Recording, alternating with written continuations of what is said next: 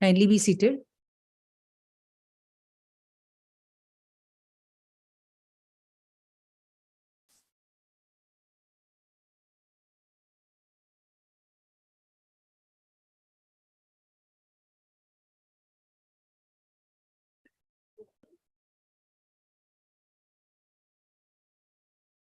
Marcus Tullius Cicero, a jurist describing the importance of law, once said that, "For there is but one essential justice which cements society, and one law which establishes this justice.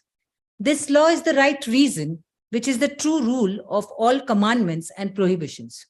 Whoever neglects this law, whether written or unwritten, is necessarily unjust."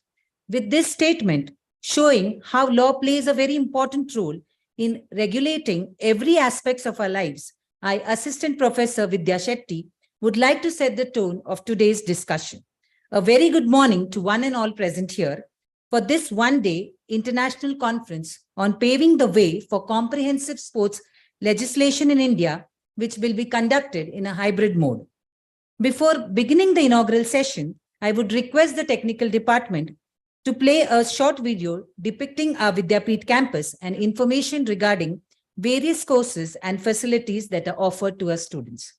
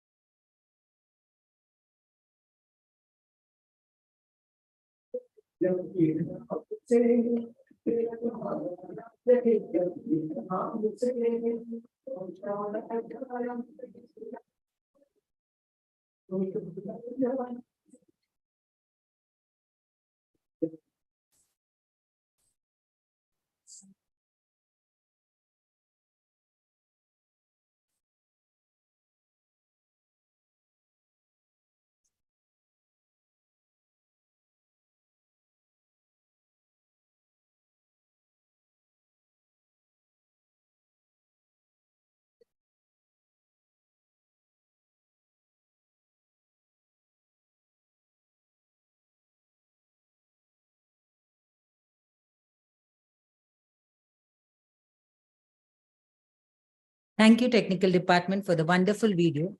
We all are really very proud to be a part of such an institution. It gives me a great sense of honor and to welcome the dignitaries on the dais. I welcome our Honorable Officiating Vice Chancellor, Dr. Geetali Tilak Madam, Vice President of TMV Trust, Dr. Rohit Tilak Sir, Dr. Praniti Tilak Ma'am, Dean and HOD, Department of Management, Tilak Maharashtra Vidyapeeth, and Trustee of TMV Trust, our Honorable Chief Guest, Mr. Inderjit Kapoor Sir, former member, Technical Appellate Tribunal for Electricity, New Delhi, and our Principal and HOD, Dr. Rohini Honap. Please, ma'am, kindly proceed to the stage.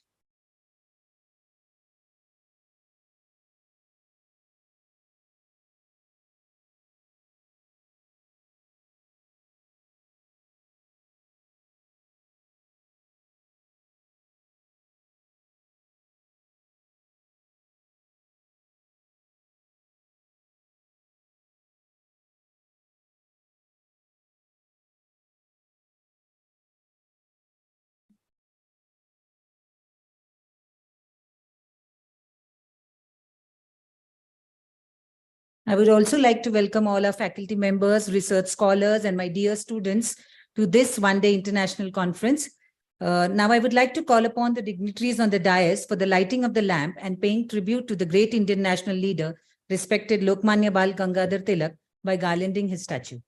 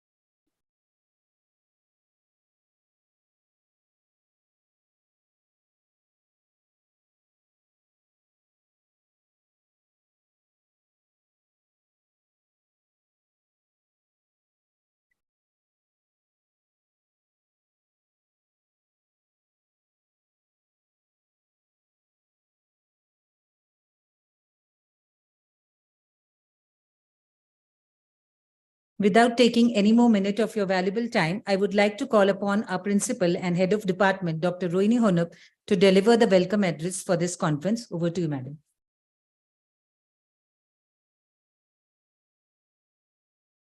Thank you, Vidya ma'am. A very good morning, everyone. On behalf of Tilak Maharashtra Vidyapeeth's Lokamanya Tilak Law College, I welcome you all to this international conference on paving the way for comprehensive sports legislation in India. For sports players, sports are the epitome of hard work and dedication. To get to the pinnacle of their sport, even the most naturally gifted athletes have to give it their all. Sports maintain not only the physical but mental health and have been encouraged in all societies since times immemorial. With immense joy and pleasure, we introduce Lokamanya Tilak Law College, established in 2012 as a part of one of the renowned institutions of the country, Tilak Maharashtra Vidyapit. The Vidyapit, which was established to fulfill Lokamanya Tilak's vision of national education, has just completed 102 years. The Law College was established under the illustrious banner of the Vidyapit in 2012, and since then we are striving to develop young budding legal professionals who will excel in the legal fraternity. To inaugurate this conference, I wholeheartedly welcome our chief guest, Honorable Shri Inderjit Kapoor, former member, Appellate Tribunal for Electricity, New Delhi, to grace this function. We are honored to have with us such a distinguished personality amidst us today, one who definitely befits the sanctity of this conference. He is here because of his immense love for academics and love for the students. I welcome you, sir.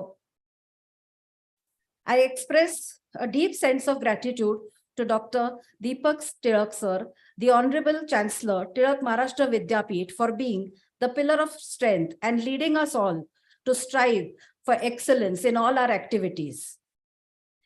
I express my joy in welcoming Dr. Geetali Tilak ma'am, the Honorable Officiating Vice Chancellor, Tilak Maharashtra Vidyapit, who is an inspirational and guiding force, and for her continuous support to the college. Welcome, ma'am. I am further privileged to welcome Dr. Rohit Tilak, sir, the Vice President, TMV Trust, and Dr. Praniti Tilak, Trustee and Dean, Board of Management, TMV, who have also graced this occasion. Dr. Rohit Tilak, sir, has continuously assisted us in organizing this conference in every minute detail. Welcome all the dignitaries on the dais. I extend my gratitude to Advocate Harshad Nimbalkar, sir, Dean, Board of Studies and Advisory Committee, Lokamanya Tilak Law College, for being a beacon of support and motivation for all our ventures. And I also further welcome Advocate Aniruddha Kulkarni, sir, and Advocate Sunita Bansal, ma'am, for their unconditional cooperation in all our activities. Welcome, sir. A very warm welcome to all the dignitaries in the dais, of the dais, and all the renowned resource persons of the various technical sessions, the delegates, and the faculty of various colleges and institutes who have sent in their papers for this conference, and all the student participants of the conference. We are looking forward to be exposed to the vast experience of these luminaries who will be shedding light on the various nuances and intricacies of this very contemporary issue under consideration. We really hope that all the deliberations throughout the discourse will leave us enlightened and provide us with some solutions and the path forward in framing a comprehensive sports legislation in India. The arena of sports in India, being a vast one, affords several opportunities to even lawyers today. The young budding lawyers may note that they may get a chance to represent players in various areas which have yet to be addressed by the judiciary. They could be a part of the emerging sports law and the process of bringing a definitive shape to sports legislation in India and in tune with international guidelines and, of course, the Olympic sporting creed. Today, sports have attained the status akin to an industry, and there is still no single comprehensive law governing sports in India. The Constitution of India has specifically stated that sports fall under the jurisdiction of the state governments. Indian sportsmen have already excelled in many sports like cricket, hockey, athletics, shooting, chess, wrestling, etc., just to name a few, over several decades. But in recent times, India has also been a proud achiever in other sport and athletic events at the Olympics. Indian sportsmen are now able to avail of several opportunities in a number of national and international events across frontiers and have done the country proud. In this indispensable key area of the overall development of the nation, However, we are yet behind in the regulation of these events and games in a systemized form through a well-designed legal framework. The current Indian model of sports governance seems to be inadequate to deal with several key issues like gender discrimination, betting, labor issues, corruption, doping, etc. And there are many more other issues which need to be tackled firmly. Most games are controlled through sports policies of the various sports authorities of India and various sports federations and associations. The sports industry has also experienced several scandals and bad management in the last few decades. Time and again, the need for a strong regulatory regime is felt by sports persons who face a number of issues and challenges in the absence of any law to govern them. Considering the complexity involved, we must thus check the feasibility of enacting a comprehensive legislation on sports law to encourage and meet all the domestic and international challenges which are faced by our players. Through the National Sports Ethics Commission Bill of 2016, which was introduced in the Rajya Sabha, it did not result into any enactment. Though this bill had proposed the central government to constitute a National Sports Ethics Commission to oversee and enforce the various codes of ethics that sports federation are mandated to frame. Though several guidelines are there in place and a few nodal agencies in certain contexts, like the National Anti-Doping Agency or NADA, and as India has ratified the International Convention Against Doping in Sports in the year 2009, we are committed to take the fight against doping forward, as seen through several landmark judgments of the Supreme Court. But yet, a strong sports law would strengthen this determination. The sub-themes for this conference are gender discrimination and sports, sports and intellectual property rights, dispute settlement in sports, anti-doping policy and medico-legal issues in sports, impact of sports on society and culture, legal ethical parameters in respect of betting in sports. The insights into these various aspects throughout the various sessions will expose all the students to a broader global outlook and the universal problems of sportsmen who are confronted with several legal issues that hamper their growth as competitive players. We are sure that the rich inputs that will be given by all the speakers throughout the day, and with these inputs, I think the young budding lawyers will take it further, and the day will not be very far when we mature as a more civilized nation that does the nation proud at various international sports tournaments and events. But at the same time, we should be known as a nation who takes stern steps against erring sportsmen whenever necessary. I would like to conclude with the remark made by the former UN Secretary General Kofi Annan. We will not enjoy security without development. We will not enjoy development without security. And we will not enjoy either without respect for human rights and strong law, which in this context can extend to the rights of sportsmen too. We definitely need to nurture and empower the sports player of future India. I'm sure that our chief guest will further enrich the participants on this important issue and give his perspective to us to set the whole discourse on a healthy note. This seminar will provide us with a platform to understand the need for sports law to be enacted, to enhance the qualitative participation and representation of Indian sportsmen at the domestic and global level. Through the seminar, we are looking forward to a healthy churning of thoughts to provide insight onto this important burning issue. Once again, I welcome you all. Thank you.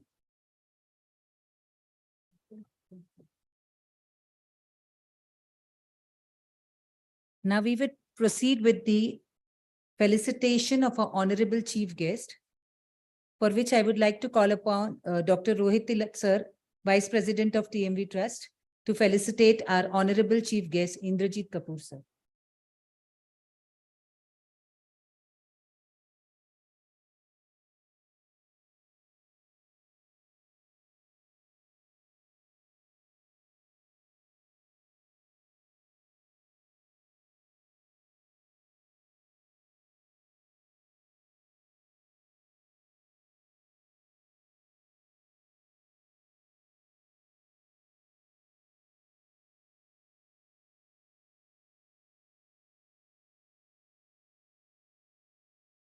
Thank you, sir. Now I would like to call upon our Assistant Professor Ashwini Biradar Madam to introduce our officiating Vice Chancellor, Dr. Geetali Tilak Madam, who will inaugurate this session through a message. Over to you, Ashwini ma'am. Good morning, everyone. I, Assistant Professor Ashwini Biradar, take immense pleasure to introduce Women of Virtue and Simplicity, Honorable Officiating Vice Chancellor of Tilak Maharashtra Vidyapit, Dr. Geetali Tilak Ma'am, a Professor of Mass Communication and Dean, Faculty of Modern Sciences and Professional Skills. As an eminent academician, she carries 2 doctoral degrees in the field of management and journalism. Madam is also the recipient of a prestigious D.Litt degree. Madam has imbibed the zeal for imparting education from her great-great-grandfather and freedom fighter, Sri Lokamanya Gangadhar Tilak, and continued the legacy to support her father, Honorable Dr. Deepak Tilak, Sir, Chancellor of Tilak Maharashtra Vidyapit. For her valuable contribution in the field of education, Dr. Geetali Tilak Ma'am has received many prestigious awards. To name a few: Best Young Dean of the Year Award, International Academic and Research Excellence Award by Venus International Foundation, Utkrishta Grantha Nirmiti Puraskar, reputable Dr. APJ Abdul Kalam Sadbhavna Award, and many more. Dr. Geetali Tilak Ma'am's research work can be seen in the various publications like Newspaper Management, New Social Media, Ethics and Laws in Media, Sarvansati Ikebana, Swarajya is My Birthright Media Management, Event Management. Also, Madam has published many research papers in various national and international journals. Madam also holds 3 copyrights to her credit. Dr. Geetali Tilak Ma'am has been actively engaged as a Director of Sports Committee, Coordinator of NAC Committee since 2009, a teacher of ever-trending courses like Judo and Ikebana. Additionally, Madam has also been a member of several important committees and board of committees of the Vidyapit since 2013. Ma'am is a member of Research Committee, MIT University, Pune Kennel Club, Ved Shastrut Tijak Sabha, and Pune Judo Association.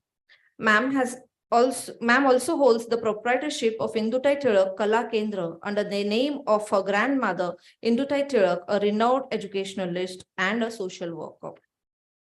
Madam's passion and energy seems to know no bounds. Madam is dynamic and compassionate, with definite beliefs and with a steering attitude that will lead our Tilak Maharashtra Vidyapit to reach towards the new horizons. Now I request you, ma'am, to share your thoughts.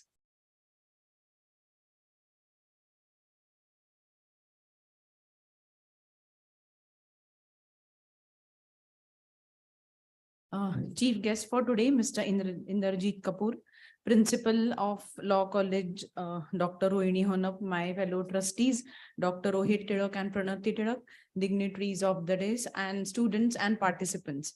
A very good morning. This is a very good topic that today they have taken, that is paving the way for comprehensive sports legislation in India.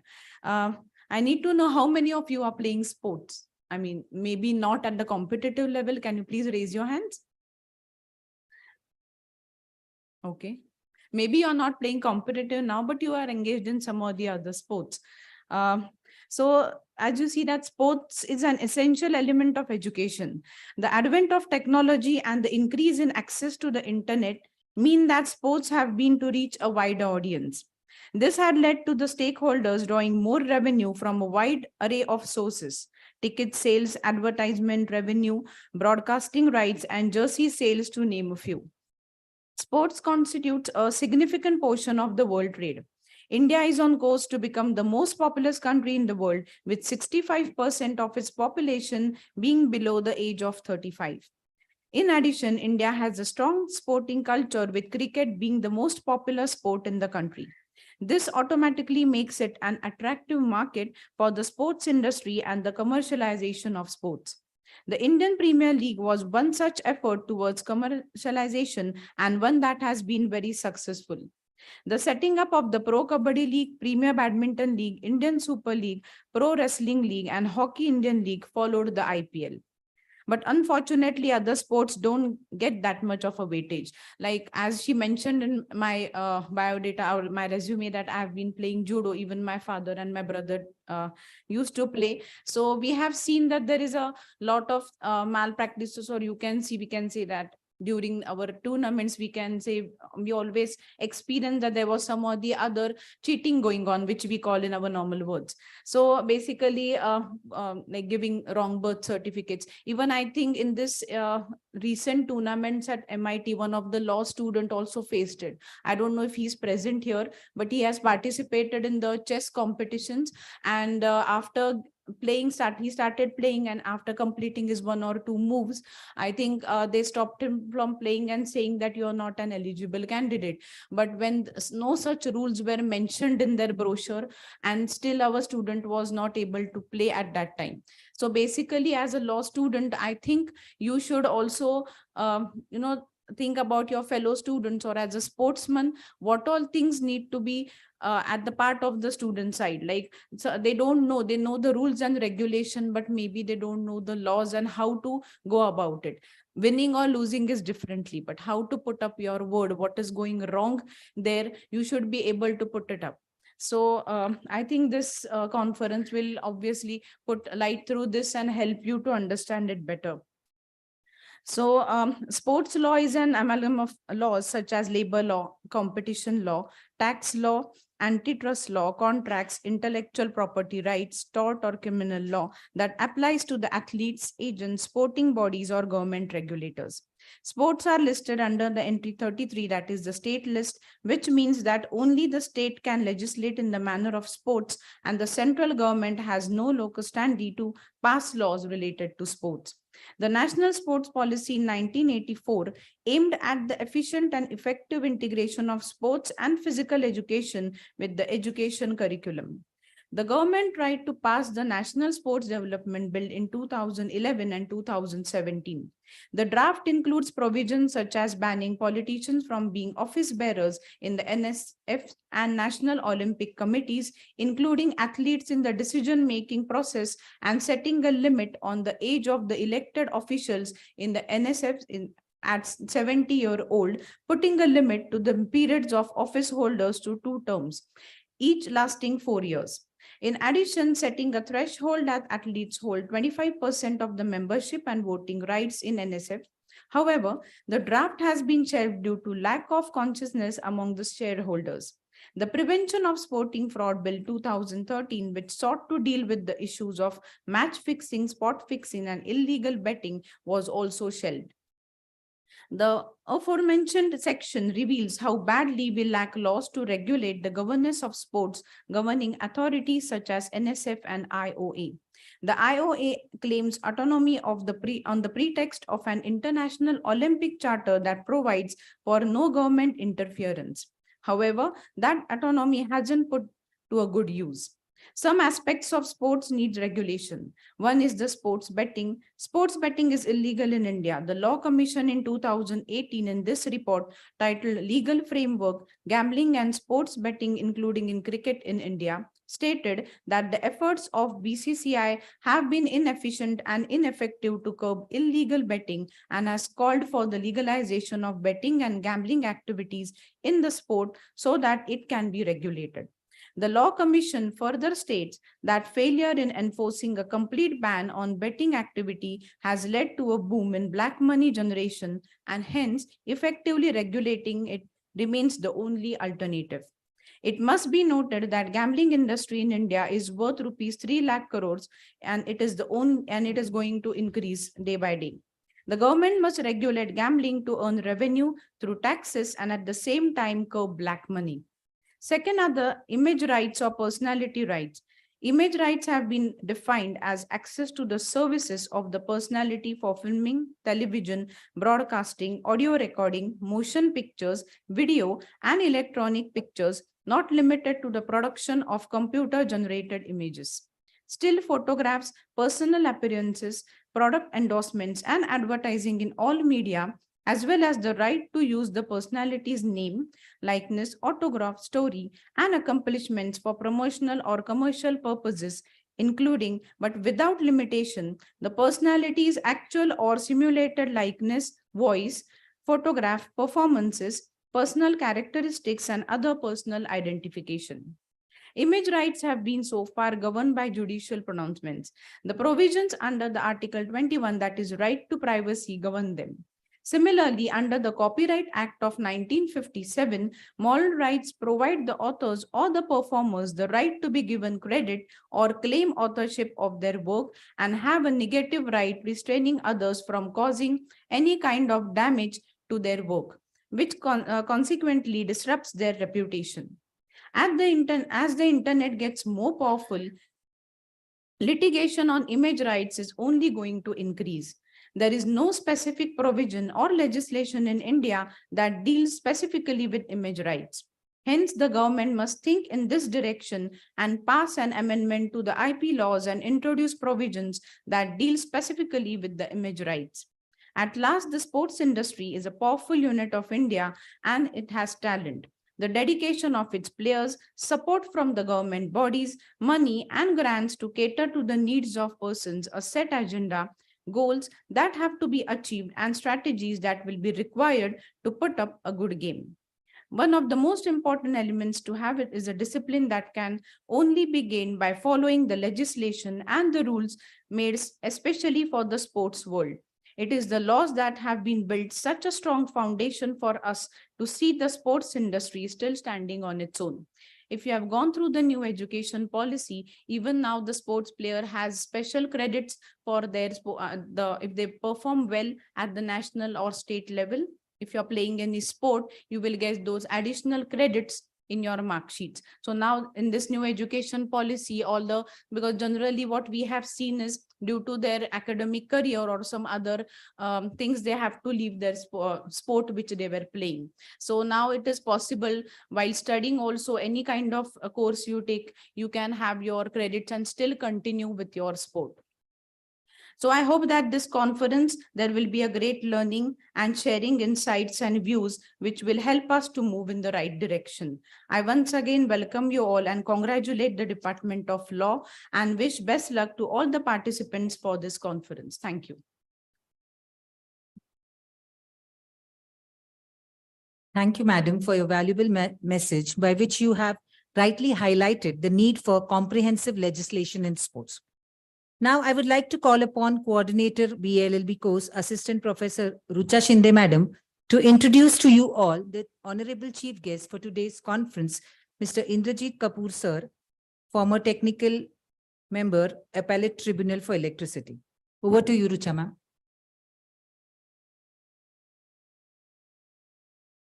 Good morning, everyone. Respected dignitaries on the dais and off the dais, faculty, staff, and my dear students, very good morning to all. I'm Assistant Professor Rucha Shinde, and it gives me immense pleasure to introduce the chief guest of this international conference. We are honored this morning by the presence of Honorable Chief Guest, Mr. Indrajit Kapoor, former member, Appellate Tribunal for Electricity, New Delhi, India. He pursued his master's degree in business administration, bachelor's in engineering, and was senior member of Institute of Electrical and Electronics Engineers, USA.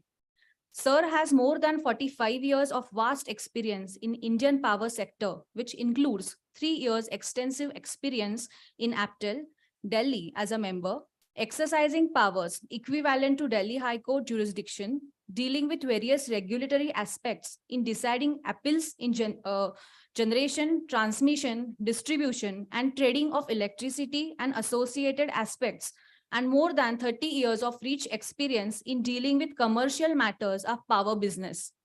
Also, he has delivered judgments in more than 384 cases in APTEL addressing critical issues for growth of power sector as well as balancing the interest of consumers during tenure of around 3 years.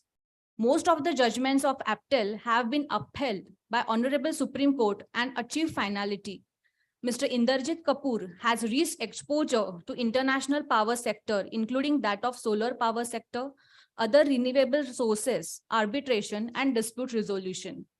Post-APTEL tenure, he has provided expertise on arbitration and dispute resolution matters, providing consultancy services not limited to power sector, but also on wider spectrum, including backward and forward integration, different aspects of contractual matters, etc. Also, along with this, he has thorough understanding of provisions of Indian Electricity Act, rules made under the Act, tariff policy, national electricity policy, grid code, ABT, competitive bidding guidelines, including that of renewable sector, various judgments of Supreme Court related to electricity matters, central as well as state electricity regulations related to electricity generation, transmission, distribution, and trading business, including power exchanges, contract acts, International Arbitration Act, etc. Prior to joining the tribunal, Sir was serving as a director on the board for 7 years of NTPC Limited, a Maharatna company, engaged in a power generation and has made outstanding professional contribution in overall management functions, including the fields of commercial, engineering, operations, contract, and material management, consultancy, project management, strategic management, and business leadership. Welcome you, sir. Now I request sir to deliver inaugural address.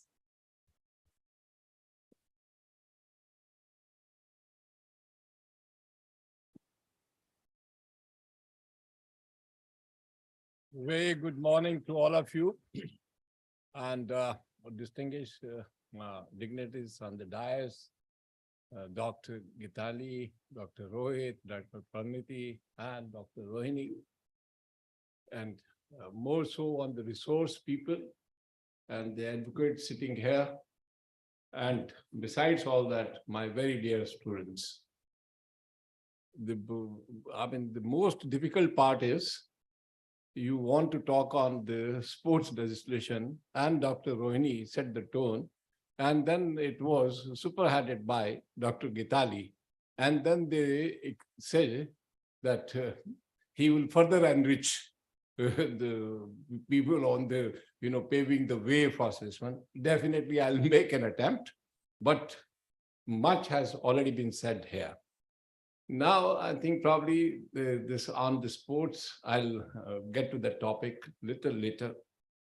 And because of the fact is, when I got this invite and when I accepted it, so let me share my emotional feeling, because during my school days, way back, in our course, there was a chapter on Honorable and Most Beloved Bal Gangadhar Tilak ji. And, it so happened in in our 5th class, we used to have a board exam.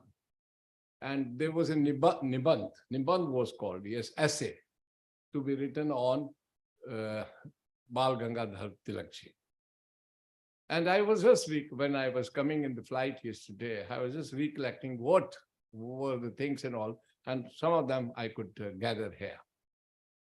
Coming to this land, coming to this part, I think probably I found myself to be privileged, highly privileged. And this is a place which I found somewhere it was written, worship. But I think after 20 years or something, when I was being received and I was going to the office here and meeting the vice president here, his office, and the shoes were to be taken out. What could have been a dignified way of running the offices where we are, worshipping wherever we are sitting there.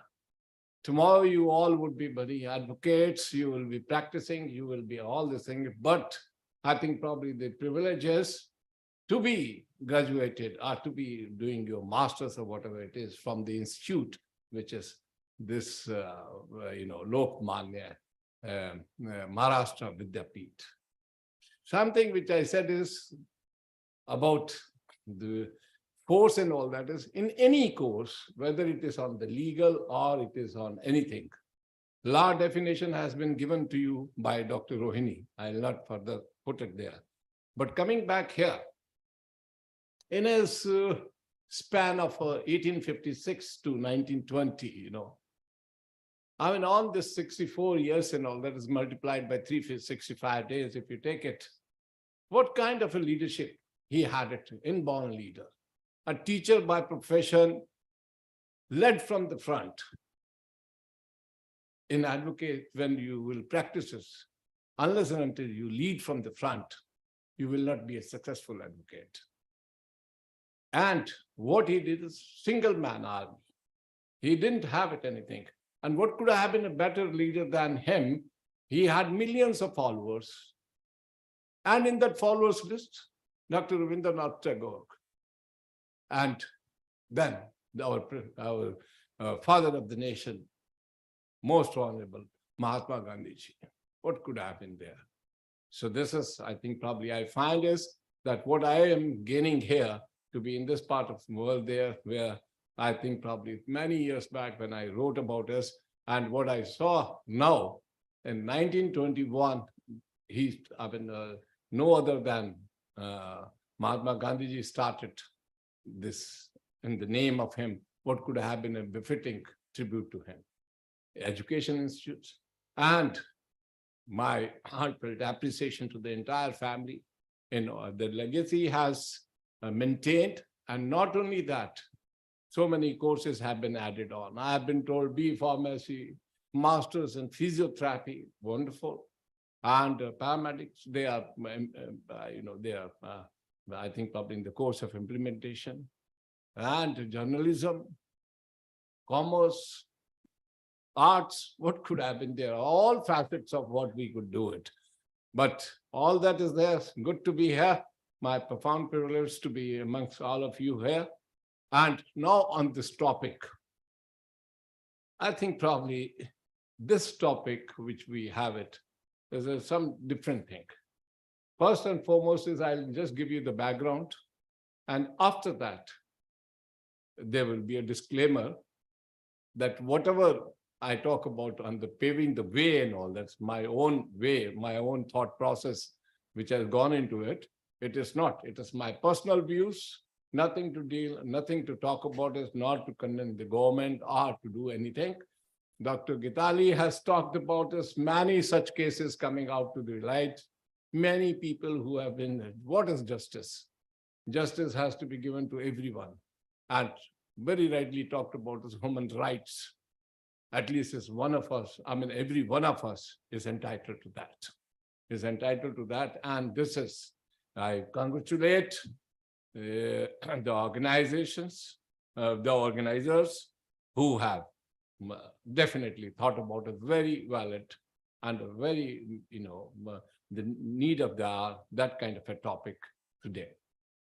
At the outset, I congratulate Tilak Maharashtra Vidyapeeth's Lokamanya Tilak Law College for choosing a very apt and contemporary subject of paving the way for comprehensive sports legislation in India for this one-day international.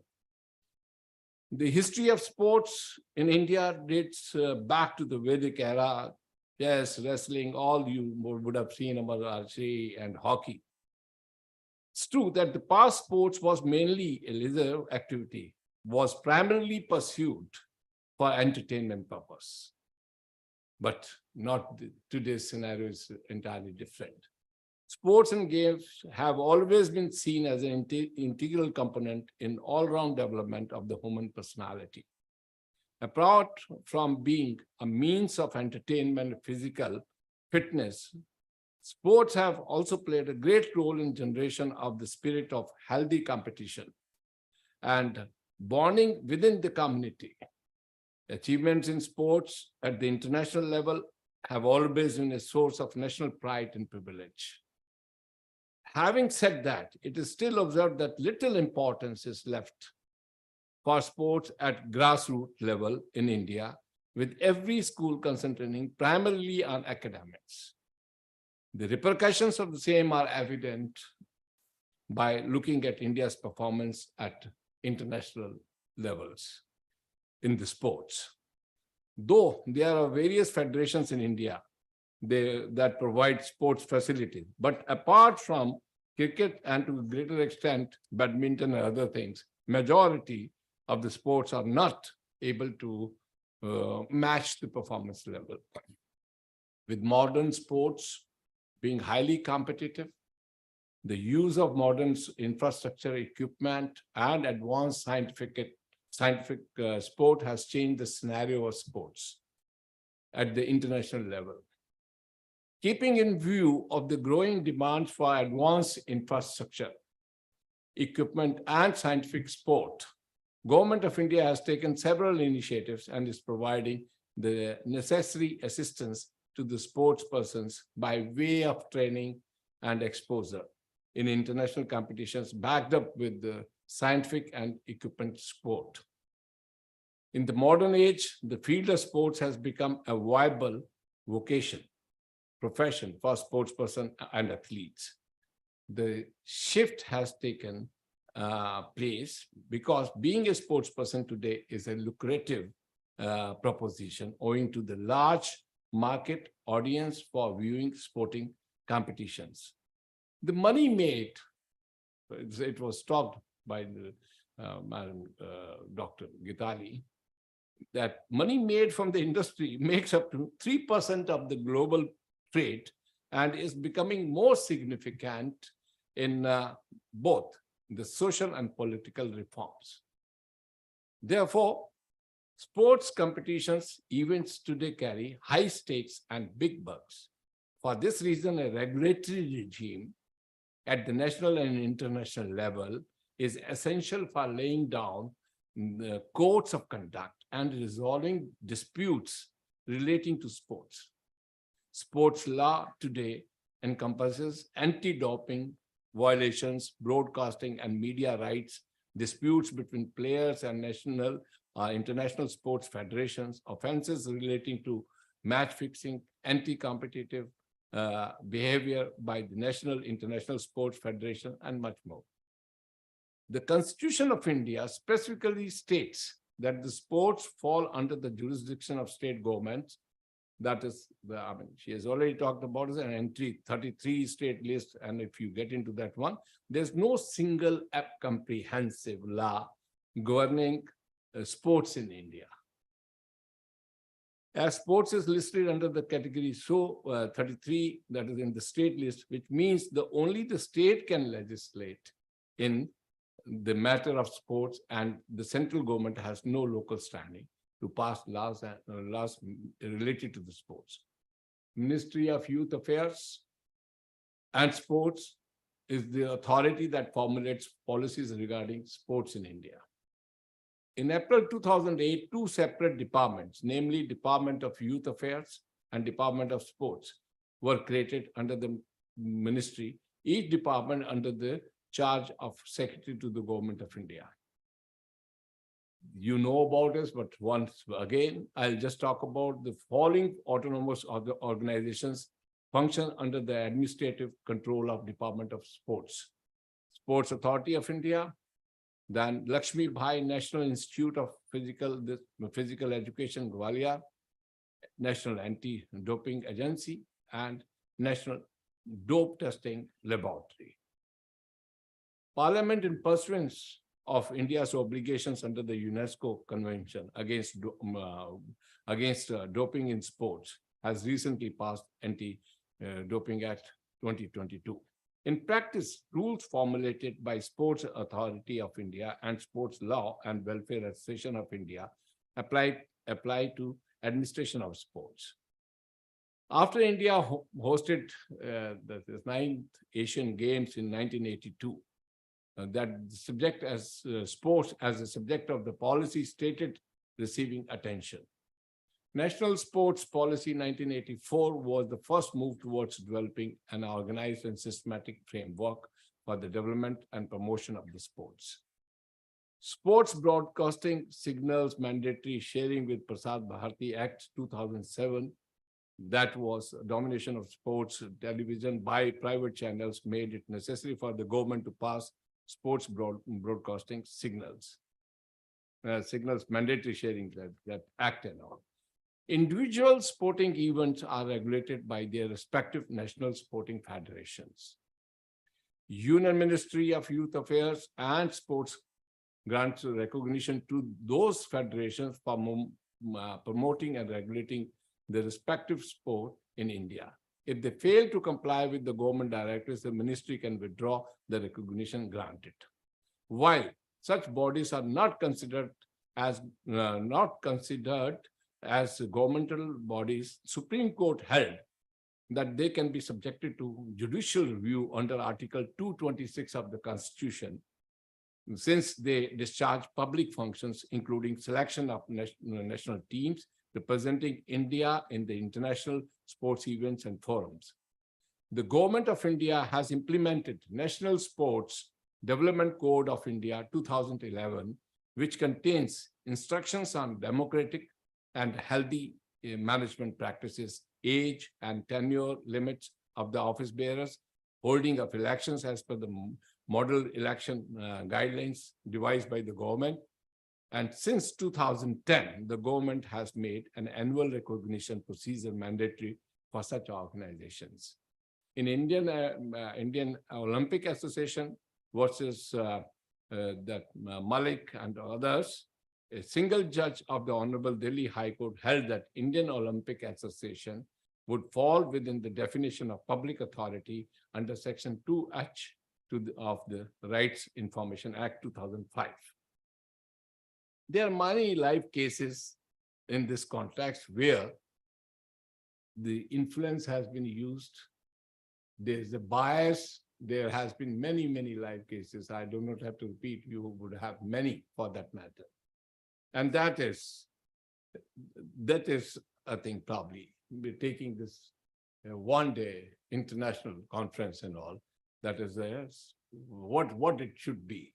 Now, if we take it small, I think I just collected 3-4 examples and all that. How it is there in the separate, the different countries and all. Let's see that before coming to the what we should do it. USA, there's no single federation legislation for regulation of sports in US. The sports law US can be roughly divided into amateur sports, professional sports, and international sports. Nothing. In Australia, the Australian Sports Commission Act 1989 was enacted to establish Australian Sports Commission and for the related purposes. The Australian Sports Commission is a statutory authority of the Australian government, and that is, it is responsible for distributing funds and providing strategic guidance for sporting activity in Australia.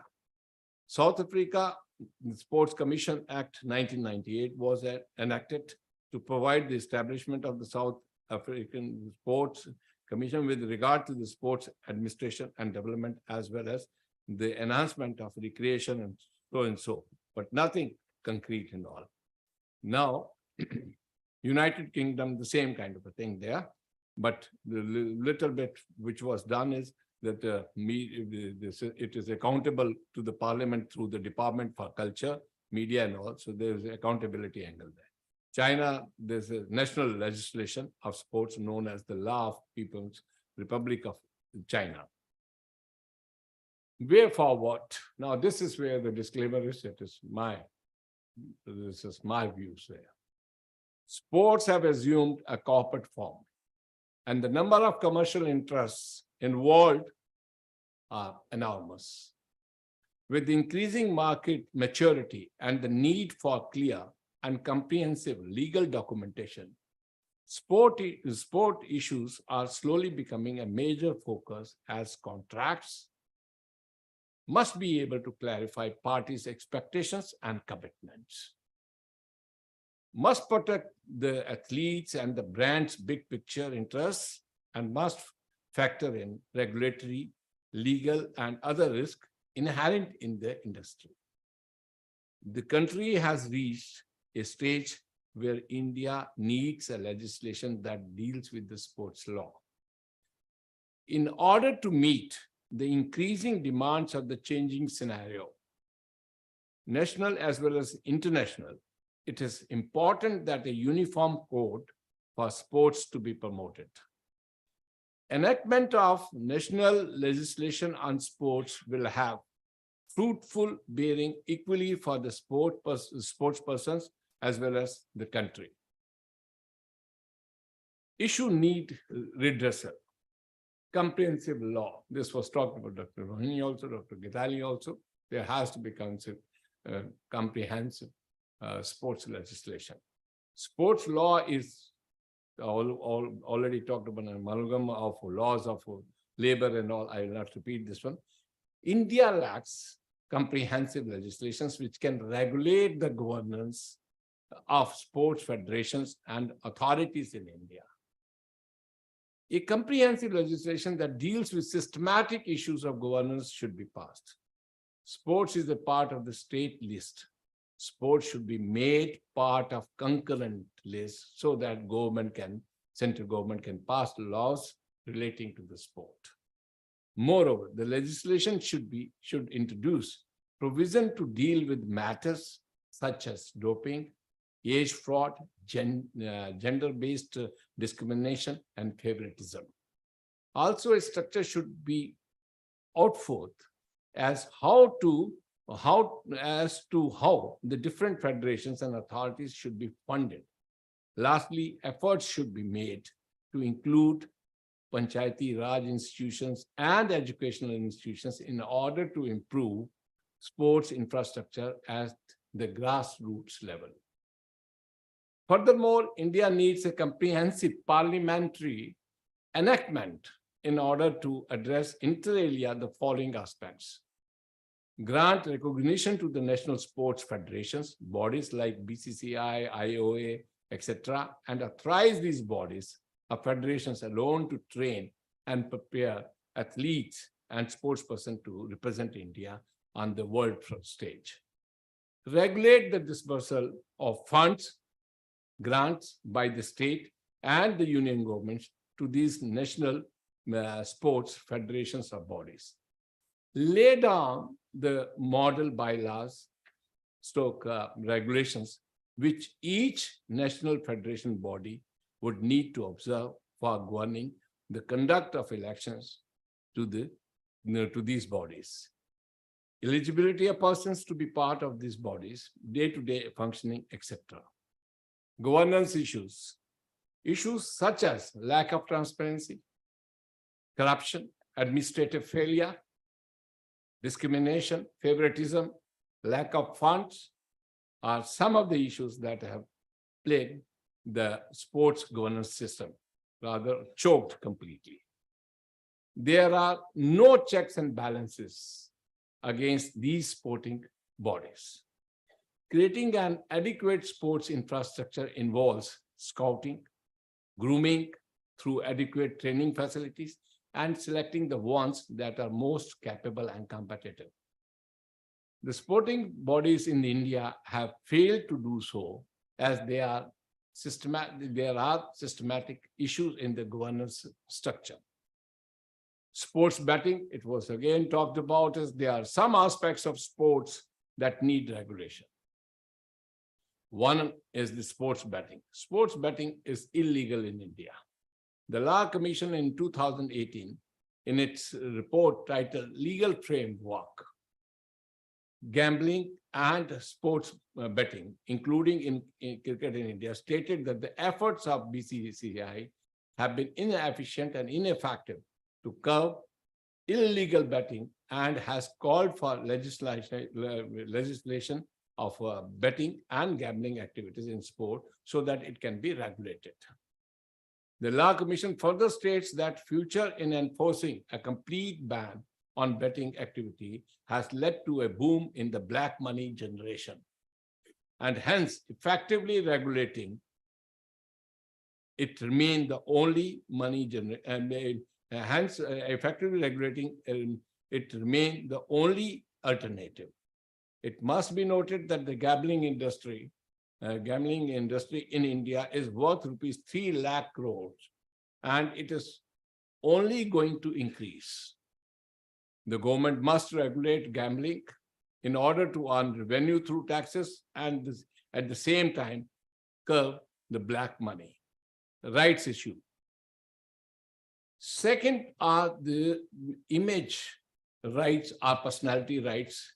Image rights have been defined as access to the services of the personality for the purpose of filming, television, both live and recorded, broadcasting, both live and recorded, audio recording, motion pictures, video and electronic pictures, including but not limited to the production of computer-generated images, still photographs, personal appearances, product endorsement, and advertising in all media, as well as the right to use the personality's name, likeness, autographs, story, and accomplishments, including copyright and other intellectual property rights for promotional or commercial purposes, including but without limitation. The personality's actual or simulative likeness, voice, photograph performances, personal characteristics, and other personal identification.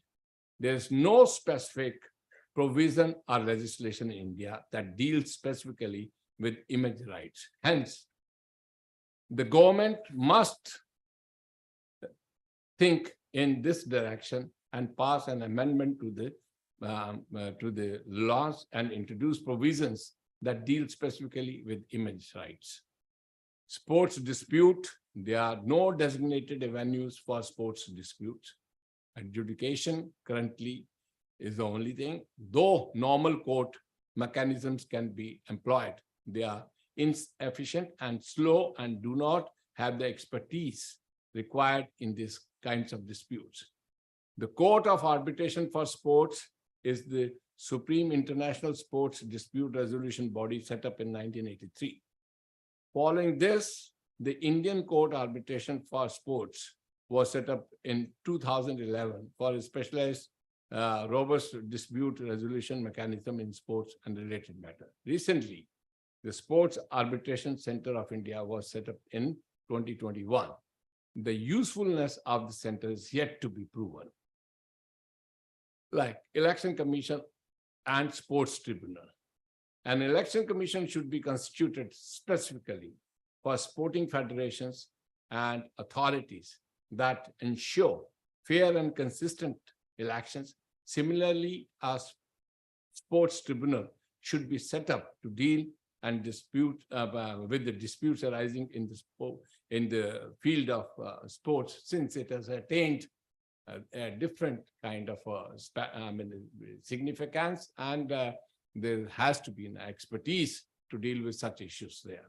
With that, I conclude here, and I once again congratulate Tilak Maharatna Vidyapit Lokamanya Tilak College for making this, paving the way for comprehensive sports legislation in India, subject of this one, the conference, which is definitely far-reaching, which has a far-reaching, impact. And I think probably in that direction, all my buddy advocates sitting here who are going to be practicing there, it has to be something which needs to be addressed. And I think probably the government would also be looking into the same. And very soon or something, we'll have a comprehensive sports legislation. And I wish this conference a grand success. And once again, it is my really a good moment to be amongst you and being with the students. I always enjoy there. And what I only say is that wherever you are, whether you are in law or arts or anything, for becoming a good leader in all that is, there could not be a more apt example than where you are today. He was called Lokamanya because of the fact he is most popular and a leader who could have millions of followers with this one. And it is where I take it that I think probably if I decided to come and all that is, and my personal capacity.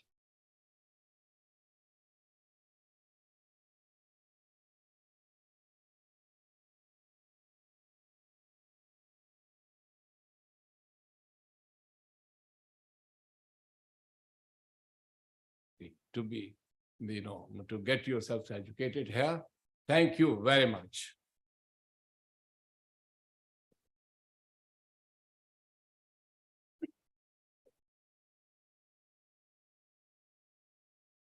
Thank you, sir, for sharing your words of wisdom. We all are charmed by your sharp fluency. Now, I would like to call upon Coordinator LLB Course, Assistant Professor Arundhati Bhale, to address the vote of thanks for this inaugural session. Over to you, Arundhati ma'am.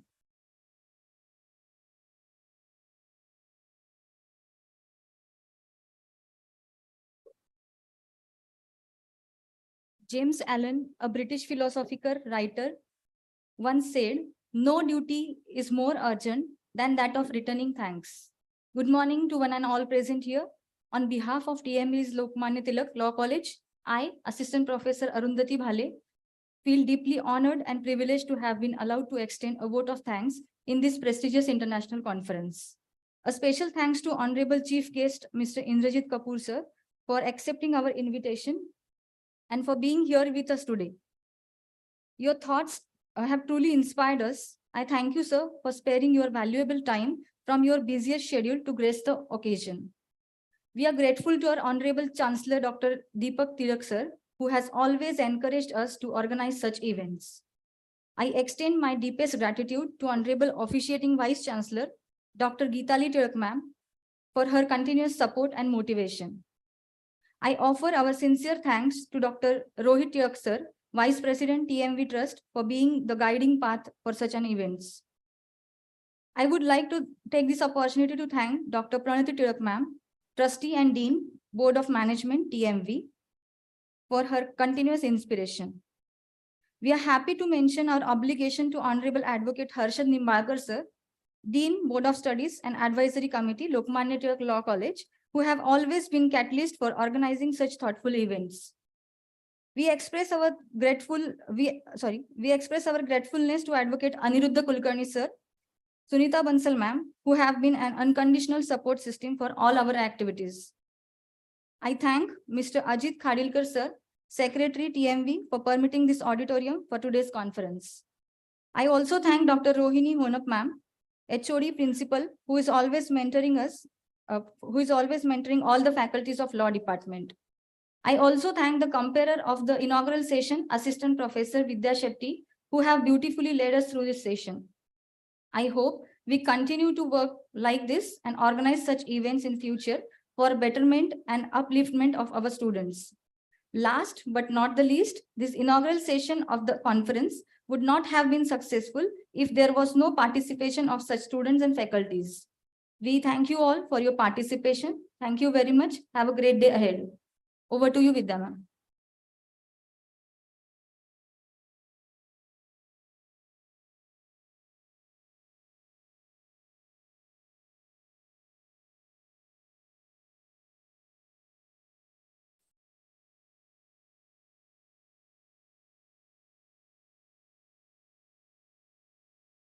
Now the inaugural session is over. We'll take a break of 10 minutes and we'll resume back for the first technical session.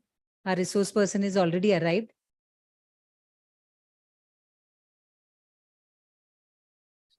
Students shall not leave the auditorium. Please be seated.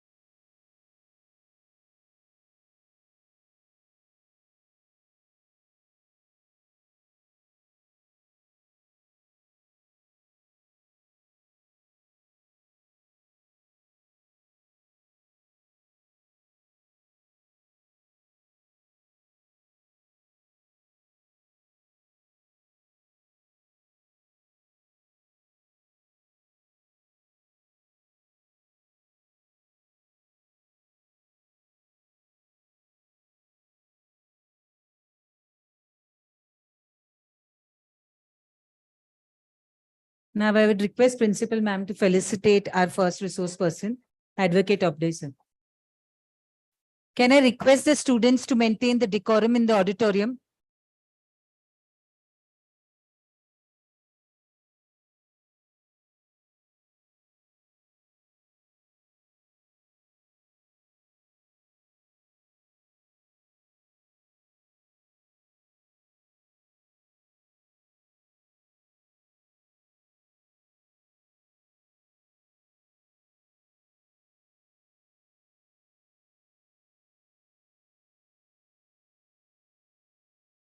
Can we get a big round of applause, please?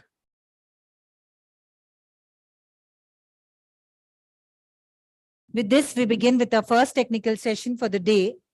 And now I would like to call upon Coordinator LLB course, Assistant Professor Arundhati Bhale, to introduce our first resource person, Advocate Abhay Apte sir. Over to you, Arundhati Madam.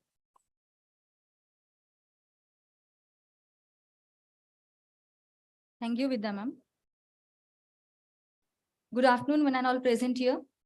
On behalf of TMV's Lokamanya Tilak, I, Assistant Professor Arundhati Bhale, feel honored and privileged to have been allowed to introduce our resource person, Advocate Abhay Apte sir, for first technical session. Sir has completed his graduation in Commerce and Masters in Management Science. Sir has also completed his graduation in Law with merit rank from Pune University.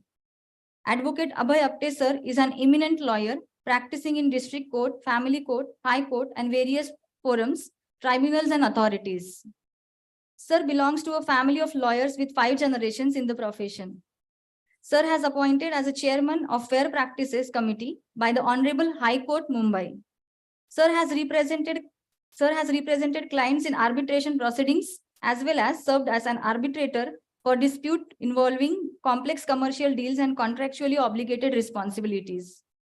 Sir's interest towards sports can be reflected by his appointment as the president of Maharashtra Cricket Association, MCA, during 2017 and 18. Sir has also a member of various committees of the Board of Control for Cricket in India, BCCI, and BCCI Marketing Committee. Sir regularly contributes in improving the knowledge of people through print media and electronic media. Sir has also contributed through various articles, commentaries published in leading newspaper and other magazines. Sir has selected amongst the top 10 authors by leading newspaper in Pune during 2007. Sir has also been invited as an expert on many television debates on current socio-legal issues. Sir has also published a book, Ka Ghadle, comprising of all the published articles as well as some news articles on the socio-legal issues.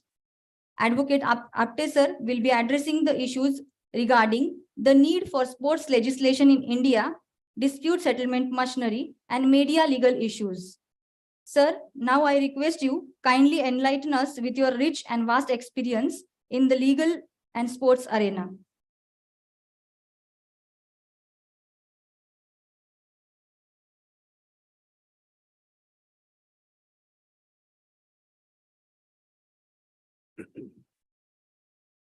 Very good morning to all of you. Principal Honap Madam, all her colleagues, students, coordinators. Let me at the outset say that it has been a great pleasure for me to be on this campus because it is an institute of a person, not only a freedom fighter, but a great educationalist. If you talk about sports, I am still a part of one of the sports organization in Pune. You must have heard of Deccan Gymkhana Club. So Lokamanya Tilak was also founder of that. And during our times, we used to have a lesson in our regular 4th, 5th standard, where he was the person who dedicated one complete year for developing his physical fitness.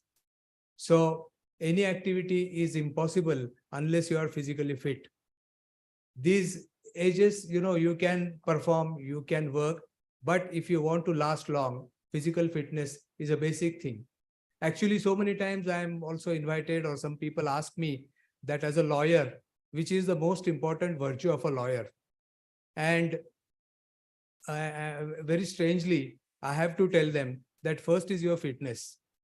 Because I see lawyers collapsing at the age of 35, chewing tablets at the age of 25, down with, blood pressure and diabetes by 40.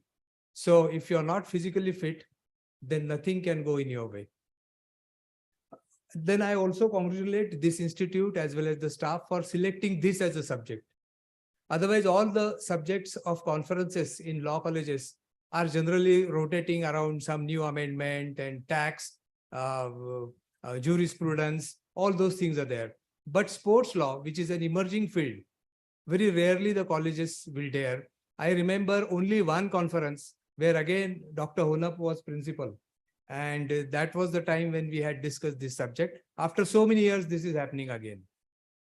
Now let me go to our subject, and I'll be more about my experiences rather than going through the book, because book you can go through, you can Google and find out a lot of information, like whether it is in the state list or in the central list, or it should be in the concurrent list. So let me tell you why there is a need of having law. Because law has become an industry now. It is a matter of fact that law has become an industry. Look at the money which is being generated. I still remember in 1993, try to understand this. In 1993, the Doordarshan used to charge 5 lakhs from BCCI for every match, being their charges for broadcasting the match. This was in the year 1993. In 2022, we closed the deal for media rights of IPL only for a whooping amount of 48,000 crores. So from 5 lakhs to be given to Doordarshan, all along going to a figure of 48,000 crores is what? This shows how the importance of sports is growing. Now, let me take a pause and tell you that there is a general tendency that, oh, in BCCI, you stay in cozy house, you are moneyed, you're stinking rich, oh, what money you have.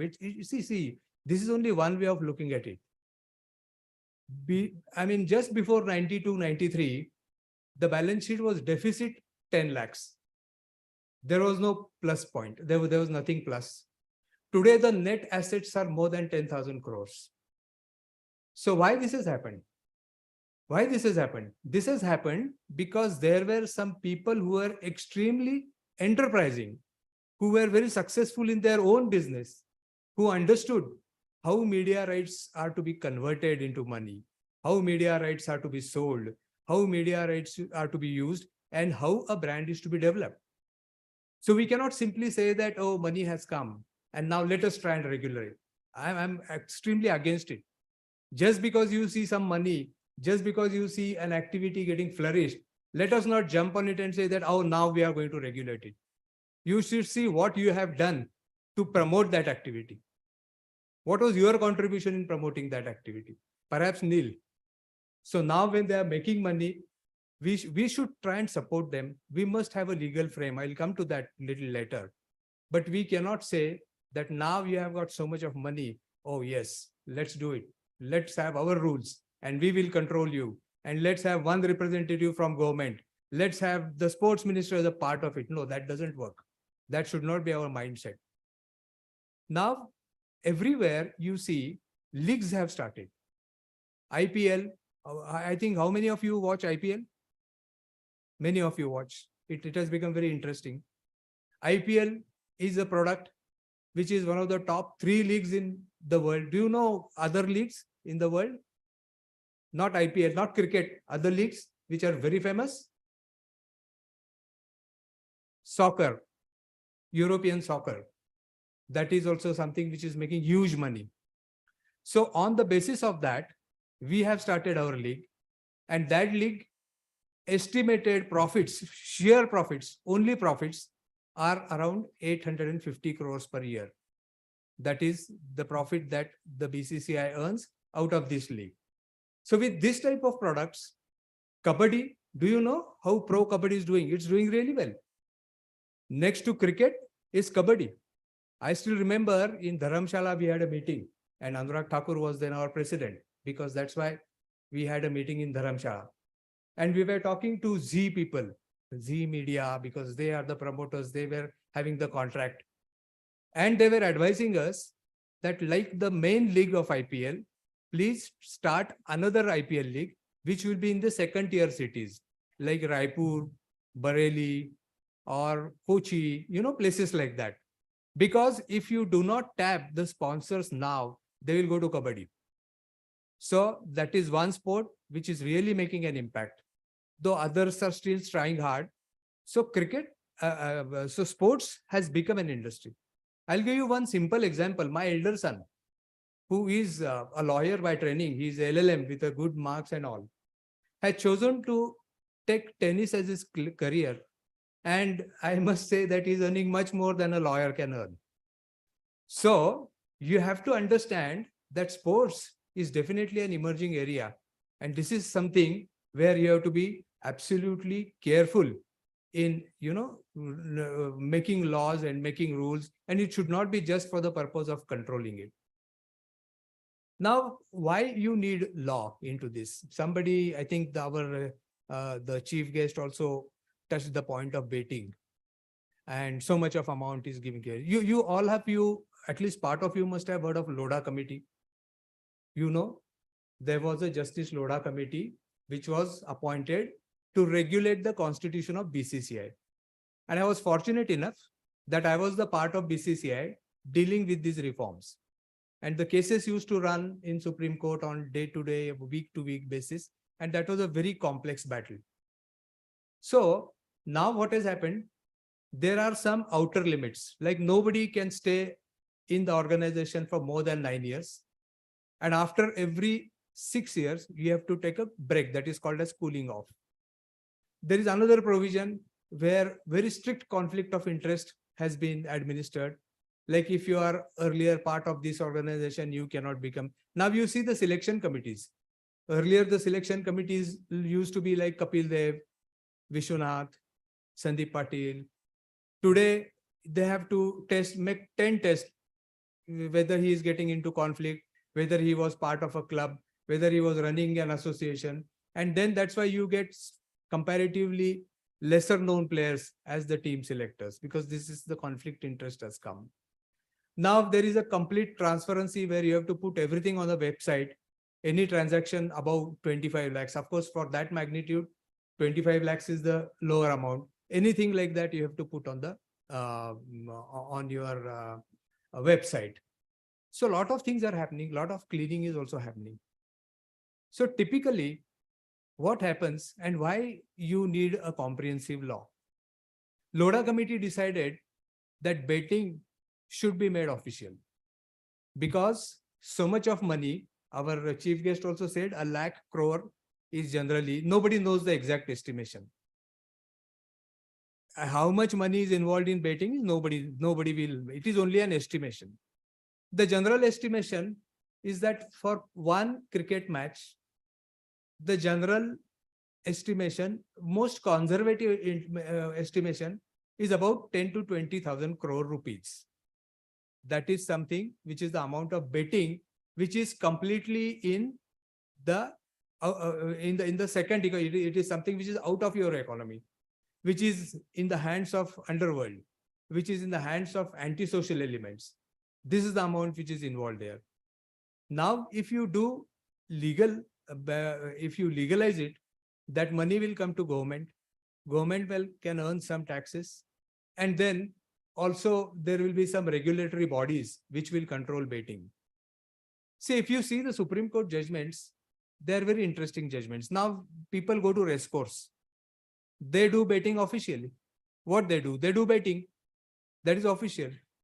Because there is a judgment of Supreme Court which says that some skills are being used there. So it is not a blind estimation. It is not purely your luck. But the fact is that there is some skill which is being used. That is why Supreme Court decided that racing cannot be barred. Horse racing cannot be barred. Similarly, if you see currently Team 11, all those channels have come who are doing that, select your team and let's see whether the same team is being played by the channel, by the franchisee. This is also in a way betting, but it has also been held that some level of skill set is involved.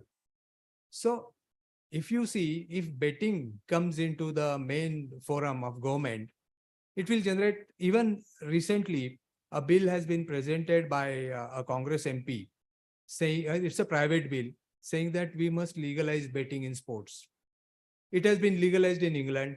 It has been legalized in New Zealand. It has been legalized in Australia. It has been legalized in South Africa. It has been legalized, if I'm not wrong, in Sri Lanka also. So all those countries have got a system where you can go and do official betting. Now, whether betting can be ethically supported, I don't think we can. I don't think this is something that we can support because nobody wants betting. But unfortunately, what law has to do, law has to see what is happening in society. This is something which is prevailing. This is something like, see, Matka was banned, but every state government is out with state lottery, Maharashtra lottery, Nagaland lottery, Assam lottery, Karnataka lottery. So lotteries are done by government. So you're using the same skill, you're using the same avenue and making it official.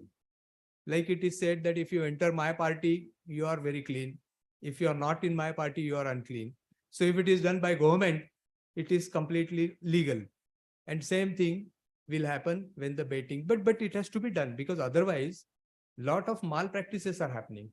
Say estimated about 80,000 to 1 lakh crores being circulated every year.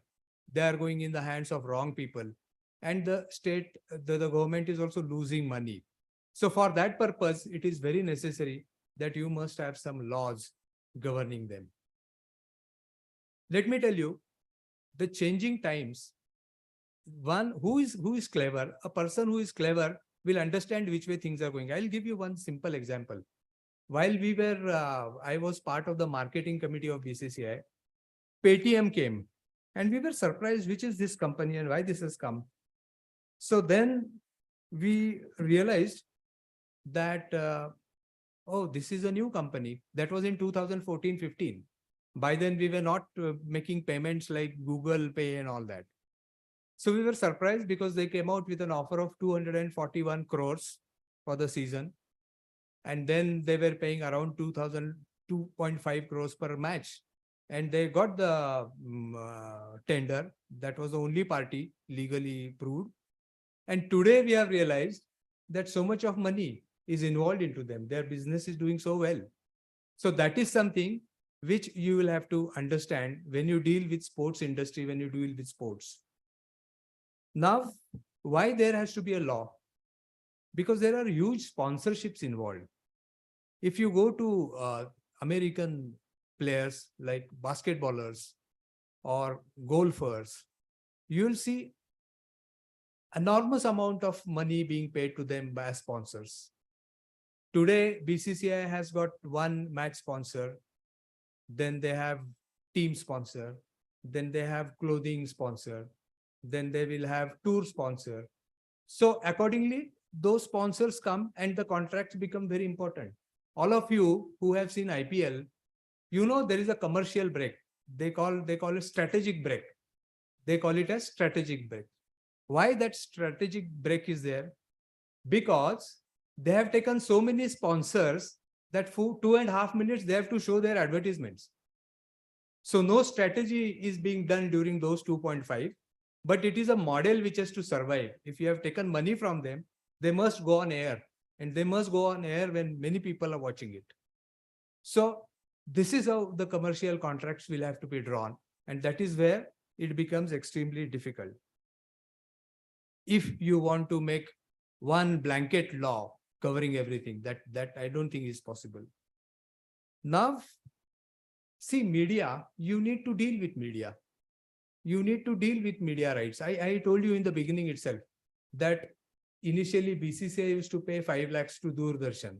And they used to, challenge them saying that, no, not this time. You can't have this because Prasar Bharati bill also gives them a lot of right. But now I told you about 48,000 crores. It makes two parts, TV rights and digital rights. Because now all the sports have come on your mobile. They have come on different digital platforms. They have come on different facets in a different way. There are people who are engaged. Now, do you know the commentators? I'm not trying to, I'm just telling you about the money and you'll get flattered, but there's a lot of efforts involved, like 8 crores, 7 crores, 10 crores, other fees that they get around the year. But for that, they have to do it all the times, and there are different platforms. So these rights are getting sold. So for that also we need complete association, complete rules with media, because you will see courts getting flooded with such petitions. One company will challenge the contract given to other company because the stakes are very high. Then one company will take some restraining order against another company. All these things will happen. Now, if we see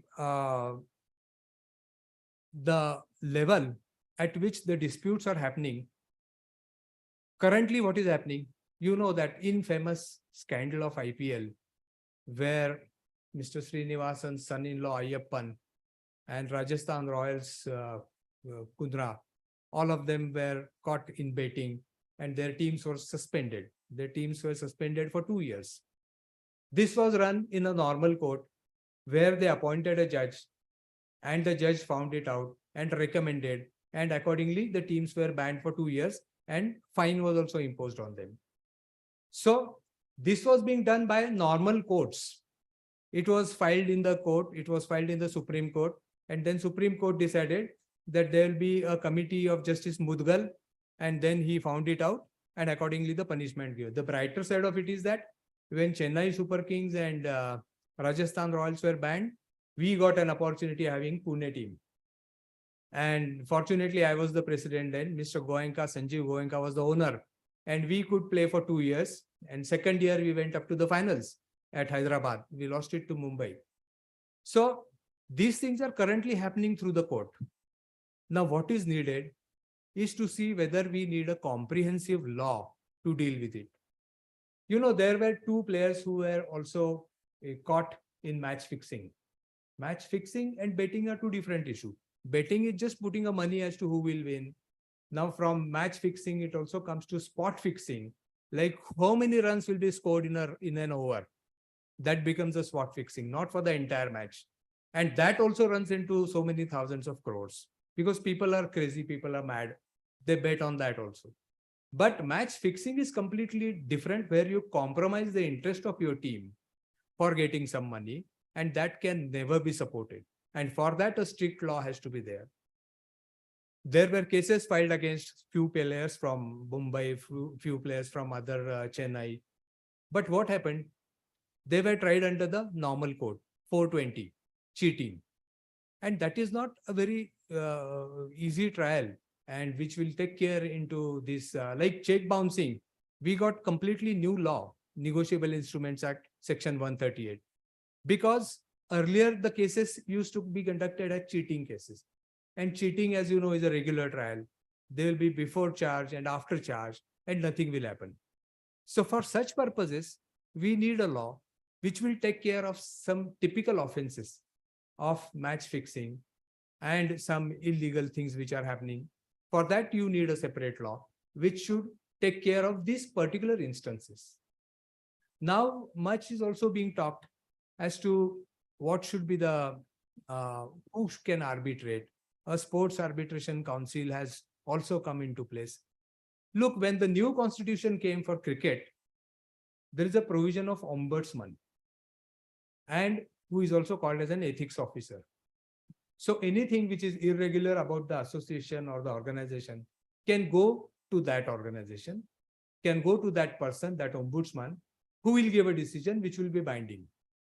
So if most of the associations like hockey, football, cricket, wrestling, they come out with such provisions, they appoint a retired judge who is experienced in handling these disputes, things will be much more easier.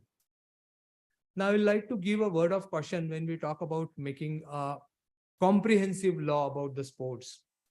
is that many international organizations like ICC, International Cricket Council, many councils do not like government interference into the associations. If they feel that this is being run by government, this is being run by the government law, then they are likely to disaffiliate them. This is what has happened in case of Sri Lankan cricket, because it was being run by their sports minister. So when we talk, we can make a general statement that there has to be a comprehensive law. But we need to understand that that comprehensive law is not very easy to formulate, because we will have to take care of so many things. Rather than that, it will be also a good idea to pinpoint some issues that yes, match fixing is something which is very special, for which there has to be a separate rigorous punishment so that it works as a deterrent, so that it gives a lesson. On such issues, we can have some separate legislation, like law about women. Though Domestic Violence Act has given some sort of relief where it includes maintenance, it covers divorce, not divorce, maintenance, then protection, etc. There are different laws which will cater their needs. Similarly, there is a need to list out the areas where we need law in sports, make a total of that, call the different associations. There is a big hurdle. Let me tell you, practically speaking, most of the sporting associations are run by politicians, whether we accept it or not. Take hockey, take cricket, take wrestling, take any other sport. It is normally being run by cricket, barring tennis, I believe, run by politicians. So it is not that easy that you will get such laws passed in the parliament, because they can have different political parties. But when it comes to sitting in an association or an organization, they're extremely close-knit, they're together. We have seen it in cricket perpetually. People from different backgrounds, political backgrounds, they're the best friends when it comes to ruling board. So the practical difficulty is that you also need to talk to them, understand their areas. Like, see, the BCCI fought now wrestling. Women wrestlers were, sitting on dharna for a long time. It is being run by an MP. It is being run by a person in power. So this is one area. Academically, we can say that yes, there is a growing need and we must pass. But we should understand that making law will not serve the purpose. We have a habit of throwing law. Like if there is a lot of crowd on this corner and 5,000 people agitate every day, after a month, we pass a small law, that Congestion of Traffic, Mukund Nagar, Pune Act, and we say 5 police will be extra, there will be a van, etc., etc. This is how we work. So merely by having a law, which supposedly is comprehensive, see, it took 4 years, 2015 to 2000, almost 20, for the cricket board to accept partially the amendments made by the court. So the best course of action here would be to collectively call the representatives of different associations, tell them that this is how we would like to go. Let us have your suggestions. And once agreed, it becomes your responsibility that nobody is going to litigate against them. You are all going to accept it at a minimum level. Because if you want to have a law, it has to be a law for the organization. It will have to be a law which will address. Now see, many organizations have come out, like there used to be a challenge for the referee. Now we have got third umpire. We have got a camera. So it can always be seen whether the decision was right or wrong. Such systems can be made mandatory in every sports organization where it will become very transparent. Now, support staff is one area which has become extremely important. Now, you must have seen that when Indian team goes, 15 players don't go. There are about 55 to 60 people who travel now, currently, because there are net bowlers who are extra bowlers, there are additional batsmen, there are masseurs, there are cooks, there are liaison managers, there are PR managers, there are reporters. So now this has become a contingent, and that happens to Olympic also. So what should be your aim? I have always maintained this, that it is okay. We have the might in the world. Nobody can come close to us as far as the cricket is concerned. They beg that please visit our country, otherwise our board will sunk. Because unless India travels to that country, they don't generate any funds. I still remember, I am just giving personal examples, not as a matter of subject. I think it was in 2019. I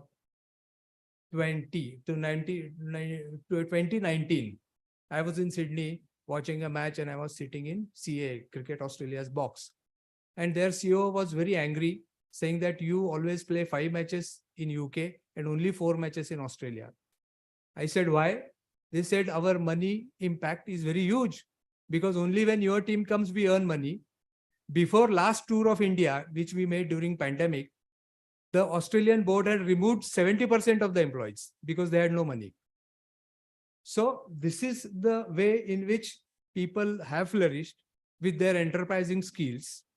But at the same time, because of the craze of Indians, because of the fans which India has, which perhaps they do not have in other sports, but they can also become very popular. So that is why what is needed here is that you must ensure that your relationship globally is also well paved. It is well established. Now, if you see, there are many cases which are happening. I'll give only 2 important cases where the legal machinery comes into play. The last case was in Dubai, where the Pakistani board had filed a case against us, asking for huge damages because we agreed and we did not play in their country. Because every country wants Indians to play because people are crazy. They go watch matches and they get a lot of money. But because of the diplomatic relationship, we declined. That was conducted in Dubai, and it was decided in our favor. Legal issue. A very famous legal issue. I think all of you must have been little young by then, but the seniors would remember the famous Monkey Gate in Australia, where Harbhajan Singh was charged of calling a particular player in Australia as monkey, because he was belonging from Aboriginal community, and it was a scene calling him. So that was conducted. Witnesses were called, including Tendulkar. And then it was decided that no, he did not say. He used some typical word which is used in Hindi and not monkey. So cases are happening. There has to be a law. There has to be some concrete, major, comprehensive, or at least a law which will take care of many things which will be similar to many associations. Now, if we see 2 more things I would like to talk about is one is about doping, and that many state associations, Bihar has started doing it, Anti-Doping Act. Now, you will remember a famous case of cyclist Armstrong, who continuously was winning the best cycling race, Tour de France. I think that's called as Tour de France. For 7-8 consecutive years he won. And later on, it was found that he was always taking performance enhancing drugs. So after inquiry, he admitted, and he was stripped of all his medals. So that is doping. After every Olympic, you will see 1 or 2 players being caught in doping. So there has to be a zero tolerance as far as doping is concerned. And in that direction, our nation is moving ahead. We have accepted our national NADA as well as WADA. There is again a dispute between these 2 agencies. Who is better? Whose laboratories are better? But this is happening very regularly. So I think our basic effort should be to strengthen all different organizations and to bring them at par and tell them that these are the procedures which you must perform, rather than putting a law on their head and say that now you implement. Because whenever there is a law, there can also be a loophole. So the purpose doesn't get served. If our purpose is to create good players, then we must see, supposing an association is earning money, supposing hockey association is doing really well, government is also supporting them. So you must see that how more sponsors will go there, how you can make it more attractive. See, this IPL, when you say it is very attractive, it has been framed by MIG, which is IMG, International Media Group, which is an England-based company. So they have done the calculations so minutely. Our chief guest was here, and he belongs to power sector. The first rule of IPL is that never use state electricity, because they will switch it off at any time. And you know what pressure you get for giving passes, for free passes. Generally, for a match and 1 day practice of 1 day match or IPL, T20, whatever, we run it on generator, and estimated 10 to 12 lakhs are spent on diesel. But still it is worth, because we'll rarely find a match being stopped because electricity chali gayi. That can happen if you're using state, for sure. And then, so they have taken care. So what I mean to say is that your success lies in understanding the ground realities, rather than being completely academic and talking about something, some issue. And there will be people who talk about academics, and that is welcome. But I, as a practicing person, should give you little different inputs. And that is why I'm talking about this. So the ground realities are to be accepted first. And then you have to see what way it can be done. Now, as far as the medical issues are concerned, there are many issues. Like there will be an injury to the player, and then whether the association is taking proper care of that. Some associations are extra cautious. Some associations are completely negligent. So that parity needs to be brought, and they should be held responsible if they are not taking care of their own players. Ultimately, there is a very gray area. If you ask all the sports federation, they say we are autonomous. BCCI has taken a stand consistently in the Supreme Court that we are an autonomous association. We are registered under Tamil Nadu Public Charitable Trust Act, Societies Act. We are not part of you. Olympic Association says that we are also independent, we are autonomous. But interestingly, all of them would like to field India's team. So if you are autonomous, then why are you, they let that team go as BCCI team? No, nobody will care. It has to go as India team. Olympians will represent Indian nation. So this area is a gray area. Of course, Supreme Court has given a clear judgment that even if you are autonomous, you are an autonomous association with a public object, because your object is public in nature. So ultimately, we also will have to see that there are going to be huge number of medical issues which are to be addressed. As far as media is concerned, remember, there you will need laws, because media is a very mighty partner. They are moneyed, they are well spread all over the world. Do you know, interestingly, after India, wherever the leagues have started, Indian owners have bought the teams. There is a Dubai Premier League. All Indian owners have gone there with the same name they are running. There's a league in South Africa. All these owners have gone and they have bought that. So they have created this as a product, because they have spent 800 crores, 1,200 crores, 1,500 crores for buying the teams. So obviously they would like to create some sort of control. And lastly, there will be a need of a law to take care of this issue, that with an intention to make it more commercially viable, we should not end up giving that activity in the hands of some business houses. It should remain with the government. It should remain with the people of this country more than government. Then only it is going to work. So what we can think about it finally is that, see, it is a necessity that certain areas of sport need complete governance. There are different laws. Now, like Madam also quoted about 2 bills which are pending in the parliament, and they are not going to get approved because those who run sports sit there. So 70 and above to be barred, it was not getting passed. Finally, court gave an order that at 70 you have to retire. Not more than 3 terms. In India, people sit in organization perpetually. They feel as if I am here, I will die, then my son will come. That also they don't want a third person to come. If you see all the earlier presidents, either daughter or son or brother have come. So to change this mindset, you will need law, which will control the tenure of the term, which will control that you are not on two associations. That is also something which is very, because there is a growing tendency of grabbing the associations. So somebody is part of Olympic Association, also part of Cricket Association. We used to have a typical example in Orissa, where the person in charge was in charge of two sports. And so from here, he used to give ground to that association. From there, he used to give ground to this association. And we never used to understand where the money has gone. Like Jammu and Kashmir, there is a very big political leader.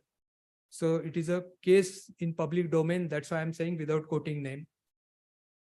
That association was given a grant of about 12 crores as part of their grant. And that gentleman has kept it in his personal account. And when asked, he said that otherwise ye chote mote log misuse kar dete usko. That's why he kept it in his account. Ultimately, the High Court was required to issue notice that file FIR and make investigation. And now that will happen. So to stop this, you need law. There's no doubt. But the law should be supportive. It should not be controlling. And it should not start with the mindset that I want to govern you. Don't do that. You should have a mindset that I want to facilitate this activity. I want to support you. I want to ensure that things are all right with you. If you say governing, then people will start finding loopholes.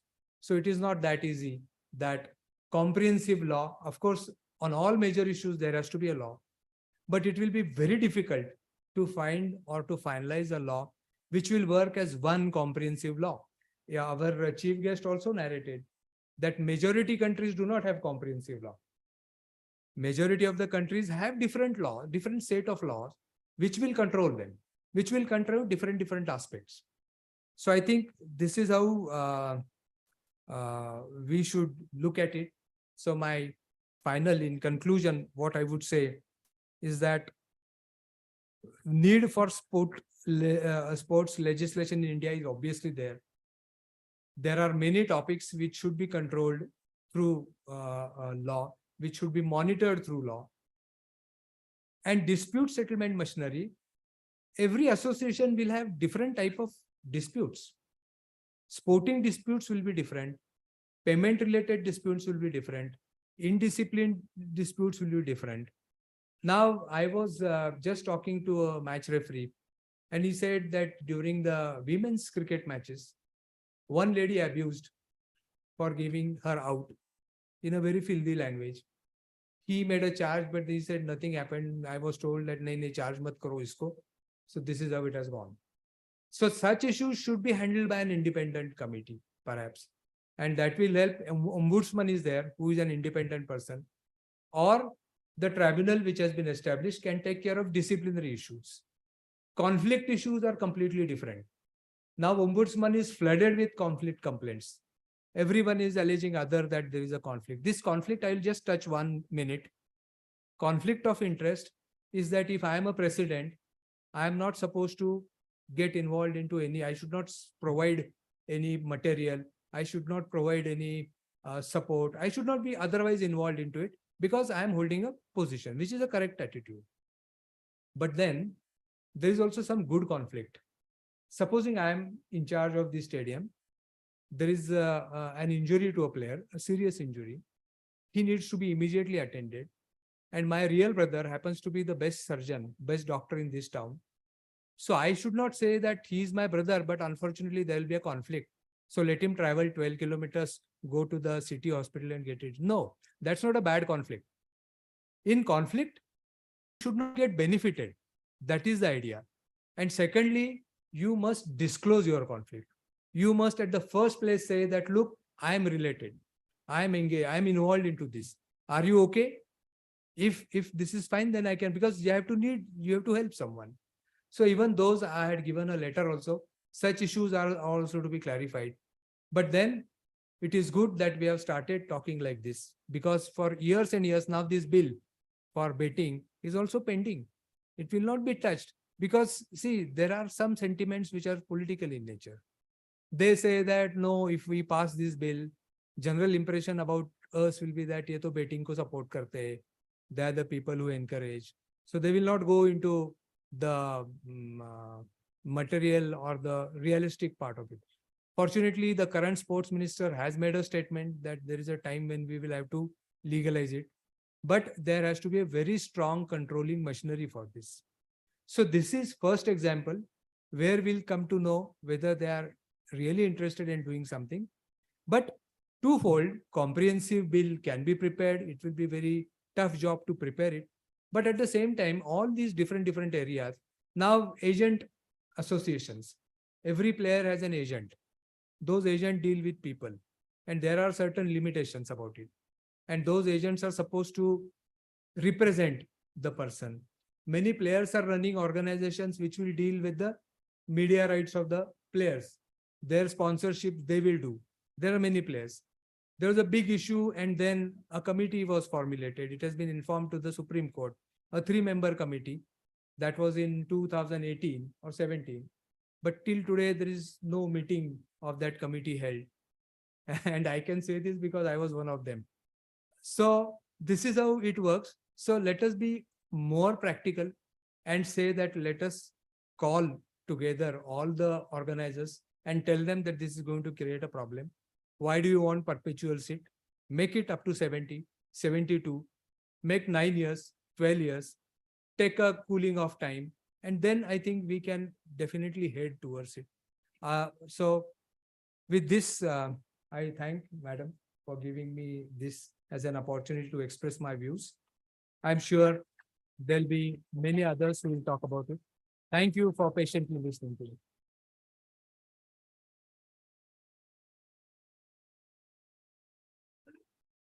Thank you very much, sir, for sharing your deep knowledge about the subject with us. Your session was full of enthusiasm for our budding lawyers and valuable knowledge. Sir, you have shared your rich experience with such minute details and help us understand the ground realities, which will definitely help all of us to broaden our perspectives on this subject. So we are really privileged to have you as a research person. Thank you so much, sir.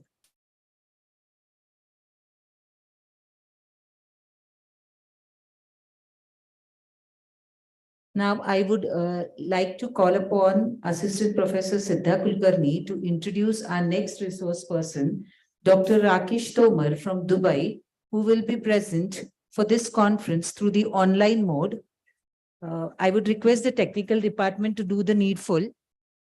Students, kindly maintain the decorum in the auditorium. This session will be, am I audible? This session will be online.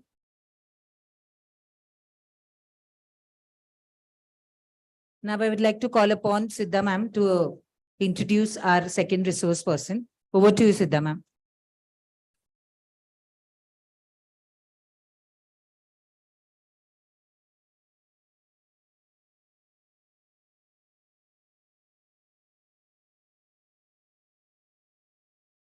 Kindly maintain the silence in the auditorium.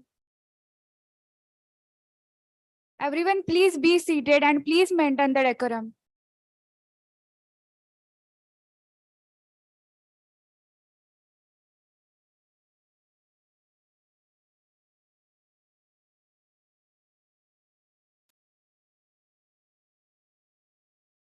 One second.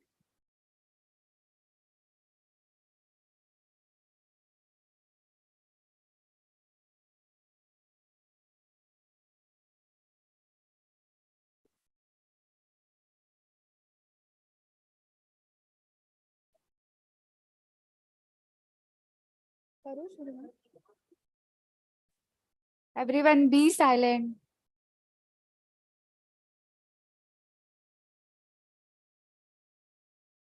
Respected dignitaries on the dais, faculty members, and my dear students, a very good afternoon to you all. I, Assistant Professor Siddha Kulkarni, take immense pride to introduce our esteemed chief guest and international speaker, Dr. Rakesh Tomar sir, Saudi Arabia. As it is rightfully said, knowledge is a power Power provides information. Information leads to education, and education breeds wisdom, and wisdom is a liberation. And our international speaker today is the epitome of these words, who has, with his sheer knowledge and acute hard work, has conquered the world with unfathomable glory. We are honored today with his august presence with this occasion. Sir is an eminent PhD. Sir is an eminent PhD holder, and Sir was an extraordinary research scientist at Northwest University, South Africa from August 20 to July 23. He was also a research fellow at the Academic Society for South and North Sports Korea from August 20 to July 23. He has an honorary editor-in-chief, International Journal of Human Movement and Sports Science. Sir has visited 60 countries for conferences, paper presentations, and other professional activities. Along with, he is currently IOC certified sports nutritionist. Sir possesses 25 years of vast teaching and research experience. Sir's contribution to the research and teaching field is something which set up the milestones of persistence, dedication, and hard work. Undoubtedly, Sir's work plays the role of torchbearer for every one of us. He has been principal investigator for 12 fully funded major research projects. Sir has published over 60 research papers. He has also examined 123 PhD theses as a foreign examiner. Sir owns a rich experience of reviewing over 162 research papers for international journals, and along with this, he is the author of 3 books of 3 physical education. Sir's comprehensive works avenue ruled the world as he has attended more than 375 international conferences, seminar, webinar, and workshops across the globe. Sir has been keynote speaker to 126 international conferences, seminar, webinars across the globe. Along with this, he is in an editorial board of member on the panel of reviewer for 53 international journals and a board of member of Asian Society of Kinesiology, Korea. Sir has been national level athlete and a gold medalist in UP Inter-University Athletic Championship. He has completed several full marathons, half marathons, and other long distance runs. Along with this, Sir has conquered mighty Khardungla Pass of 18,500 feet through Manali to Leh cycle expedition. Sir has rightfully proved that limitations are nothing but the mere thoughts we put on ourselves, and thus sky is the limit for whoever who intends to soar beyond the horizons. Sir is the holder of 2 years postgraduate diploma in sports nutrition from the International Olympic Committee, Switzerland. Also, he has done fellowship in applied nutrition and fellowship in sports science at Apollo Hospitals, India. Sir has visited Northwest University, South Africa, visited Ball State University, USA for research collaborations. Along with this, Sir was invited as a visiting scholar at West Virginia University, USA, as well as certified peer reviewer for Web of Science Journals, Philadelphia, USA. Sir has been awarded with plethora of awards that celebrate his ultimate hard work, success, and continuous zest for learning and imparting wisdom. Sir has been awarded by Outstanding Service at King Fahd University of Petroleum and Minerals, Saudi Arabia, for passion and devotion by 7th Conference on Kinesiology, Korea, for certification of excellence for outstanding presentation by the Western Society by Kinesiology and Wellness Conference, Reno, USA. Also, he is the recipient of National Teacher Award, Delhi, India, and also awarded for commendable service in the sports, Doha, Qatar. Sir has been gold medalist for Physical Education and Sports University of Delhi and BSc Physical Education, University of Delhi. So today, at this juncture, I would like to say that in life, we meet great personalities. We get inspired from them. We acknowledge their distinguishing work, and thus we always need to draw an analogy from their contribution and hard work to where we want to see ourselves in the future.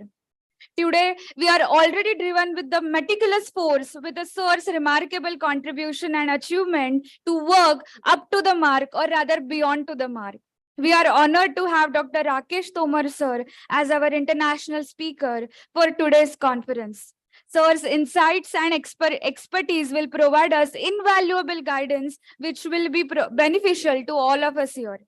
Sir's experience and knowledge will undoubtedly fill our audience minds with newer perspectives altogether.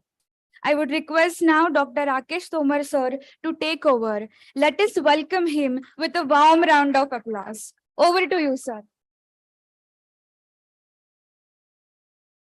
Hello, good afternoon, everyone, and thank you so much, Ms. Siddha Kulkarni ji, for a very overwhelming, introduction. I am really, obliged. I must congratulate and thanks the Tilak Law College for organizing this international event on sports law. And I would like to thank the principal of the college, Dr. Rohini Honap, sorry. And I also would like to, thank Advocate Abhay Apteji, who has just given his, lecture, and I was there to listen, his thought on the sports law. Am I audible? It appears that my voice is. Can you hear me? And someone can say, just.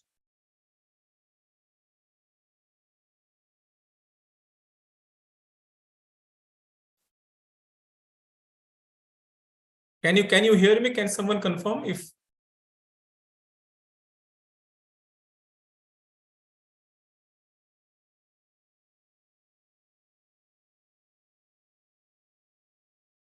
Okay.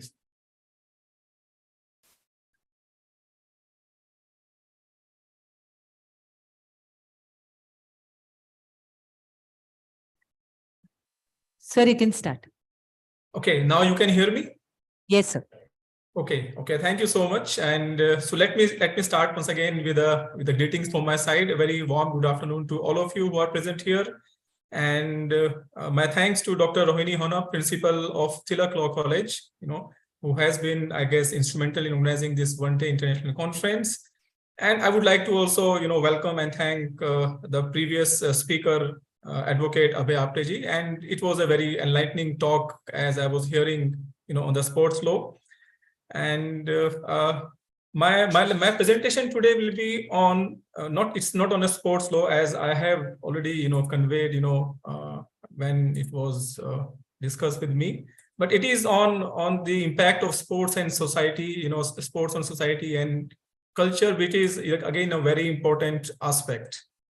And as rightly said by Advocate Abhay Apte in his opening remark, when he said that whenever he's talking about the advocates, he always talk about the fitness. That fitness is very important in the court of law also. So I am very happy to hear that from the society, different sector society, that they are very much keen on, or they are very much you can say aware about the fitness, which is very, very important.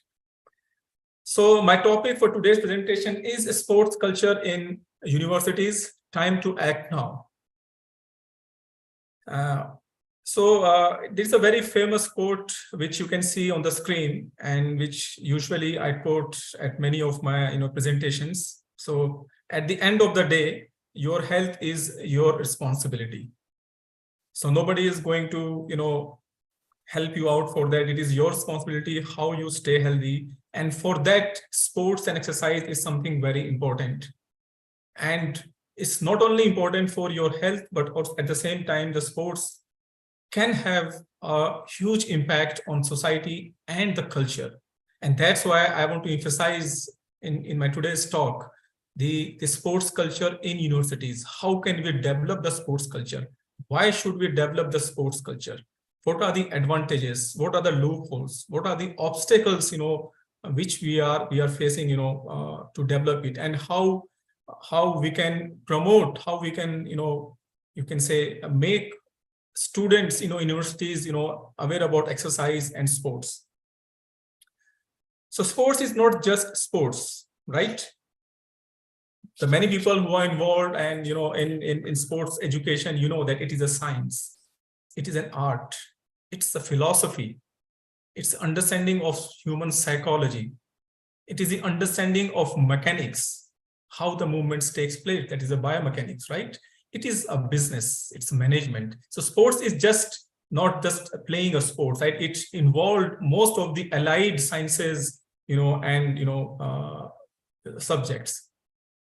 So the question comes, when we talk about, the sports culture in universities or in our society, at large. And the first and foremost reason which comes and, to my mind, why we should have a sports culture is to make our citizens more physically active, which is very important, very crucial. And if you look at the, our new education policy in India, NEP 2020, which also emphasize, so much emphasis is on, sports, and physical activities and physical fitness, all those things. So this is a right time for us to act now and move towards, in that direction. And when you have the physically active citizens, then it will help, the efficiency and effectiveness in all the sectors. Like Advocate Abhay Apte sir has said that, when even if you are a lawyer, what you need first as a lawyer is a fitness, right? So fitness, or physically active citizens are always an asset in everywhere. Even I'm here teaching in a engineering university for last 15 years, and whenever we meet students and we have the curriculum where we want our students to be physically active. So whenever any prospective employer, someone or take interview or take applications, nowadays they always see as a their employee at how fit they are they overweight, are they obese, what is the outlook towards physical activities. So these things are also very much relevant nowadays in the employment. So you may be applying for a post of engineer, you may be applying for a doctor, for an advocate, and now all prospective employers, they see you in your resume about these things. So it's not very widely spread, but what I see the trend abroad, I'm seeing all those things, in these questions are being asked, in interview with the applicants. So the sports culture becomes very, very important in higher education. And why sports culture? Because the sports brings values, right? It brings values to the system, values to the society, right? And very rightly said, by the great Muhammad Ali, the champions are not made in the gyms. Champions are made for something they have deep inside them, a desire, a dream, a vision. And the sports teach us a lessons, right? The lesson is that if you see the quote, the famous quote of Michael Jordan, that I can accept failure, everyone fails at something, but I can't accept not trying again. So this is a lesson what we get, through sports, and largely through any type of, structured physical activity. Sports again, teaches us never give up. So like, if everyone knows, the Michael Jordan was rejected at the school level because of his height. And later on, he became the world's best basketball player. It teaches us the fundamentals, right? It allows you to taste the success. And again, if you see the famous quote by Michael Jordan, that he said, I have failed over and over and over again in my life, and that is why I succeed. And personally, I always believe that whenever you do any physical activity, there is always a sense of achievement in it. And this is what I have personally also experienced, as some of you might know now through my introduction, that I have been very physically active. I am 50 years old, but still I'm very physically active. I run marathons, full marathons, half marathons. I do exercise every day. I run 10 kilometers, 15 or so on. But what I feel when I run these distances, when I run say 10 kilometers, when I run 15 kilometers, at the end of my run, at the end of my exercise, always I feel a sense of achievement. There is no loss. So you always that's what I said, that you always succeed when you are physically active, when you do physical exercises. When I say the structured physical exercises, any type of activity you like, there's always a sense of achievement, and that gives you a good feeling, overall feeling about yourself. And that is reflected, in your, maybe in your studies, maybe in your work, and elsewhere in the society, and also in the families also. And that is why sports is very important. It makes people to have the commitment. And I'm giving an example of here, one ultra marathon runner, he has run 100 miles on the treadmill. And this has happened in the lockdown. This is quite old news, but this is some 2 years back. During the lockdown, he has run 100 miles on a treadmill. So this is called commitment. Even myself, and I remember in 2020 in April, when suddenly there was a lockdown everywhere in the world, and I also stuck in my house. But I used to always train and exercise. That has become my habit, part of my life. So I was thinking, what should I do? How will I run 10 kilometers today? How will I run 21 kilometers today? I cannot go out for next 15 to 20 days.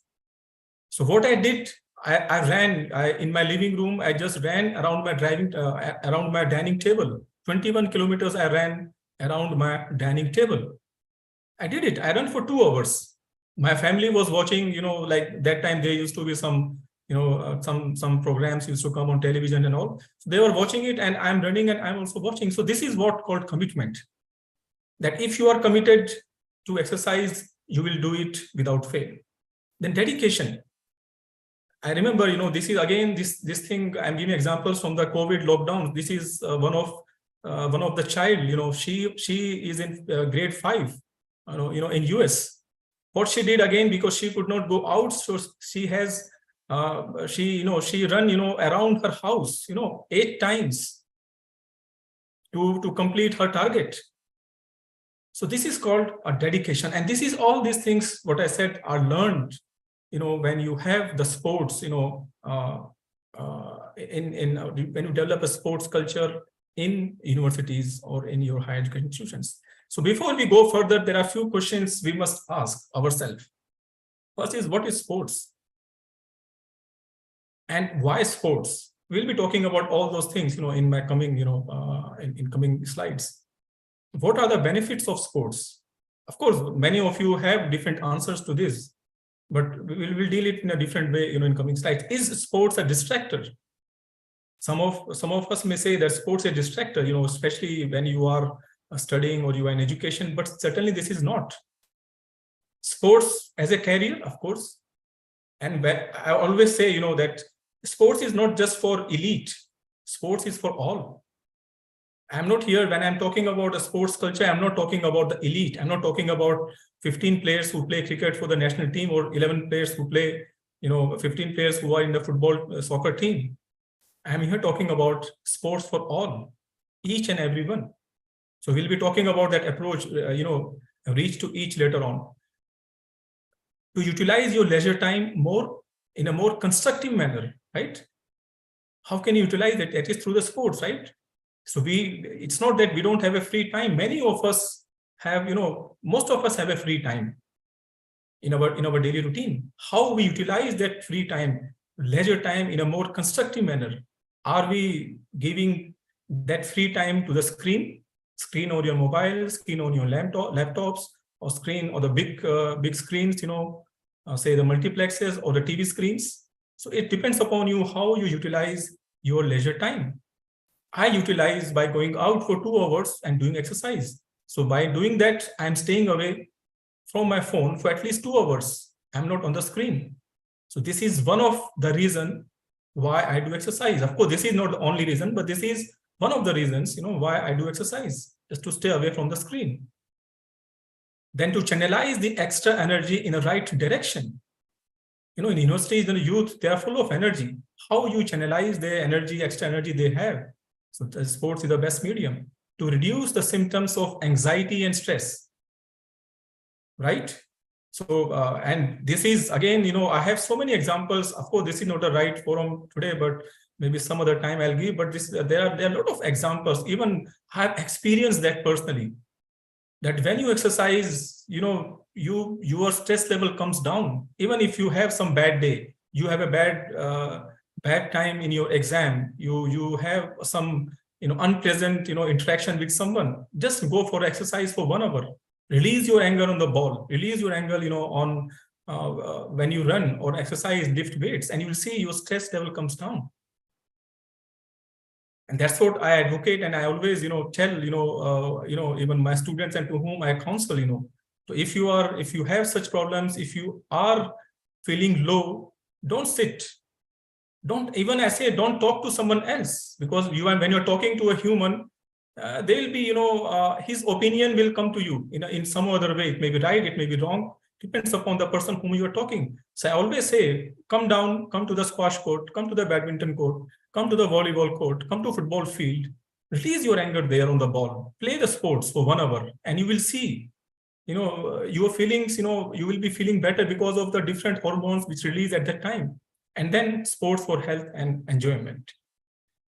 So what can we do? So I always believe that let the 21st century, this century, be the century for university sports. And why I'm focusing on university, I'll be making it clear in coming slides, because universities are very, very important. When I say university, it's includes all education, all institutions for the higher education, including colleges, deemed universities, and any other type of institutions involved in higher education. So because we need to promote and spread this idea and tapped one of the largest untapped reservoir of talent available in universities and institutes of higher education.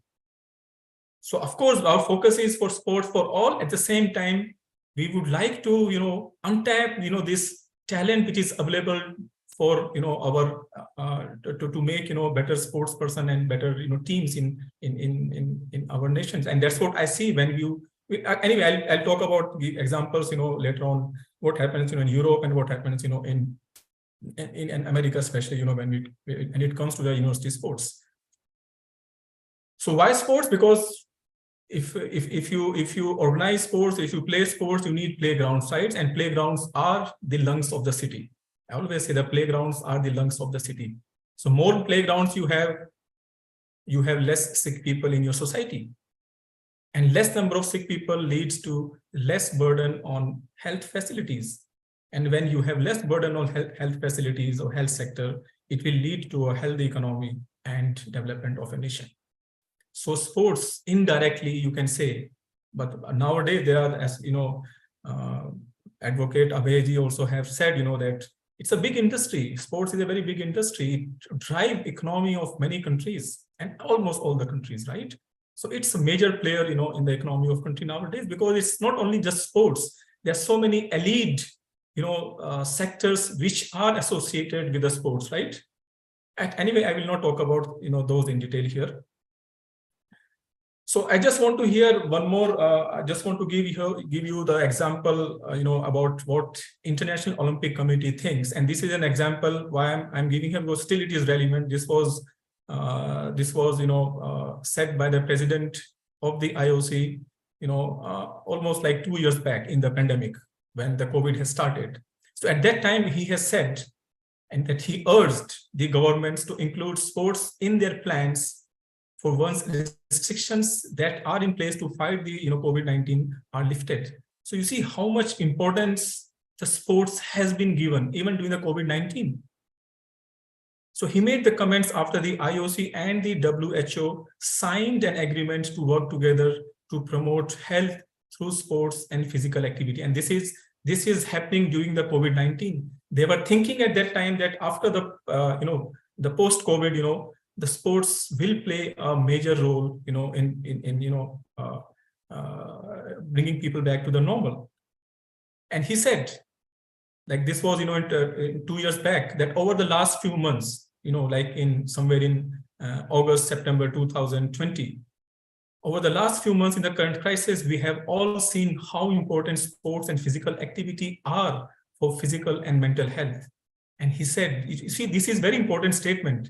And I always give very, very high weight to this. And he said, the sports can save lives.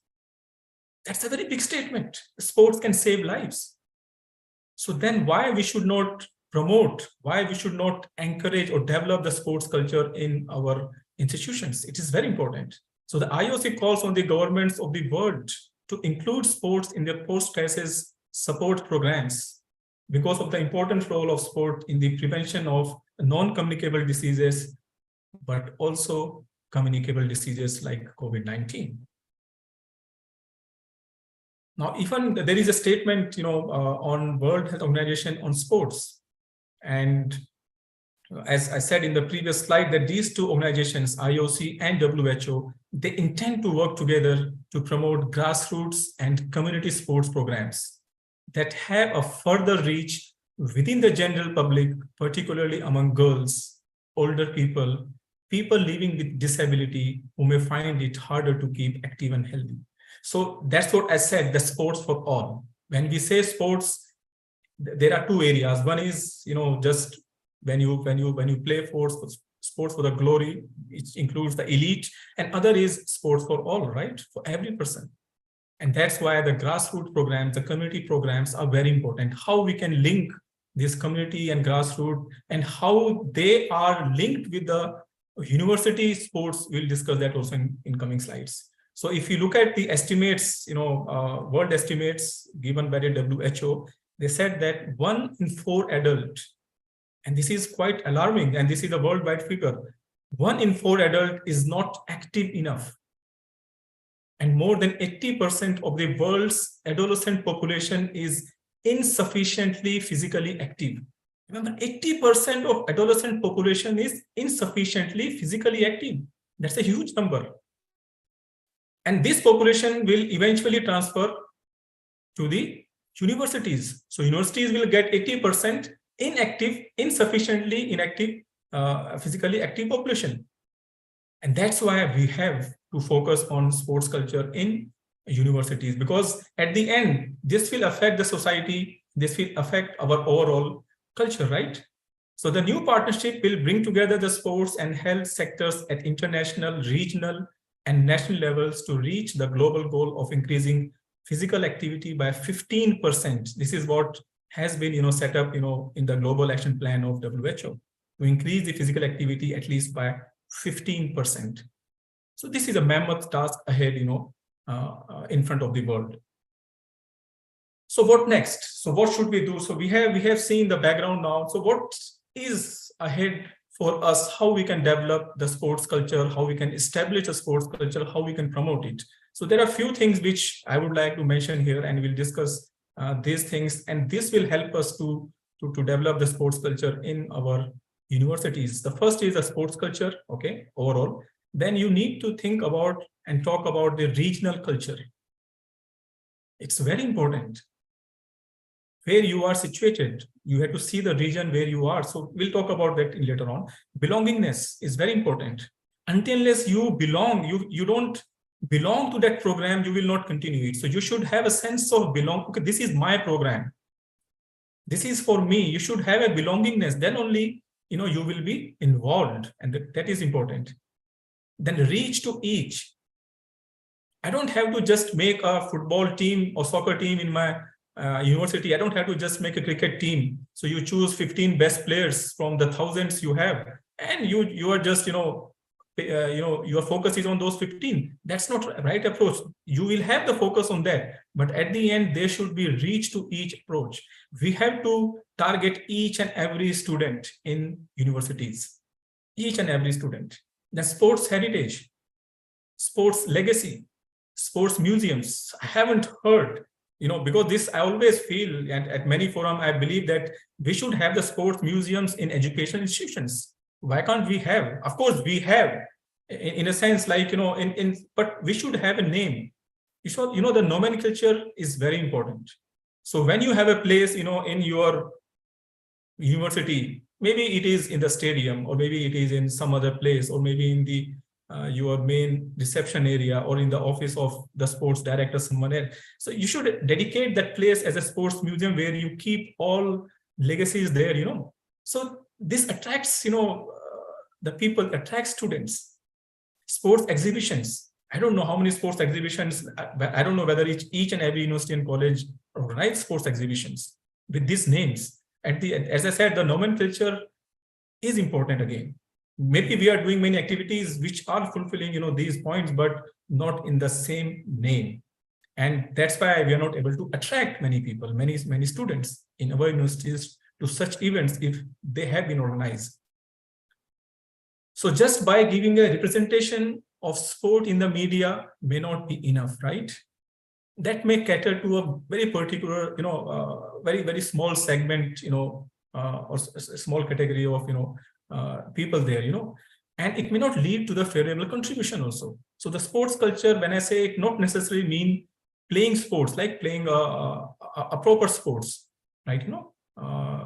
You can say a proper regulated sports like football, cricket, or so on. So sports culture may include all kinds of acts, all kinds of morals, products, which are related to sports or even behavior. That's called sports culture. Maybe you are not playing, but you are involved in some or other way in contributing to develop the sports culture. So a well-known fact is that sports is a social phenomenon, right? Which is influenced by both society and the cultural settings. And that's why you see, and that's why, the sports is different at different levels, in different settings, in different culture, different societies, different countries. Because it is influenced by, by the society, by your culture. What is the culture prevailing in that local region? That is that influence the sports, and it's vice versa also. The sports also influence the society and the cultural settings. So therefore, it becomes pertinent to integrate sports culture with the regional culture. That's what I said, when I was talking in the previous slide about regional culture. So it is important to integrate the sports culture with regional or more specific to a local culture. And that's called integration. So when we integrate the sports culture with the regional culture, it will lead to transformation into a society also, right? And generally in society, people like watching sports. They like talking about sports activities. Especially in India, this can be more precisely, we can say about cricket, right? Than doing or playing sports. Now there are so many people who are watching and talking about cricket, but is everybody playing that? Certainly not. They are talking, they are watching, they are following, but they are not playing. So this is again an issue which we have to tackle. So therefore we have to change this approach. And this can be achieved by development and promotion of a sports culture in universities. So sports and sporting activities actually reflect the characteristics of the society. And that's why I said, I'm again emphasizing traditional and local games can help to create the sports culture in universities. And that's why I said the sports for all. It's not necessarily that you have to play soccer in your institute. You can, if you are situated in a locality, you have to see in your locality which game is more popular. They are local games, they are traditional games. Unstructured games are there, right? Where there is no Olympic competition, where there is no proper, tournaments and all. There is no proper federations, no proper, organized structure.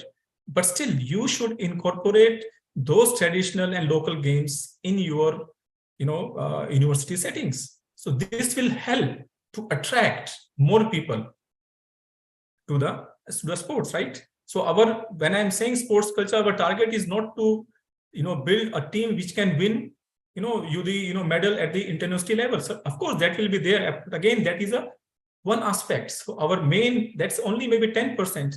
So what about the 90% population which are left behind? Not even 90%, I will say 99% population. So usually if you look at the sports directors or the director of sports, or if you have, whatever offices you have in universities, their focus is on that 1% population, how to bring that trophy in the inter-university competition. So you are catering to that 1%. What about the 99% population, 99% of students who are left behind without playing any physical activity? And that's where the traditional games and local games can help to create the sports culture in universities. So the integration of university sports culture and regional culture is important. So we can't have, again, we can't have the same model for the entire country, right? So the what model we are following in Maharashtra, right? Or more specifically, what model we are following in Pune. We cannot follow that, in some other part of the Maharashtra even. So we should have a different model. We should adopt a model which is according to the regional culture. And when you have the regional culture, when you integrate this regional culture with your university sports culture, student will start feeling belongingness to that program. As I said, until and unless students feel that this program belongs to them, they will not be attracted. So they can be attracted when you have the regional culture, when you have the local games, regional games, they will feel, oh, this is something from my place. This is something from my culture. Or this is what I used to play, and I am, I'm grown up by, playing these games. So why not offer these programs to the students? Because at the end, when we say sports culture in our universities, our focus is on to make our students physically active, right? So that's the first, the physically active. And then, of course, the proficiency and, excellence in sports is the next step forward. So what we can do, as I said, we should have the sports museums in our universities or colleges, or all education institutions. I wish, I will hear such things in coming days or coming years from some corner, in any institutes. So there's another idea to develop and promote sports culture is to establish a sports museum in the universities. So we know that museums are a place where our heritage and legacy is preserved, right? So therefore, why not preserve our sports heritage and legacy in universities in order to bring attachment and promotion of sports culture? So these sports museums can provide a place where we accumulate and revive our memory. So students will come. Of course, you can see, I know that if we go to the director of sports office in any university or college, you will see there are some trophies, something will be there, in some of the showcases. But that's really, does not attract anyone, right? It is hidden. It is not like open that it's when a student enter, university, he knows, okay, this is a place where I can go. This is a place where I can see, okay, we have this legacy in our university. He was, so how will he, attach himself to that? So that's why it is very important to revive, to accumulate that memory. And this will allow the youth in universities to enrich their knowledge, enjoy the legacy, and it will be an effective medium to transfer sports culture to the future generations so that we can have a sustainable sports culture in universities. Then the sports heritage again. So there is another important aspect to develop sports culture at universities, which is the transfer of sports heritage. So sports heritage can bring, again, sustainability in sports culture. Here, when I'm talking about sustainability, this is not sustainability which we usually talk in terms of the environment, right? So sports also represents national legacy, which we get from the past. Sports legacies can also contribute in building sports culture in the universities. So sports is very much connected to society. And we develop sports culture, we bring both universities and society together on one platform in a more engaging and in a more effective way. So another thing, other than these things, the sports for all, let's talk about the professionalism in our university teams. That is again important. So we have to make our university teams more professional. So do we have a team of skilled staff? Do we have a sports physiotherapy in our university? How many teams university teams have? I don't think many of the teams have until they are very good. How many of university teams have a sports massager? So we have to find ways to bring sponsors again, to bring the sponsors for the university teams. How many teams are being sponsored, by various, these commercial brands? So when we talk about IPL, for example, when we talk about, kabaddi leagues or different leagues which are coming up. Again, these things, this is a good way, but there are still a lot of things which can be improved there also. The role of media should be explored to promote sports events. So when I talk about IPL is a different level game, right? Does it help in in your university? Certainly not. In a way, it should. IPL teams are based on maybe Wankhede Stadium, based on Chidambaram Stadium in Mumbai. For that's their home stadiums. Why can't we have, for example, Mumbai University as a home ground for the Mumbai Indians? I know I'm a little bit exaggerating things. I'm over ambitious, but this is how the things will work. This is what, if you go to US, for example. So in US, there's all major sports, they come from the university, right? All the major tournaments, they're held in, the university stadiums. So if we have to develop this sports culture in our universities, we have to go one step forward. Because the stadium, if you look at the Wankhede Stadium or Chidambaram Stadium, how many people visit there in the evening time when there is no match? It's empty, right? The society does not go there. So is it for the society? These stadiums are just for the cricketing matches, right? If there are no match, they are empty. There are some activities going on, but that's again that's not reachable to everyone. But when you have such facilities in university, then it will attract all of the students of your university to such facilities, and this will also transform your society. So we have to think in some time, maybe not now, but in future, we have to start thinking on that. So sports needs to be upfront and at the center in universities.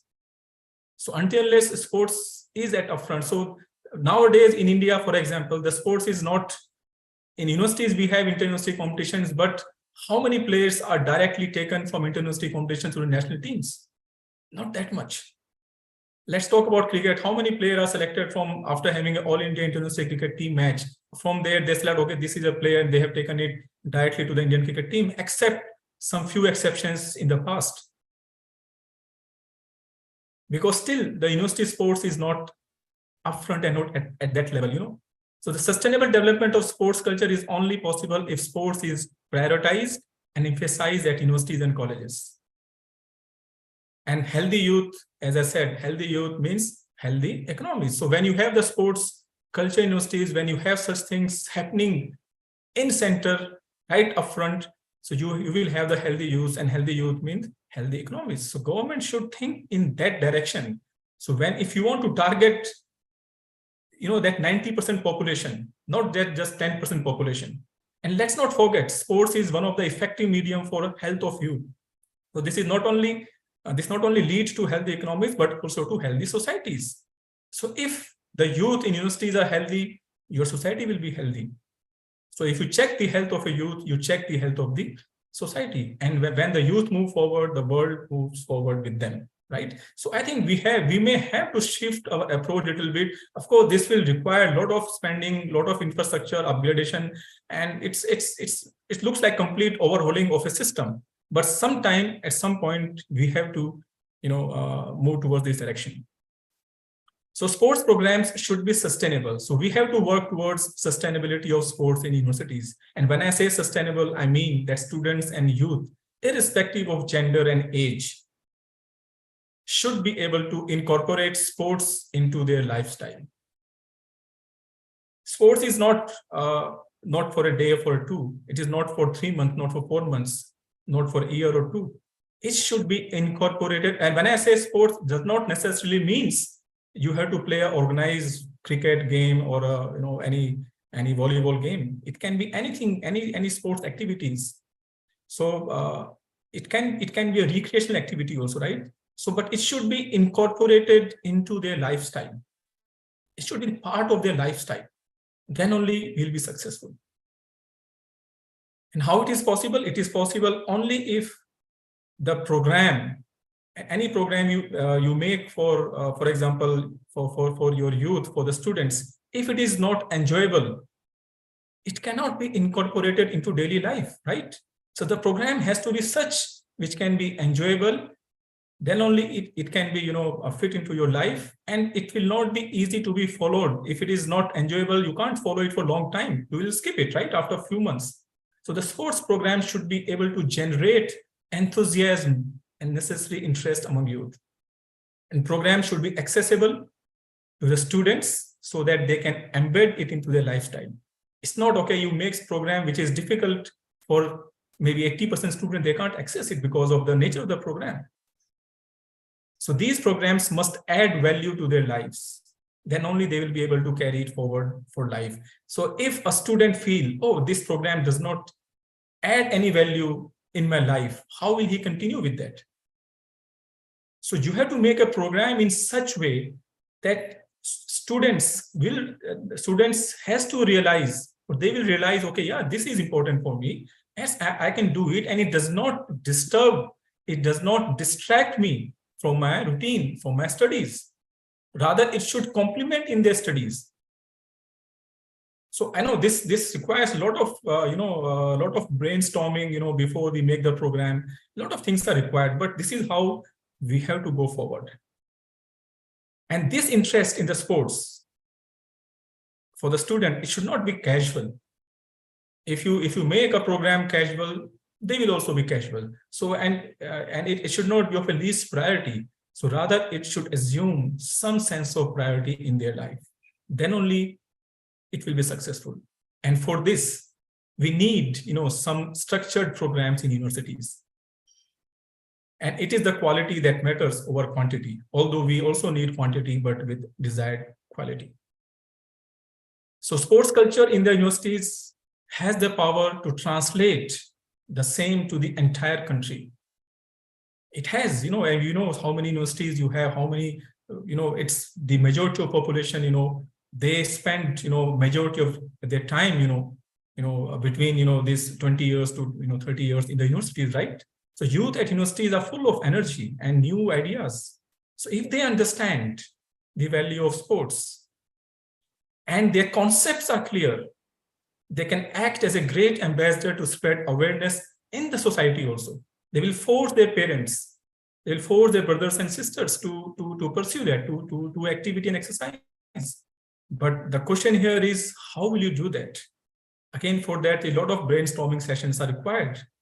Until unless you convince them, until unless the concepts are clear, why they are doing, adding value in their life, not disturbing their daily routine. That is very important. If I make any program and it disturbs my daily routine, I will leave it, right? So the program which you make, the program which you offer should complement my studies, should complement my daily routine, rather disturbing it. So we have to channelize the energy of youth in the right direction, and for that, sports culture is very important. Now, this another thing, followers and doers, which I have just talked to you some 10 minutes back. This is again very important. So we have to change this approach of followers and doers. As a major characteristics of modernity in sports, the followers have gradually and massively come to outnumber the doers. So we don't have doers, right? In the modern sports, we have more followers and less doers. So one does not have to play even 1 second of football in his life, right? To have developed into a highly knowledgeable football fan. How many of you, like when we watch cricket in India, we all make teams, we all make comments sitting in front of TV, okay, why we have this player? So you have developed that knowledge, right? Maybe you have not played cricket in your life, but as a fan, you have developed that high knowledge about that game, and as a fan. So you are a follower. So what we need now, we don't need followers, we need doers.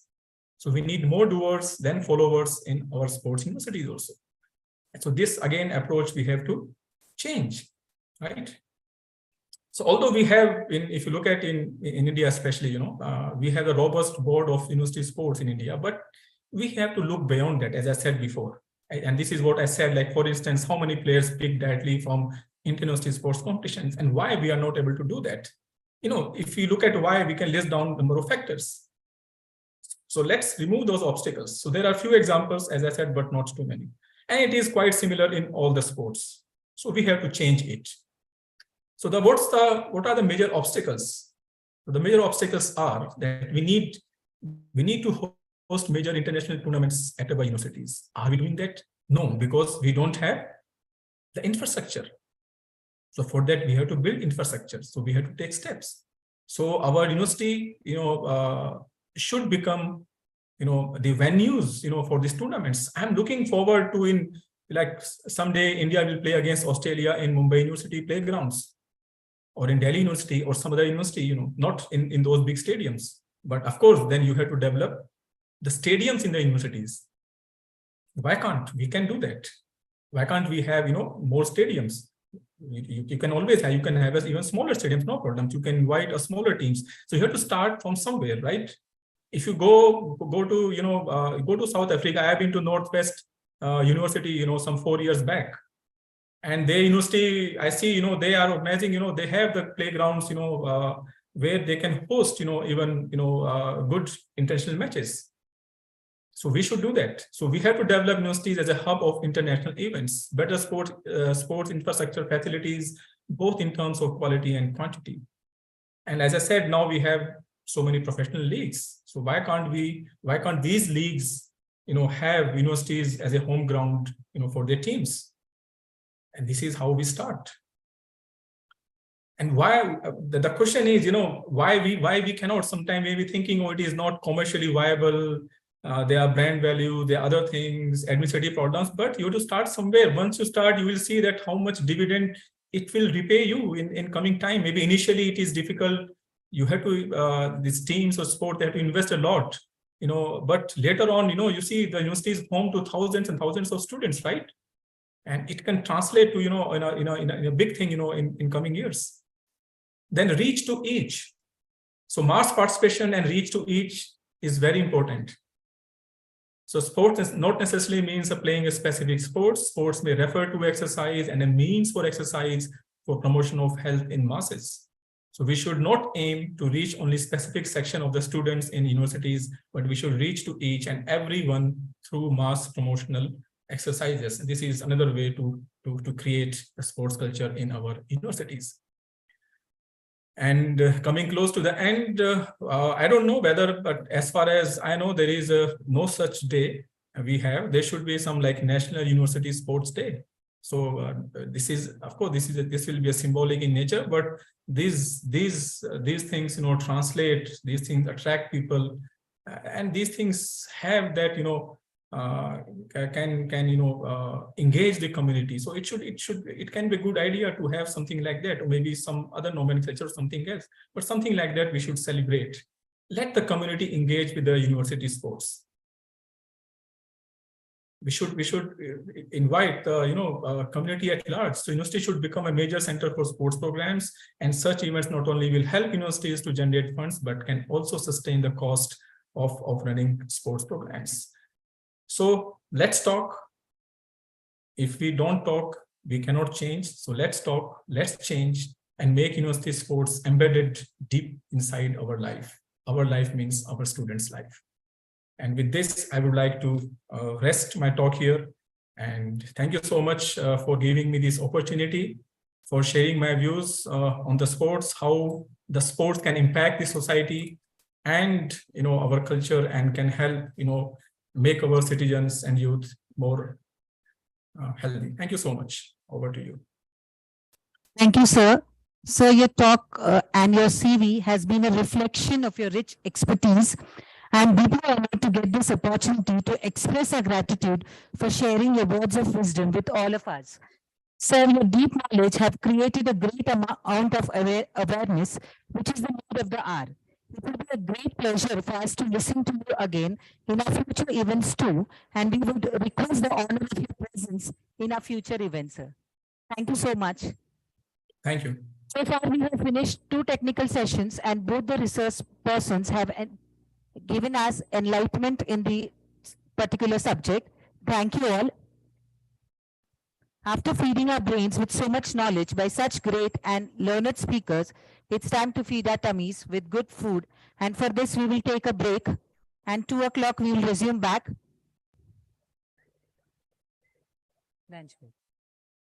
Thank you for being such great participants. See you again at 2 o'clock.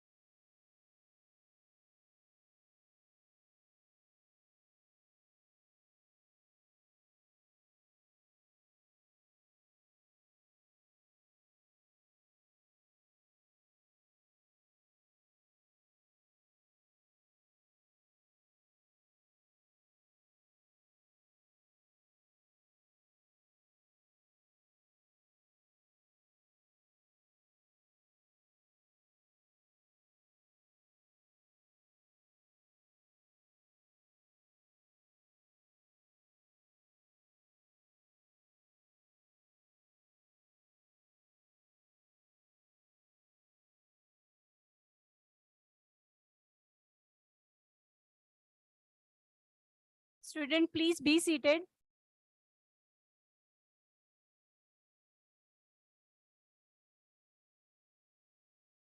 So, good afternoon, all respected dignitaries and faculty members and my dear student. I, Assistant Professor Seema Patil, is welcome you all to this one-day international conference on paving the way for a comprehensive sport legislation in India. I hope you all had very appetizing meal. And now, after satisfying our tummies, it's a time to satisfy our brains with some extra knowledge on a subject of our conference. Yes? Okay. So now I request our principal and HOD, Dr. Rohini Honap ma'am, to first please come on dais with dignitaries.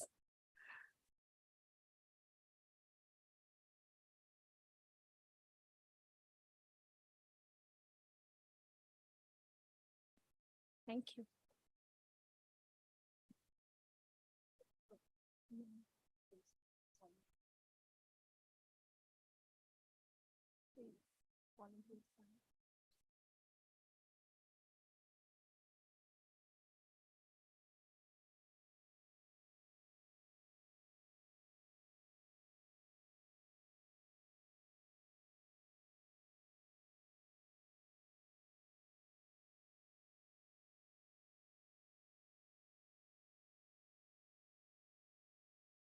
So now I request our principal and HOD, Dr. Rohini Honap ma'am, to felicitate our resource person, Dr. Swapnil Bangali sir.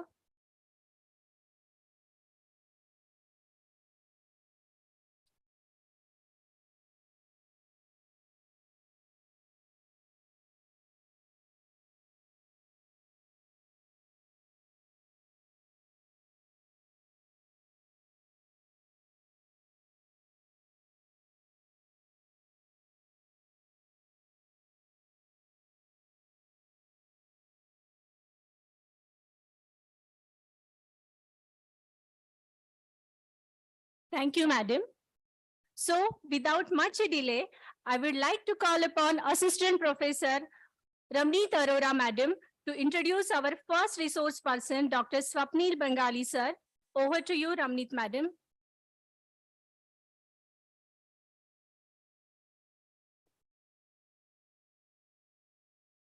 Thank you, Seema ma'am. Good afternoon, dignitaries on the dais, off the dais, and one and all present here. I, Assistant Professor Ramneet Kaur Arora, take immense pride to introduce our speaker for the second technical session on IPR issues in sports, Advocate Dr. Swapnil Bangali sir. Dr. Swapnil Bangali sir has completed his LLB from Symbiosis Law School, Pune, and enrolled himself as an advocate in Bar Council of Maharashtra and Goa in 2004. He completed his LLM in Constitutional Law and Legal Order in 2006 from Symbiosis Law School, Pune. Simultaneously, he completed his Diploma in Labor Law and Labor Welfare, Diploma in Taxation Law, and Diploma in Intellectual Property Rights. In 2005, he cleared his examination of Judicial Magistrate. Due to his keen interest in academics and research, he joined Symbiosis Law School, Pune as an assistant professor in 2006. In 2006, he qualified UGC NET. He was awarded with a doctorate by Symbiosis International University in the field of Information Technology Law in 2016. He completed the Winter School Certificate Program on Cybersecurity and Cyber Law at Gujarat National Law University, Gandhinagar, and was awarded as the best participant for the same in the year 2012. He was invited in Berlin School of Economics and Law, Germany in 2015 to deliver a session on police law and constitutional law. He holds experience of 16 years of teaching various subjects for BA, LLB, LLB, and LLM courses, including cyber laws, insurance laws, IPR, media laws, corporate finance, corporate governance, law of evidence, merger and acquisitions, information technology law are a few to name. He authored a book, Law Relating to Contraventions under Information Technology Act 2000. The book is forwarded by Advocate Ujjwal Nikam, Special Public Prosecutor, Government of Maharashtra. Dr. Swapnil has authored books, edited books, and book chapters, as well as authored many articles. He has been instrumental as editor-in-chief, and invitee reviewer in more than 10 different referred and reputed national and international journals. He also owns 2 copyrights to his credit. Apart from this, 2 more books are in pipeline to be published before March 2023. He was an associate professor in School of Law, Oro University, Surat, from the year 2018 to 2019. He is currently Honorary Director, Center for Information Communication Technology and Law, Maharashtra National Law University, Mumbai. He is also member of General Council, Standing Committee, Executive Council, Finance Committee, and Academic Council for Maharashtra National Law University, Mumbai. He is a member of Center for Postgraduate Legal Studies in Maharashtra National Law University, Mumbai. He has also been guest lecturer and resource person for many national and international seminars and conferences. Being an accomplished academician, he has been facilitated with many awards, such as Award for Faculty Contribution in SIMBAF 2016, Award for Most Efficient, Sincere and Maximum Output for the year 2014 and 15, Award as Most Reliable Faculty of the Year for the academic year 2014 are a few to name. Sir has also tried his hands in various matters in commercial, civil, and criminal courts, and is currently handling various matters such as famous Principal Honrao murder case and helping victims in various commercial and civil cases in civil and family courts.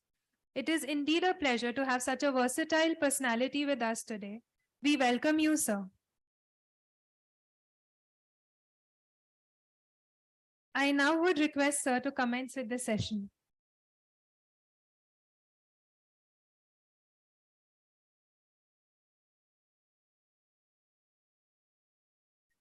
A very good afternoon to all of you. It is indeed a pleasure to be here in Tilak Maharashtra Vidyapit. And I think in the last few years, I have been, delivering some sessions in TMV. But unfortunately, in last 2 years, what had happened was like due to COVID, we could not meet physically. And this is the first ever opportunity and I couldn't say no. And especially because there are 2 reasons. First, all the faculty members here, including Honop ma'am, they were keen because the subject matter was such where, as an individual who has transgressed himself from academics to practice, probably firstly, I should not forget, from judiciary to academics and from academics to advocacy. I think it's a time when you should start looking at certain different areas of law rather than just switching on to 1 or 2 areas. I mean, gone are the days when people used to say that, we are civil lawyers, we are criminal lawyers. Now, the whole ball game has changed. And when I say the game has changed, even for the game, there is a law, right? Just to begin with, that when we say that there is anything that you do in an organized manner, there has to be a certain protocol. I would be following the protocol too. That firstly, I would like to thank the all the dignitaries who are handling the university and those who are on the boards of university, right from Tilak sir to everybody who is looking after the university. I thank them for giving me this opportunity, and also thanks to Honap ma'am. And now I start my session. I know that you already had food, and I can understand because I am living in Pune city for last 23 years. Vama Kukshi is something which is known to Punekars more than anything else. 1 to 4, we are closed, right? And I know what is going on in your mind. But let me tell you honestly, I was also thinking about it because I had traveled only for this function from Vidarbha to this side, and driving it throughout the night, because tomorrow also, day after also, I have some functions to attend, and I'm staying in Pune, but I travel a lot. So with that little bit of zest and that little bit of power that is left in the body. And because we are talking about the sports law, I'll start my session, especially when you talk about these two aspects, like initially sports law and obviously IPR. I would bifurcate these two subject matters, because honestly speaking, what has happened in India is the connection between the two has been very vividly been drafted, or rather very vividly been expressed by people. If you ask a sportsman what you have directly in common in respect of your intellectual property rights, the first reaction of a sportsman would say, boss, I play. Intellectual ability छोड़ के आया इसलिए sports में हूँ. His reaction would be like this. Probably somebody who is gracious enough, somebody who has gone onto that platform, somebody who has been recognized as a player nationally, internationally, then he starts thinking about brand. And mind it, for many sportsmen, for many people in India, those who are not coming from law background, they consider it as brand, as an IPR. So there is nothing else that comes to their mind other than the brand. And yes, thanks to all the commercial activities that we have seen, I think looking at the age group, I'm not that old, but still, must say this, that right from my childhood and right from your childhood too, you must have seen certain ads where an advertisement means either a Bollywood star or a sports person. Especially if it is India, it's obviously cricket. That's where it comes from. It's the last few years of our, last decade. Since then, we are started looking at those players who we started thinking that there is something happening in India beyond cricket. Otherwise, everybody was stuck to cricket, glued to cricket, because we always had ads like eat cricket, sleep cricket, drink only something, something. That's how it was, right? If I look at all those scenarios and if I see today in terms of brand value, must say this, sportsman could be rich is the concept that has come only after 1990s. That too at the global platform, not in the Indian platform. Nobody in India, or probably in the Western world too, knew what was the name of the first Cricket World Cup. Prudential, right? It took a little bit of time for us to realize it, that also carries some value, right? When it came to India in 87, we started realizing, and even our corporate started realizing it, that, oh, okay, I mean, we can also tie it up together with an international body like ICC, and we can also sponsor it. So it was 1987 Reliance World Cup, right? And probably our memory that way in terms of brand value, it's too glued only to 1992 World Cup, because that was the first ever time, I guess, when we saw the cricket players in colors, right? Otherwise, it was all gentleman's game. Everything was white, right? Red and white. That was the combination, right? 1992 onwards, memories turned into Eastman color. And let me tell you, the lawyers only knew one will. The other world knew wills. Yeah, there's a difference between the two. 1992 was the Wills World Cup. Many of the players in India were still in that domination, that the sports is governed by either BCCI or ICC. Why suddenly we started calling it as Wills World Cup? I think that was the first prodigy where we have seen some players taking this discussion in, that I am representing my country, I'm representing the board for which I play, as a national board for cricket or as a national board for some sport, and then subsequently there is also an international obligation to continue. Have you ever thought of this, that whenever it comes to any kind of a brand or any kind of an IPR for the maker, it's a huge distance with which we read IPR when we are a law student and when we actually see what is happening in the performance field. There is a reason for it. See, an IPR, as a matter of fact, begins with the intellectual property with the creator's domination, right? I mean, anybody who is making a movie would also have the basic understanding that what he's doing is actually creating or performing something, or, compiling something and calling it as a matter of product, which he is trying to sell you, right? And for the entire action, for whatever he's doing, he's seeking IPR, especially what? Copyright. Imagine it's a creative side of it. How do we bifurcate, other marks, patents, rather industrial properties and copyright? There's a very, stringent bifurcation between the two. Industrial property and copyrights. And copyright, why we say it copyright alone? No, it's not alone, because it comes with bundle of rights, right? Now just imagine if, this hall looks to me as if like, we are again into a zone of drama. Hai na? It looks like that, correct? It's an auditorium. You can easily anticipate with the stage the person is performing. Now just take the copyright law into your consideration and see how it works. Somebody who has written the script, probably you are even converting a book into a drama, right?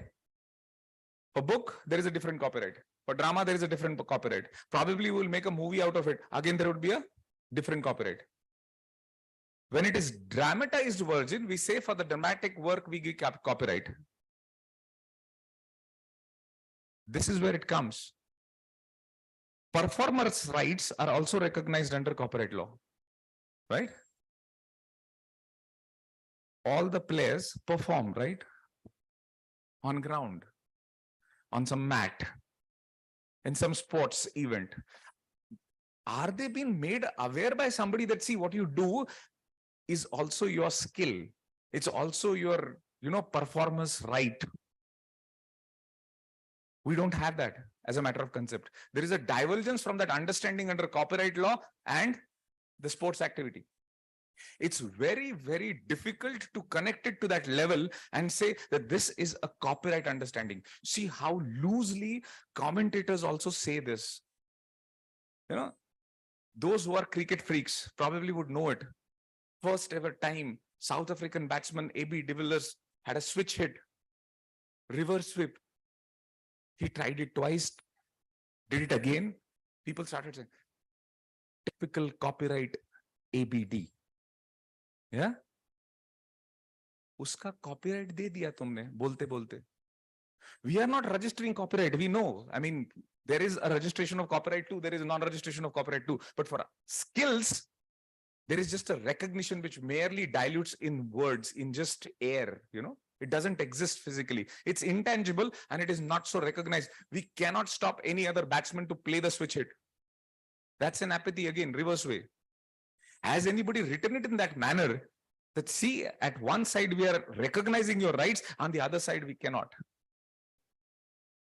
And let me tell you, this is just one small story. This is just one small story. Just imagine the level of preparations what these people have. There is a way, there is a style, there is there's a way to make you up to that level of expectation. Think about God of cricket, Sachin Tendulkar. What made Sachin? Well, definitely persistent efforts which cannot be taken away at any point of time. Anybody is aware what that man has gone through. A permanent fracture in his toe for more than 18 years. A tennis elbow, which is so painful at one point of time when you cannot even hold a pen in your two fingers.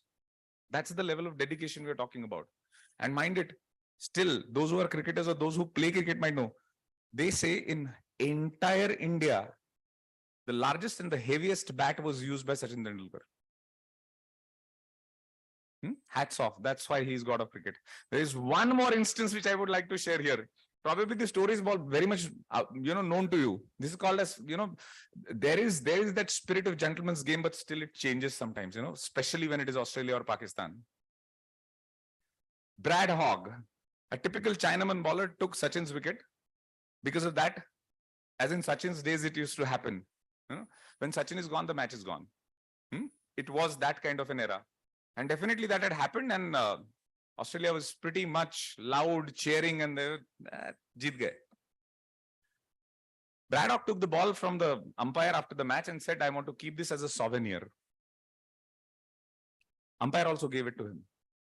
He showed it to Ricky Ponting, who was the captain then for Australia. Said, I'm going to keep this in my souvenir, Sachin's wicket. It was Ponting, it was Australian, that vigor to play. He said, Go and get Sachin's autograph on this. Then keep it as a souvenir. Braddock goes into Indian dressing room, requests Sachin. Sachin smiles and Sachin laughs. Sachin smiles and then he signs the ball. Then Sachin asked him, why you want this? He said, I'm going to keep this as a souvenir. I got you out and I also won the match. It was Sachin. He turned the ball. On one side he had signed. On the other side he wrote, you will never have this again. After this incident, Sachin played against Australia when Brad Hogg was playing against him 43 times. But Sachin never got himself out against Brad Hogg. That's dedication that made him God, right? देते उसका patent, देते उसका copyright. Idea है ना? I'm not going to throw my wicket against this man. There's a story in Sydney Test. They said that this man had every single shot in the book of cricket, those who knew about it. And there were 8 innings when Sachin used to get out on the offside. So for his 182 runs innings, he didn't even try to hit on the offside. Rather, this man was not born as man, or there can be machines which could be fit into his body and his brain, so that I am not going to opt for this. This clear-cut instruction, and his body, his mind, his entire preparation goes towards it without even thinking about it. Imagine what kind of game plan he had. I again must tell you this. When I'm using these words in the game, sports, I'm getting very close to the words that we use commonly in IPR law. Do we give process patents? We do, right? What kind of process that goes to the mind, in the mind of the cricketer when he faces something like this? How much of pressure the concerned person could face.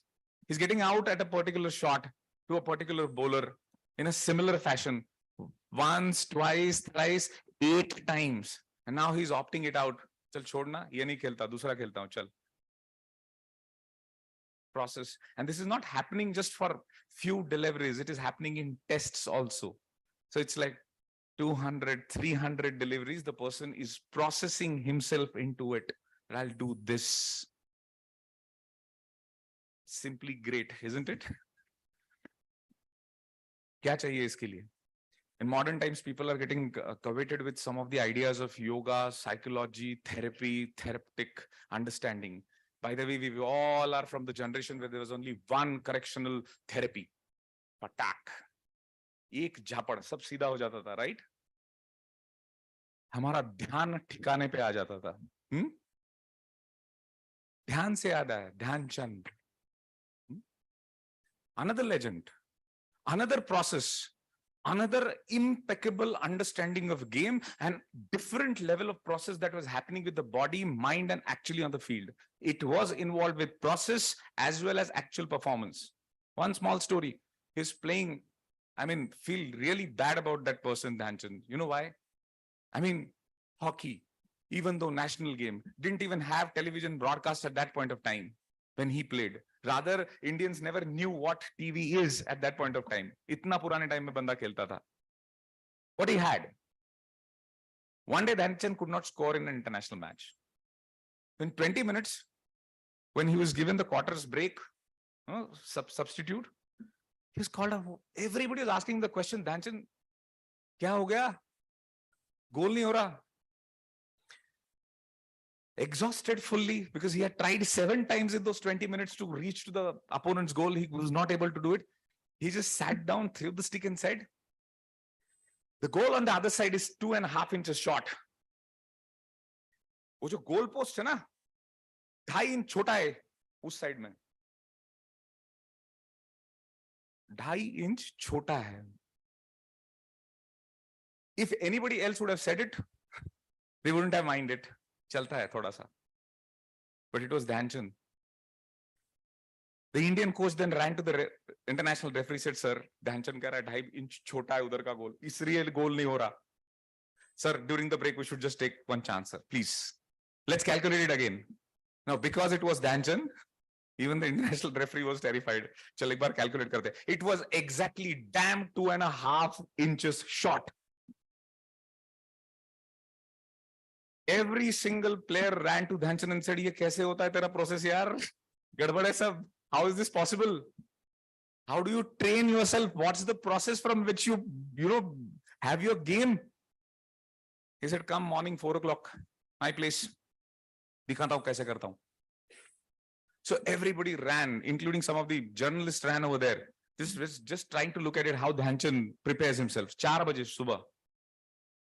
Dhyanchan took a ball, hockey ball, obviously, stick, just started walking towards, a place, there was a railway track over there. So everybody started walking. He put the ball on the track. Without feeling it, beyond the track, he ran with the ball and others were just following it. Just imagine a railway track. Kitna bhi physically fit banda ho, track pe ya track ke saath, with all those small, impediments, stones being around, it's still running in that without making the ball fall. And he ran for almost around 60 minutes almost without making the ball to fall down. And in that point of time, he had covered more than 7 kilometers of distance without making the ball fall. Then there was a train coming from the other side. People started shouting. He got the ball down. He said, "Sirf 10 meters. People said, "What 10 meters? He said, "I wanted today to cross 7 kilometers and plus more. I broke my yesterday's record just by 10 meters. Mera khud ke saath race chalta hai. I want to do something more than 7 kilometers. Tomorrow I'll try and do it." They were zapped. They were all exhausted, running behind the ball 7 kilometers. I said, "Now what? This is the level of preparation." He said, "Abhi aadha hua hai, ghar jana baki hai na." Again, he put the ball on the track, started running. As an individual sportsman, I call it a process. This is process. This is what will make you, break you, whatever. There's so many sports where the skill is involved differently. Kushti. There's some tactics in the brain of the person, right? हमें बोलने में क्या जाता है? Civil suit is like a, कुश्ती, battle. तेल लगाया हुआ पहलवान हाथ में नहीं आता, उसको बोलते हैं civil suit. But who would have find this trick out, है ना? Even my right hand is hold at my back, and still the person pushes, my opponent pushes me so hard that I should fall on my left shoulder. कितना ताकत लगता होगा, without even thinking that my entire weight in those few minutes would be transferring onto my right foot. सोच के देखो, किसी का right hand नीचे दबा के, you just try and push the person to fall on his left shoulder. Impossible. हम लोग अगर कुछ पोस्टर पे गिर गए ना, कुछ लोगों को तो उठने में 2-4 मिनट लगेंगे, और कुछ को थोड़ा समझ में आएगा कि बॉडी मैट्रिक्स क्या होता है. How much they must have studied? The weight, the calculation, the process, how am I going to throw him, how am I going to beat him? क्या देते हैं, क्या उसको पेटेंट देते हैं, कॉपीराइट देते हैं? कुछ नहीं. There's no recognition for it. It's just either he has won it or he has lost it. We have never thought of this juncture, that we could connect IPR in a different sense to sports. Unfortunate it is. When Jugraj Singh or Sandeep Singh reversely switch hits to the goal post, being a drag flicker for Indian hockey, and doesn't score, India में newspaper में news बन जाता है that Indians are losing out in hockey because they are not able to practice penalty strokes, penalty corners. कितना जान लगता होगा ना? Just a small net with 4 to 5 different people running to you, and with that some margin, you will stop the ball which is coming at you with a considerable speed, and you drag flick it directly back into the goal. Try and do it, you won't be able to do it, I guess. Most of us won't. I think वो patience ही चला जाता होगा. इसीलिए there's a reason we have very few players in hockey. Probably, who knows? I mean, our patience is going down, right? It's the same way. It's the sport. It involves little bit of body metrics, little bit of understanding, little bit of body orientation. It's a damn good process. Do we recognize that process together with IP? Answer is no, because we have made an exception into copyright law, stating that it is a skill-based thing. Because we don't stop a person from doing a carpentry, because carpentry is an art. It's a performing part, you see. So an architect cannot tell that I have made a circular kind of a hall, so all other architects in the country are not allowed to make a round hall. It would be pretty awkward. It would be pretty unfair if we grant a copyright. And just because of this simple feeling, we don't consider that part together with the skill-based understanding. And unfortunately, in any game you make it out is a skill-based understanding. We can't provide the ample amount of protection in terms of process patent, not even copyright. How many times Vishwanathan Anand might have thought, how am I going to beat Gary Kasparov? That was the only battle which I remember right from my childhood. When for the third time Anand lost, he set up a target for himself. He said, next time I meet Gary, I'm going to beat him in 28 moves. When he won the match, he was not smiling because it was his 29th move. That's sports. That's what that persistent effort is. Unfortunately, because it's a skill-based understanding, we are keeping it away. And let me take you to another side of it, because this was my first page and first part of my discussion. Now just think about it holistically, regulation of sports. Don't take the blames on Indian bodies. Worldwide, it is like that. We have never thought why ICC. We have never thought why International Hockey Federation. Because it is conducting, it is following some rules, it is making out something, we are following it. 1980s, 1989, 1990s, 1992, probably Athens Olympics. Indian people, I mean, that was the time when, Indians were not knowing who are the players going for hockey. Because you know what had happened that time? We had a very brutal experience. Suddenly IHF said, no more hockey on the ground. We'll be putting in turf. It was a luxury item for majority of Indians, turf. Because we were used to play on clay or maximum grass, not on turf. It's so fascinating when Bollywood puts something onto you, na? Dekhte hai dangal, dangal. है ना? पहले मिट्टी का अखाड़ा, circle, दूध वूध डाल के, and then suddenly on the turf. Imagine what the person has gone through. Uska sara preparation, entire churning out what he has done for 5, 6, 7 years in the first part of his career, completely lost. Ab naye se start kar chal. Red ball, white ball, distance, high jump, long jump, triple chase, triple jump. Track on which we normally practice, wahan thodi hota hai kuch. Suddenly when we go there, different ball game altogether. It looks fascinating when Bhag Milkha Bhag is seen. Na? Sir, ye keel nahi jam rahi, sir. And then the coach says, yahi aage chal ke tumhari dost banegi. Sounds really fantastic when we see the movie, hai na? What the sportsman must have gone through. It's also a process, right? ठीक है ना, copyright में हम बोलते हैं skill game, we cannot give you copyright. But what about the process? Has any sportsman ever thought of this? That this is my process of making myself great? Never ever. Federer cries because he has been on the top for 732 weeks, probably in the ATP ranking. What must have been going on his mind? रोज मैं ऐसा क्या करूं कि मुझे Nadal या फिर जोकोविच जैसा बंदा हारा ना सके? That's also a process, probably not expressed. Probably it's a thing as a trade secret which is not showing it to the world. It just dilutes in the air, nobody knows. That's first segment. It's talking about regulation of sports internationally, nationally. Same thing, make it out. Just try and figure that out. What happens to us? We don't even think that there is not even a comprehensive piece of legislation. That's what it is, you know, the title of the conference. I really appreciate that whosoever selected it.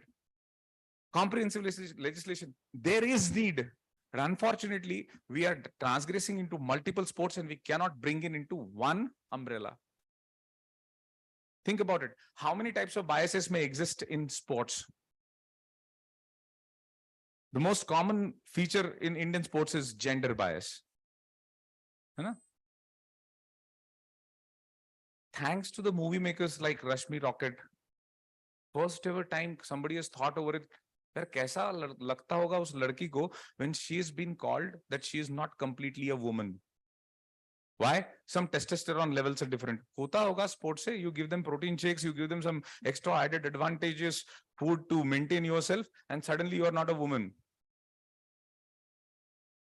अब तो हम transgenders को भी protection देते हैं to call them that you cannot, you know, put them into, even they are of different categories, you know. Physiology could be different. Still there is protection, but just imagine what must have gone through the person's mind. It could be Hima Das, it could be any other player who has been asked, prove your gender. Well, my parents gave me the birth as a son or a daughter. Who the hell you are? Just because I play sport, you're going to challenge me to say you prove that you are a son or a daughter.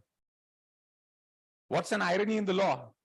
Suddenly a male member stands and today I feel like a girl. I want to change my gender. उसके लिए पूरा protection, पूरा constitution उसके पीछे दौड़ रहा है. Privacy, personal rights, liberty, life. कौन सा दूसरा खेल खेलना चाह रहा था? कुछ नहीं. उसको gender बदलना है. Then we take a different orientation altogether. He is a differently oriented person. You know, we should give all the protection to him. But for sportsmen, no mercy. Where does this come from? Have we ever tried to regulate it? Never ever. कब लाया हमने पहला national sports policy? 2011. When did we started thinking about it? What the sportsman must have gone through when he said, you are no more a female, prove that you are a female. Surprising, isn't it? And more than that, just going beyond it also. This bias exists, we understand. Is there a racial bias? There is. We have seen Andrew Salmons. But I also feel really different about it.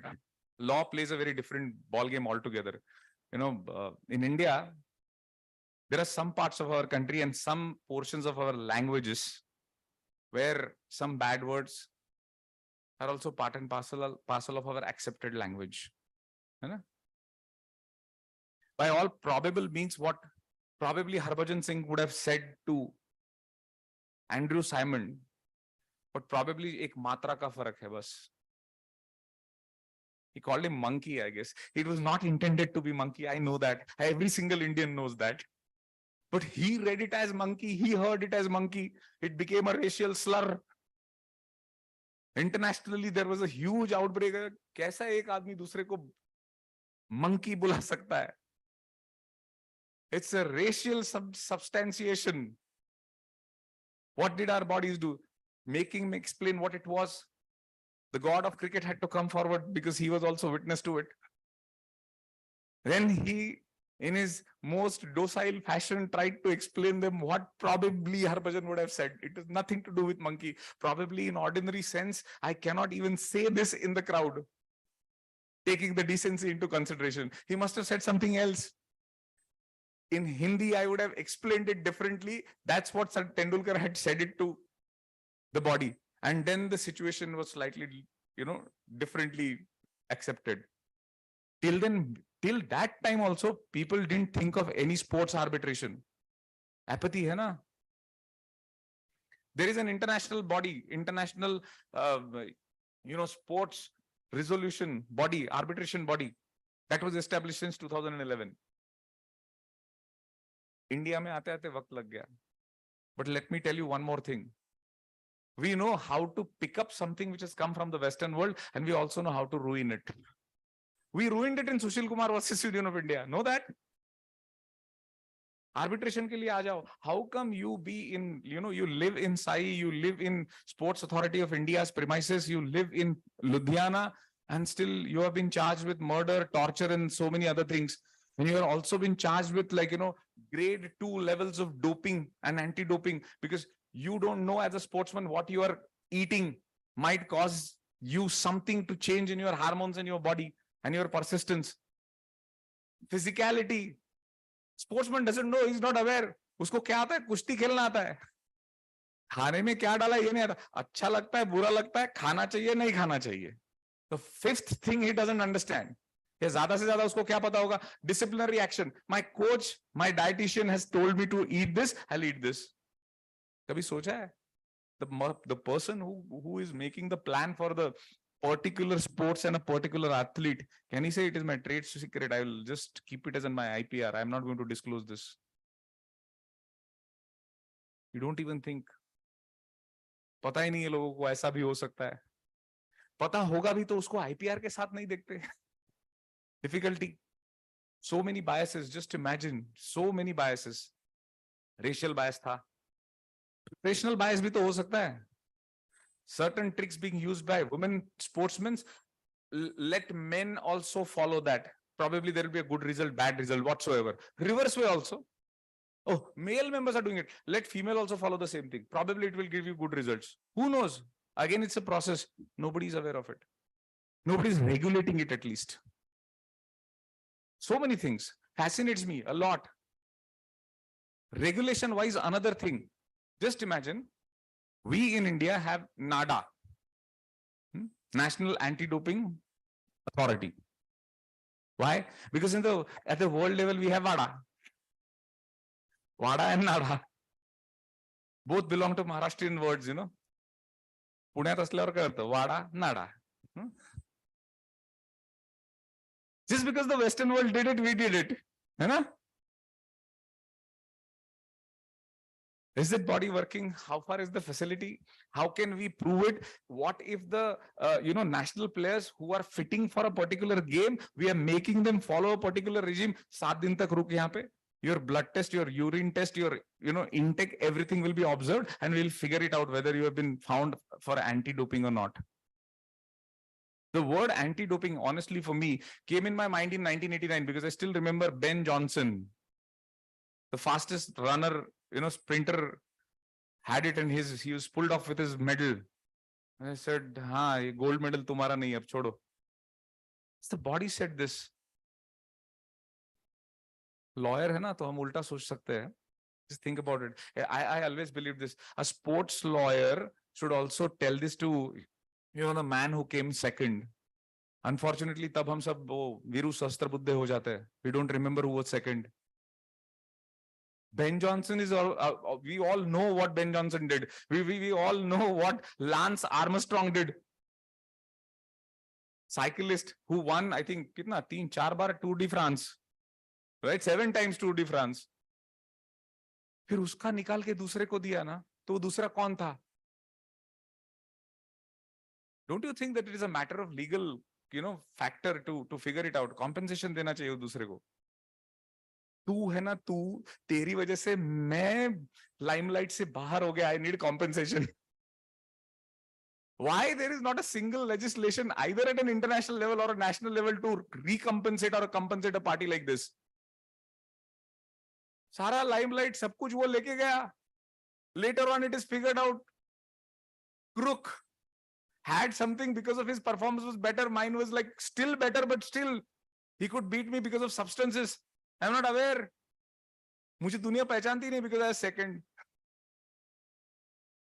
Bad, isn't it? चाहिए ना compensation इसके लिए. Why not? As a lawyer, I would definitely say this. Nobody thought over this. Maria Sharapova. Suddenly एक दिन अंदर से realization हुआ. I've taken some substance. अब नहीं बाबा. I'm not playing. Then it reminds me of a Bollywood movie, हाँ, दबंग में है ना वो. हम है, कोर्ट है, पुलिस है, कानून है. So suddenly, like a scent, somebody says, मैंने किया था cheat. Getting themselves out, ripping off their medals. Is it the last remedy? हो गया सब खत्म. There's nothing else beyond it. Because the second person's recognition is almost lost. He doesn't exist for the world. Bada loop hai na law mein. It's a big loop. That's why we need law. We take it to the Indian law, specifically with Indian interest. Cricket ki baat karte thode time ke liye, just for a small time. We took almost around 5 to 6 different judgments, and still we are on the same line that BCCI is not a state. है ना? कहां से start करें? Mohinder Amarnath 1989, Ajay Jadeja 1992, 2001, sorry, 2001. Both of them abruptly been dropped from the Indian cricket team. Mohinder Amarnath was the surprise. He played really well in Australia, came back. Next month he's preparing कि अगले tour में जाऊंगा West Indies. उसको बोलते under 19 team का coach बन जाओ. Letter तो कोच बन जाओ. I'm playing well for India. No, but the BCCI thinks it this way. So the man goes to Delhi High Court. Right to life. BCCI cannot do this. Arbitrariness. Article 14, Article 21. They said, hello. 226 and 32 only apply to states. BCCI is not a state. Same thing with Ajay Jadeja. Why? His role was never known to anybody whether he was involved in match fixing. He's just one day carrying his kit bag in Delhi Cricket Association's ground, walking out of it, suddenly some press guy. उनको एक बहुत गंदा सवाल है जो उनको बहुत अच्छे से आता है. They ask this question to every single person who is in the limelight. कैसा लग रहा है आपको? मतलब पानी में डूबता हुआ कोई आदमी उसको भी पूछेंगे कैसा लग रहा है. And to the cricketer who has really badly failed, उसको भी कैसा लग रहा है. बर्बाद लग रहा है, कैसा लगेगा उसको बेचारे को, right? रन बन नहीं रहे, क्या उसको पूछे. They simply called this man Ajay Jadeja कि सर क्या लगता है आपको, मैच फिक्सिंग का बहुत कुछ हो रहा है, क्या लगता है. He generically just stated that हाँ होता है, दूध पीते बच्चे कैसा, सबको पता होता है. On this basis itself, he was kicked out of the team. He said, at least give me a chance, let me explain. I didn't know what to say. It was just a joke. It was just a crack. Bahar, out. He moves Delhi High Court. Same Delhi High Court says, हमने ऐसा ही किया था 1989 में मोहिंदर अमरनाथ के साथ. तेरे को भी out. बिना बैटिंग किए out. Then it all went on to a wrong zone. We started saying नहीं है state, नहीं है state, नहीं है state. कितना सारा हो गया. Z Telefilms versus Union of India 2005 famous judgment. उसके पहले भी था वो Hero Cup वाला decision. Cricket Association of Bengal versus BCCI Union of India, both. At least what constitutionally we teach to our law students is that उससे एक बात अच्छा हो गया Z Telefilms की वजह से और Hero Cup decision के वजह से. Right to know is also included into your Article 19. हाँ तो सिर्फ सब कुछ किया किसके लिए, व्यूअर्स के लिए. क्रिकेटर्स का क्या, प्लेयर्स का क्या, nobody has thought even thinking about it, right? That way we have built it up. They are performing, somebody plays, somebody doesn't. No recognition of it. Only ideology that exists in this world is economy. The sports events rights have been, been made out, and this much of an amount was paid for it is the discussion that we always see. We see nothing else. We don't even bother about anything else. Hai? So sad. But about that, the player is also not concerned because what he thinks is, jab tak limelight mein ho na, kama lu kuch mein. He's also thinking like that. This is what the reality is. Again, touching upon an IPR factor, see what has happened. Sachin Tendulkar says that my wealth would have been nothing if Mascarenhas wouldn't have been there. John Mascarenhas, know the name? He died a little early, probably after that famous innings of Sachin in Sharjah against Australia. After that only, I think Mascarenhas died. He used to manage all the brand images for Sachin Tendulkar. Worldtel ka CEO tha wo. Nobody knew how he brought up Sachin into this financial understandings, scoping. किस चीज के ऊपर, branding के ऊपर बस. Do you know there is something coming up, personality rights? Now we cannot use Amitabh Bachchan's caricature every single time. We need his permission because Amitabh Bachchan has become a brand. You know? Sholay is a brand. Have you ever thought Kohli could be a brand? Sachin is a brand. Dhoni is a brand, living legends. They claim it as a matter of personality rights. We don't have a specific law on personality right too. It is just recognized one. Why? Because in 2006 or 7, I guess, Daler Mendy's case occurs in Delhi High Court. Tunak Turak Tun. Bobby Internationals, Bobby Soft Toys Internationals, basically. They created a small, soft toy, which is exactly looking like Daler Mendy. And the funniest part was, it is defaming actually, not funny. The actual doll, the soft toy, if you slap it, it will start dancing onto the tunes of Daler Mendy. उस doll के कपड़े भी Daler Mendy के जैसे थे. He moved a petition for defamation. उसने कहा criminal defamation है ये. But there must have been a smart lawyer who has read something in Australia probably, because Australia was the first country which recognized personality rights. They said, boy, you have a chance of personality rights, book it in. Delhi High Court suddenly says, ha, bilkul, this looks like a personality rights. We should recognize his personality rights. आ गया उसको personality rights. He got the royalty from the concerned Bobby Soft Toys International. उसके बाद Bobby Soft Toys International दिखी नहीं गई. They had to sell entire business to compensate Daler Mendy. Are the sportsmen aware of this? Have you ever tried to make them realize that, boss, the way you walk, the way you add, it's your style, it's your persona. So for your personality also, there is a personality rights. We have never told them. And nobody has even bothered about it. BCCI and some former cricket players sometimes envy. हमारे time पे ऐसा नहीं था, हम advertise नहीं करते थे, इसलिए हमारे पास पैसा नहीं था. अभी तुम क्रिकेट भी खेलो, हमसे ज्यादा खेलो, ज्यादा मेहनत करो, और एड में दिखते हो, और परफॉर्मेंस पे अफेक्ट होता है, तो it's all because of your ads. I told you, the only ideology in this world that exists according to me is economy. क्या बुरा है? 10-15 साल का क्रिकेट करियर होता है बेचारे क्रिकेटर का, या किसी भी स्पोर्ट्समैन का. कमा रहा है पैसा तो कमाने दो ना. If given the chance, we will also do the same thing. We have never made them realize this, that the IP also goes together with it, contractual understanding also goes with it, and also there is a personality right with the concerned player. We don't even consider this. Why, we don't know. But this happens like this.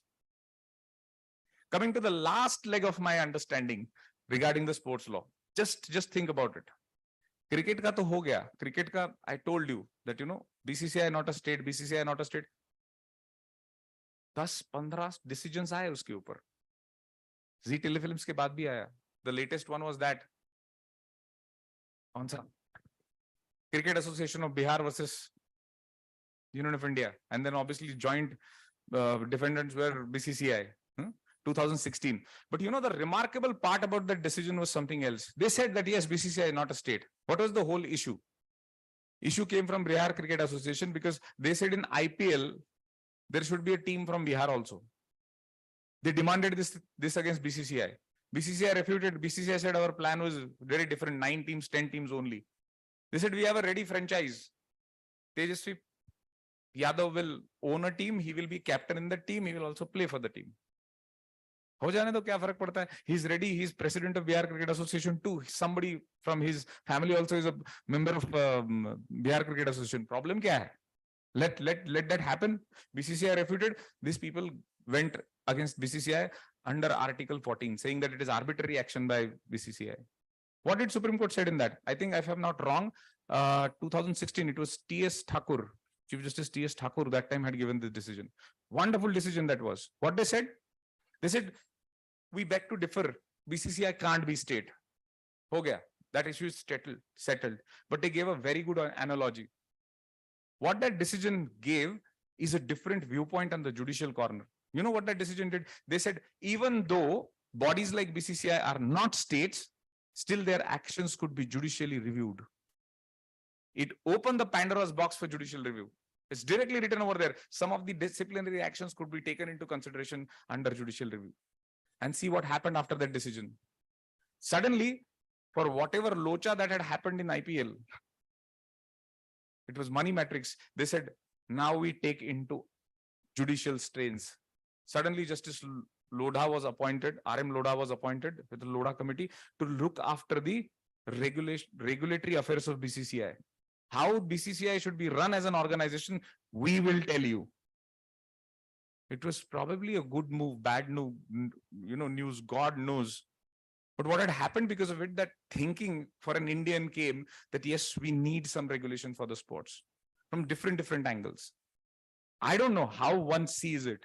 As a sportsman, he would be only eagerly just playing the game and just, economically looking at it, that how can I exhaust more and more of myself to make myself a great sportsman. But at a point of time, he would be absolutely zapped when he says, I don't know anything about your IPR. I don't know about what exactly are you saying about regulation of sports. Main to bas khelta hu. That's it. It just goes off, right?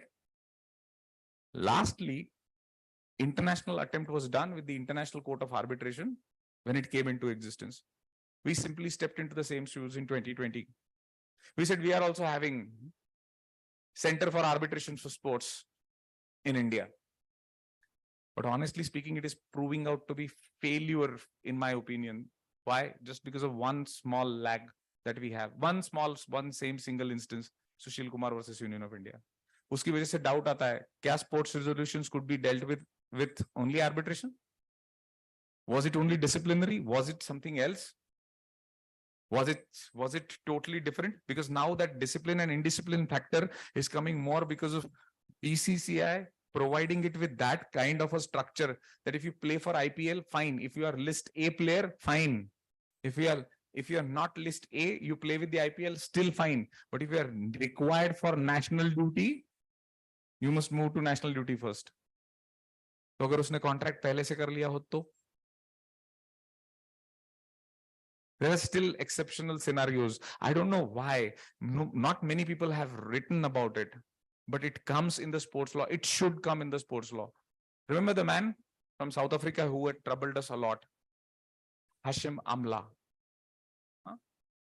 He refused to play for South Africa in a World Cup 2007, I guess, because Castle and Lager was the sponsor. Castle and Lager only provides for beverages in the form of alcohol. He says, my religion does not permit me to do so. I'll not play. South African Cricket Board respected his feelings. They returned the money to Castle and Lager, brought a new sponsor and made Amla play.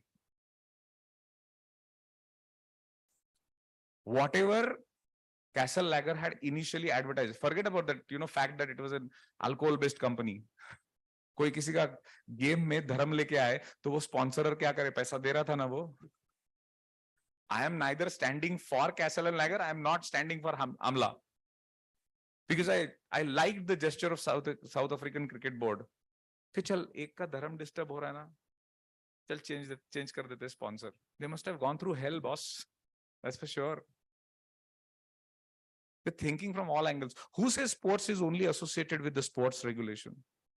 I think my understandings to sports regulation was this, that I cannot curtail myself to just think about only one angle of probably IPR, probably only sports regulation, only disciplinary. It has to be holistic. Unless and until people like you and me think about it holistically, that what sports regulation could mean, we probably will lose out onto it. And honestly speaking, unless and until that holistic thinking is brought into the sports law, and somebody could think over it that we should write it like this, sports law won't grow. We know how to play the sports. We don't know how to make the sports play.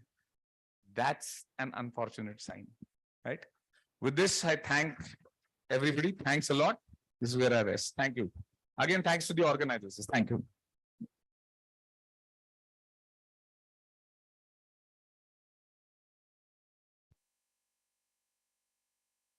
Thank you so much, sir, for sharing your extensive knowledge of this subject.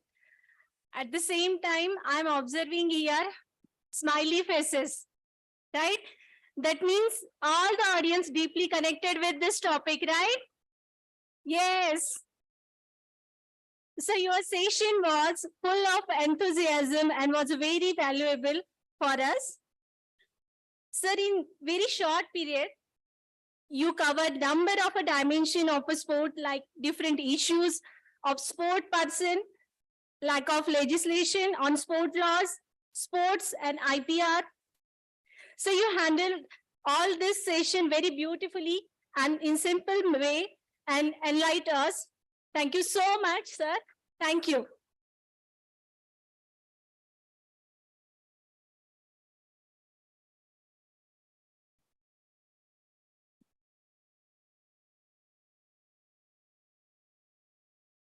So now we'll proceed with paper presentation very shortly. Thank you, sir.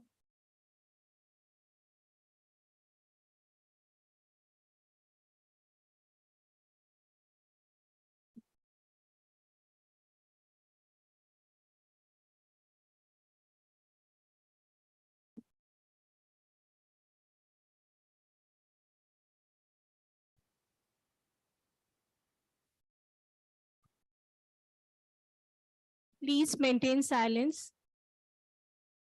Student,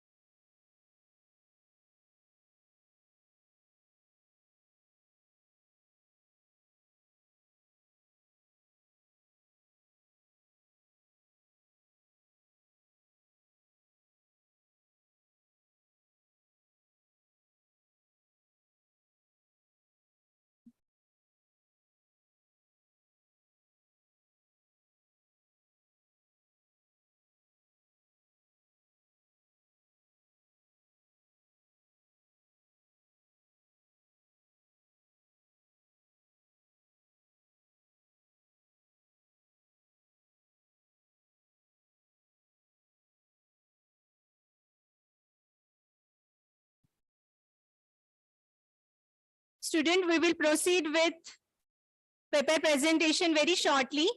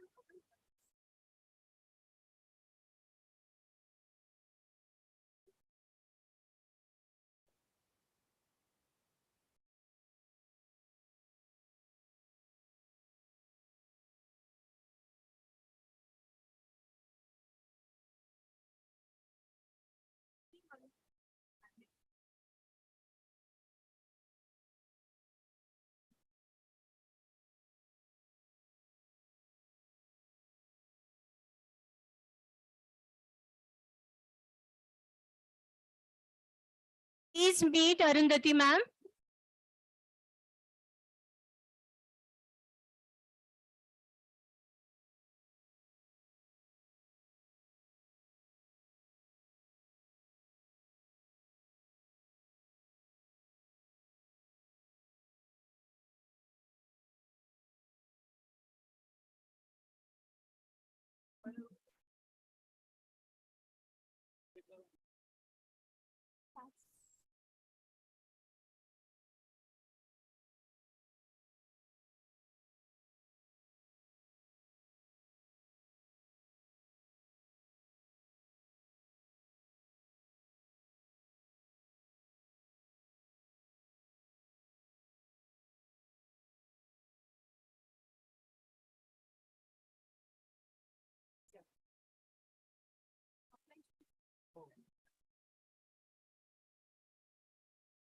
I will start. Paper presentation.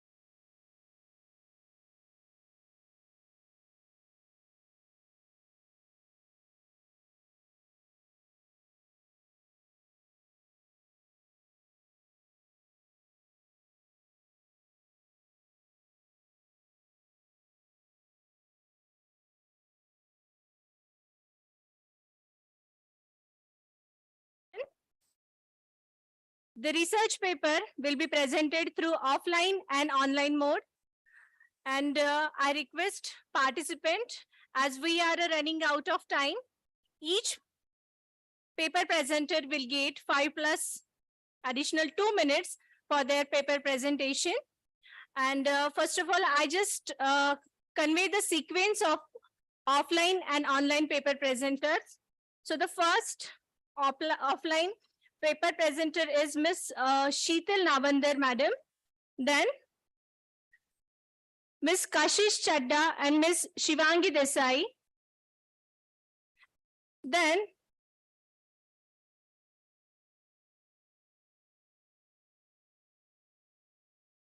Surbhi Singh. And so far as online paper presenters are, first one is Aishwarya JS, then Pratap Karn Suhas, and last, Advocate Vijay Prasad Jaishwal. So this is a sequence of paper presenters. So now, we first of all start with offline paper presentation. Our first paper presenter is Sheetal Navandar Madam, research scholar at Bharati Vidyapit, deemed to be university. And her research topic is the legal status of betting in sport in India, with special reference to match fixing and spot fixing in cricket. Kindly proceed with your paper presentation, ma'am.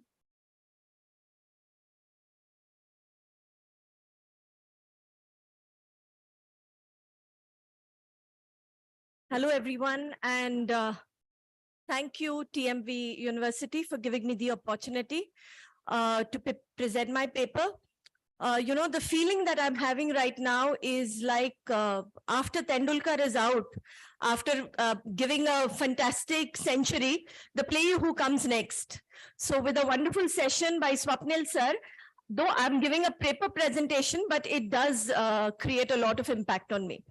So here my topic for today, as it is there on your on the board out there, it's legal status of betting in sports in India with reference to match fixing and spot fixing in cricket.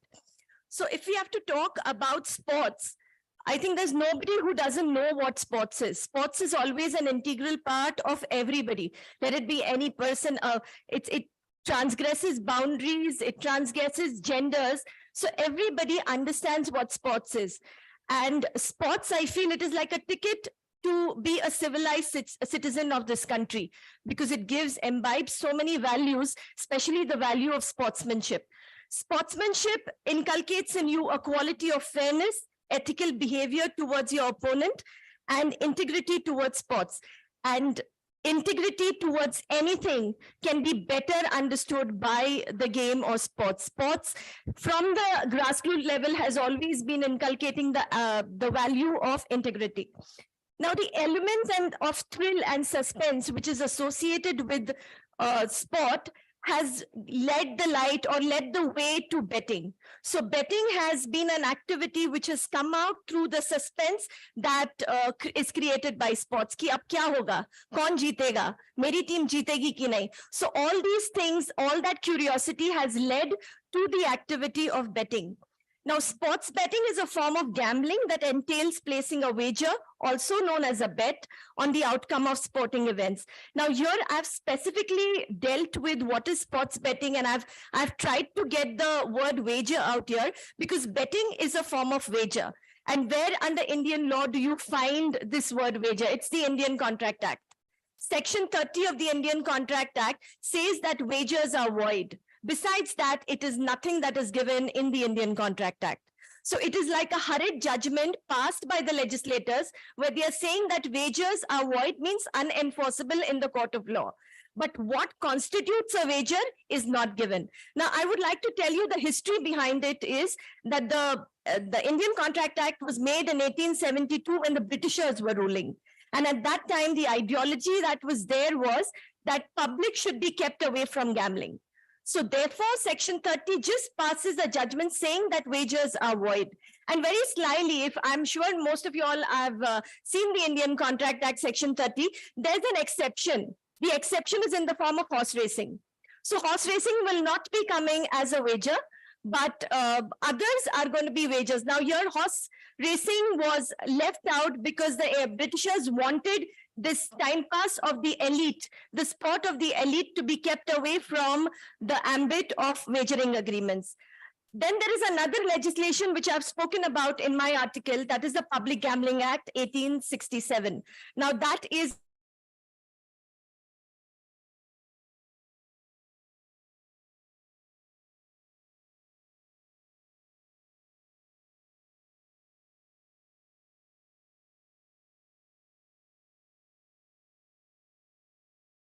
not want gambling to be done in public sphere. Therefore, the Public Gambling Act has prohibited gambling in common gaming houses. Then after India became independent, we had the Constitution of India, which came into existence, and sports, betting and gambling was put in the state list.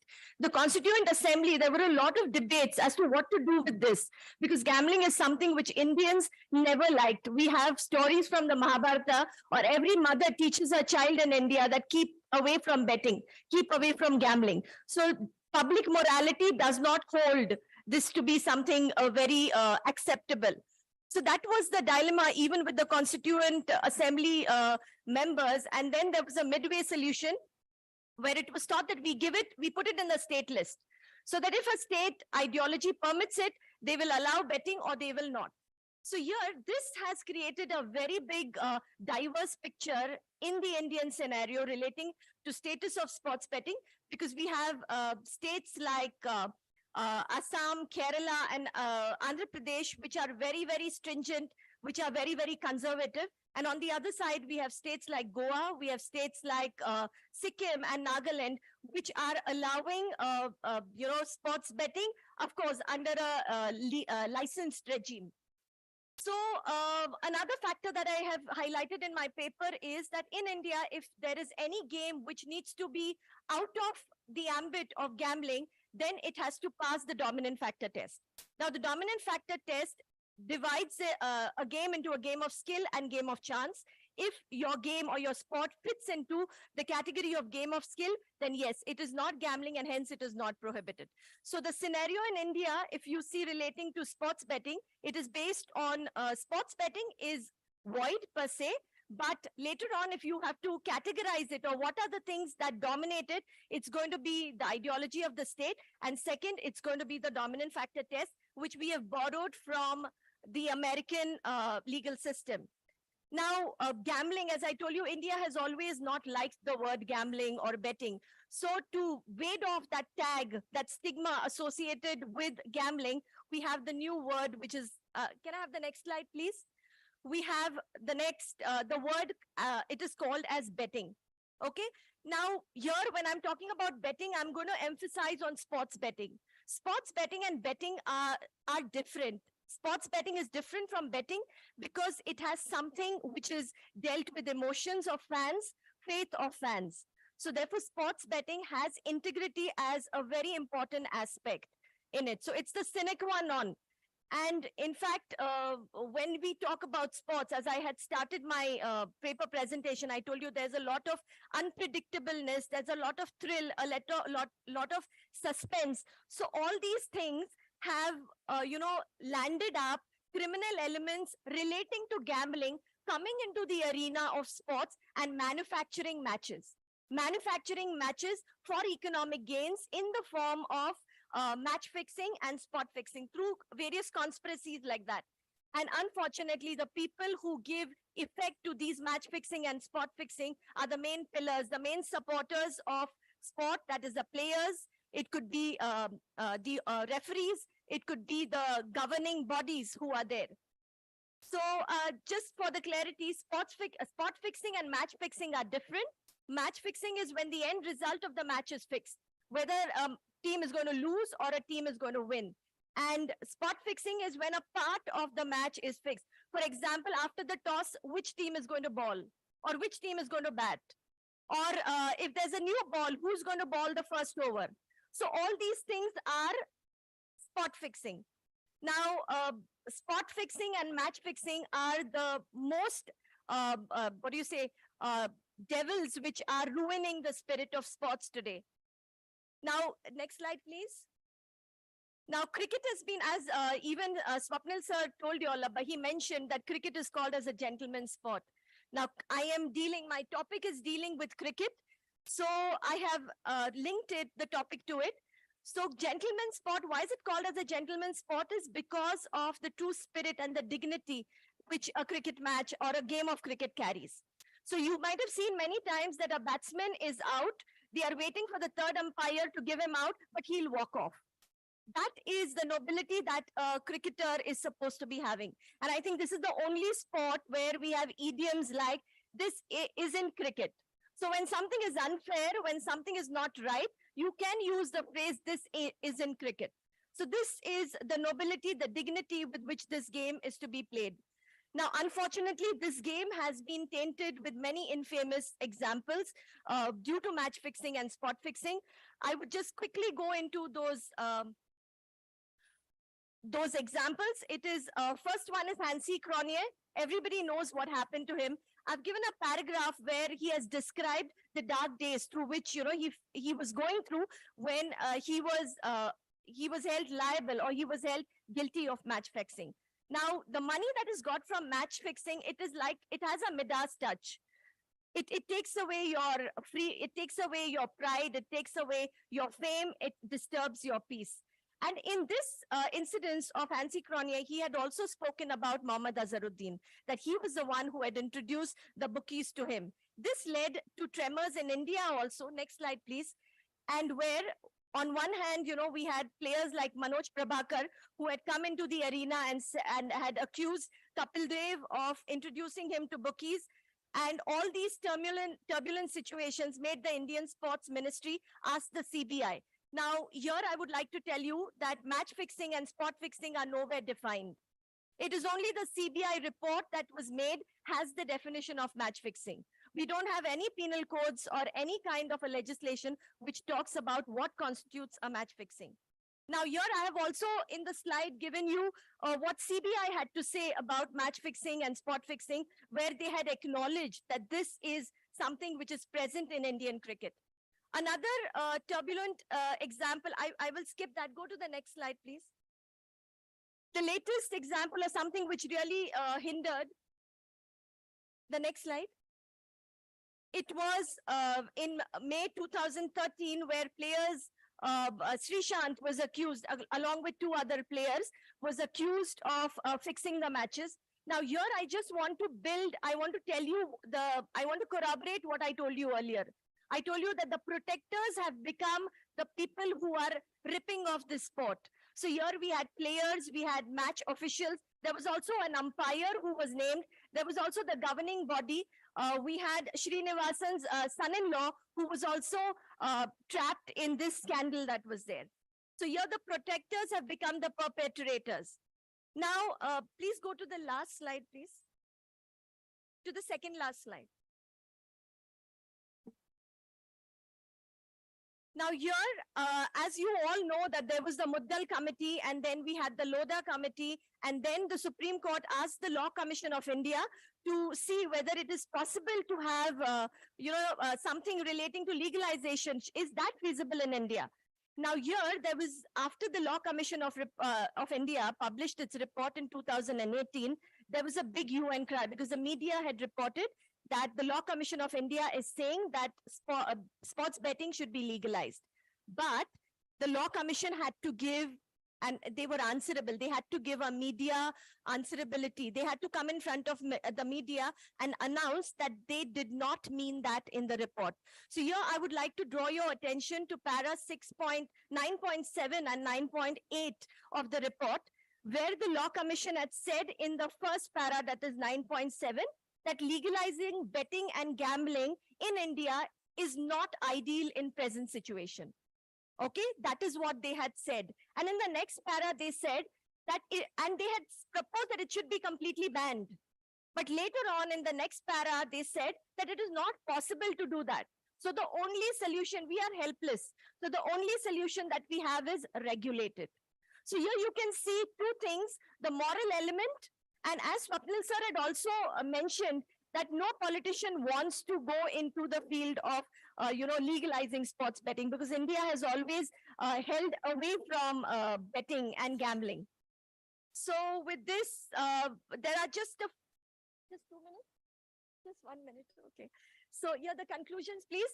So here the areas where we need to be focusing is an unclear picture relating to betting in India, because I told you states are having different laws. There's a tussle between the Supreme Court and the legislatures also of the state.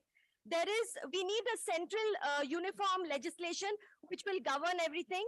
There's no clarity in section 30, so we need something to be done by the legislatures relating to it. We need some law, proper legislative principles, legislative laws defining what match fixing and spot fixing is. And therefore, we need all these things to uphold or to protect the spirit of the game, of the sport. Thank you so much.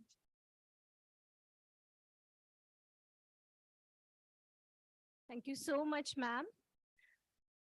Our next paper presenter is Ms. Kashish Chadda and Ms. Shivangi Desai. Kindly proceed with your paper presentation. Yes, Kashish Chadda and Ms. Shivangi Desai.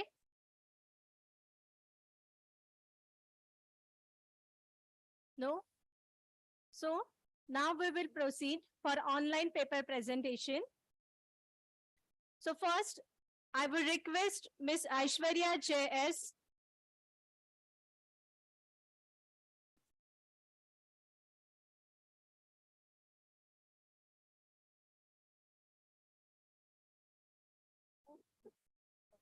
Go ahead. Go ahead.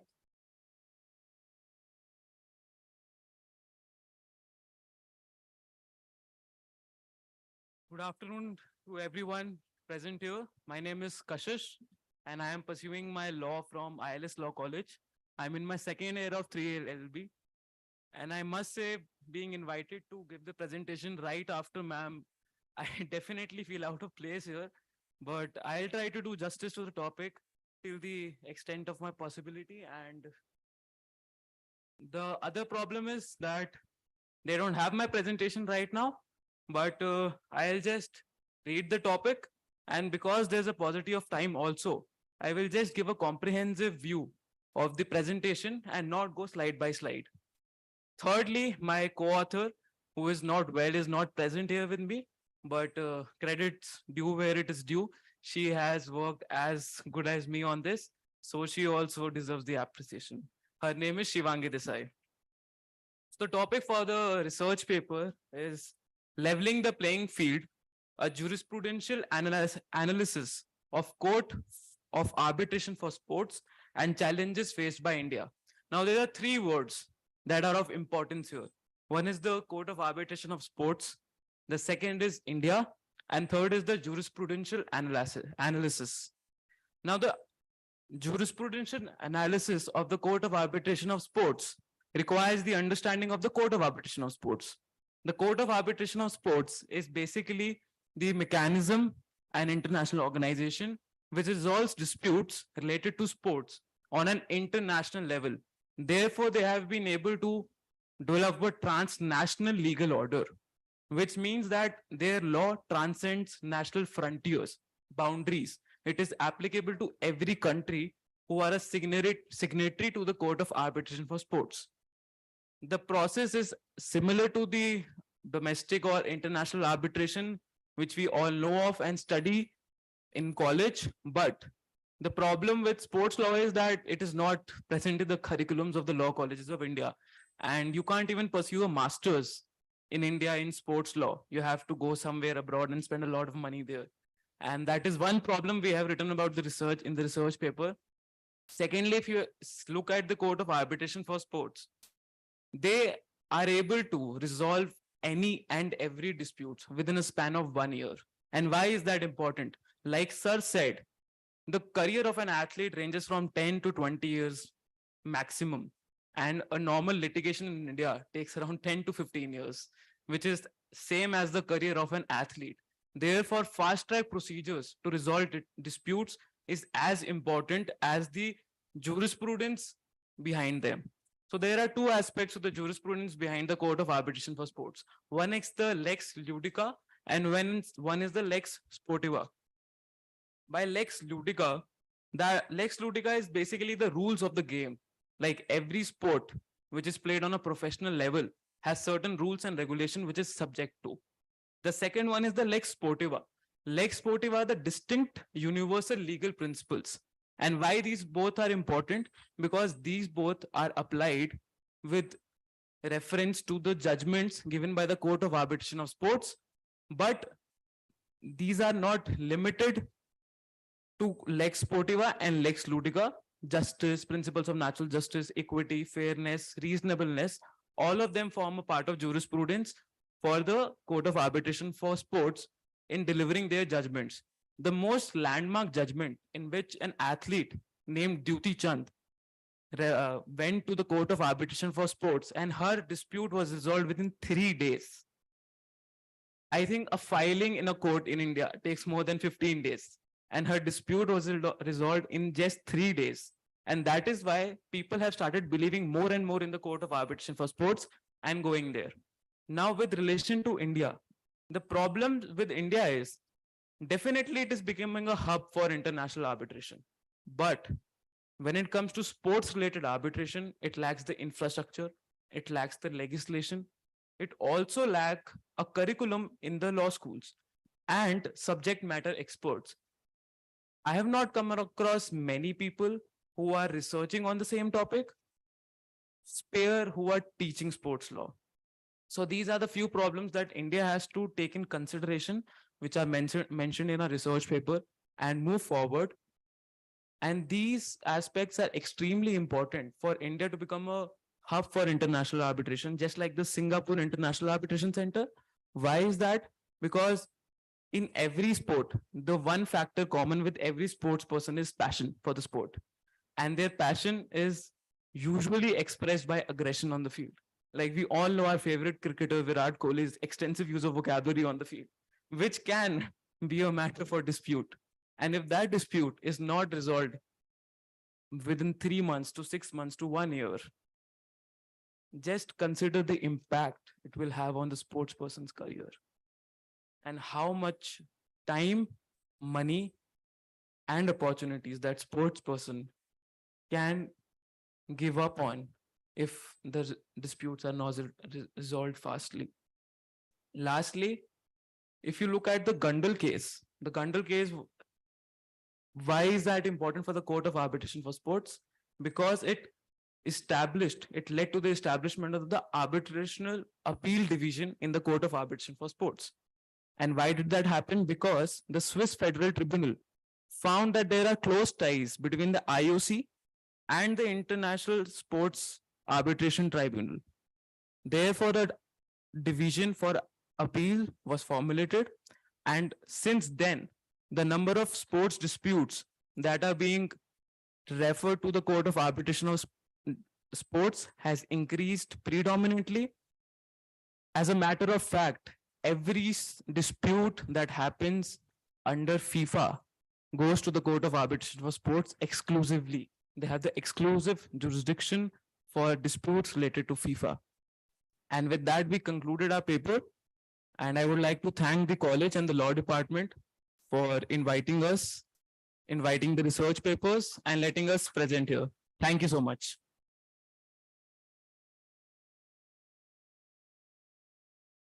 First of all, I want to say sorry, Mr. Kashish.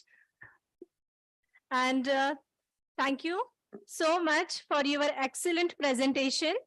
And you have effectively provided a comprehensive overview of Court of Arbitration for Sport and its relationship with India. Thank you so much. So now we will proceed for online paper presentation. So firstly, I would request Ms. Aishwarya, Research Scholar, Center for Advanced Legal Studies and Research, Tiruvananthapuram, Kerala, to present her topic. Her topic is a betting amendments on online gaming platform. Over to you. Good afternoon to all. My name is Aishwarya JS. I am a research scholar in Center for Advanced Legal Studies and Research, Kerala. Today, I am dealing about the topic betting a menace in online gaming platform. The sports industry has a great impact on the socio-economic and political process of in the society. Due to the technological development, the physical playgrounds are changed to was shifted to mobile phones or the laptops. Then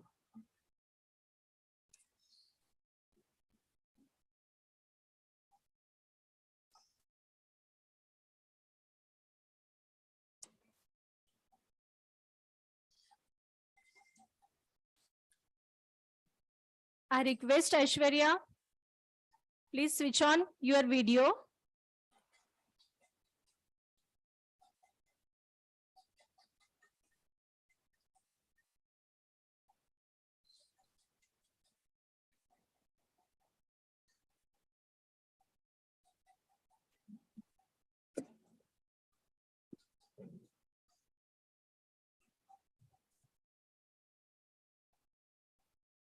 Hello.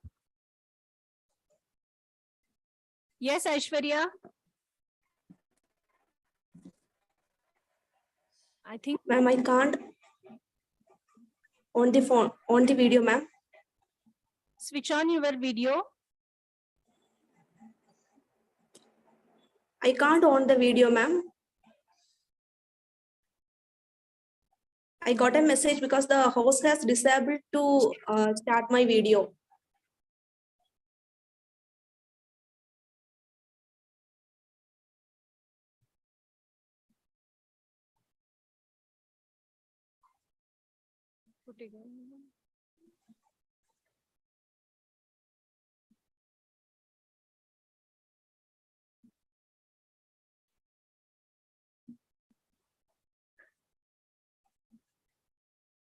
What can I do, ma'am? Shall I continue? Yes.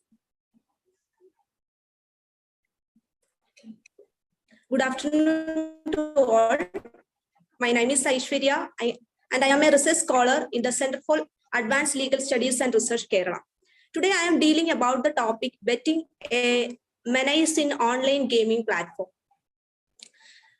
Considering the sports industry is considered as a great, it's a new phenomena, and then it will make a great impact on the socio-economic and political process in a society. Due to the technological development, the physical playground was shifted to the mobile phone and then the laptop. Due to the outbreak of the COVID-19 pandemic, most of the sports event was postponed and then cancelled. So the person who was associated with the sports or the sports lovers are give more prominence to esports and online games. In this time, the esports become a eye-catching industry, and most of the investors and the multinational companies are approaches the esports industry. Along with these advantages of the esports industry, there are some illegal activities was also arises, or some problems was also arises. That is the cyber crimes and then IP related issues, betting, and so on. My topic or my paper focus on the esports betting and betting law in India, and then a law which was based on online game betting and judicial approach towards this, and analyze the online gaming regulation bill 2022. Esports from the space war to the multiplayer role-playing game, the computer game will got a more prominence or popularity in this digital technology. Along with that, the esports industries will provide a great opportunity to the new investors and then the companies.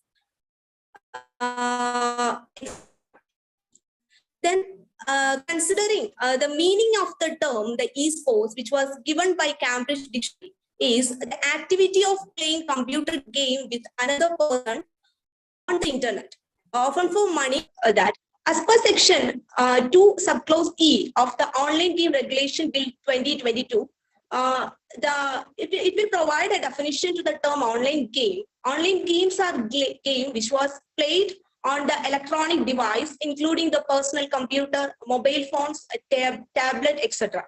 By analyzing these two definitions, that is the esports and then the online game, we come to a conclusion that both are games which was played which was played by the people on the internet. Then I moved to the betting law in India.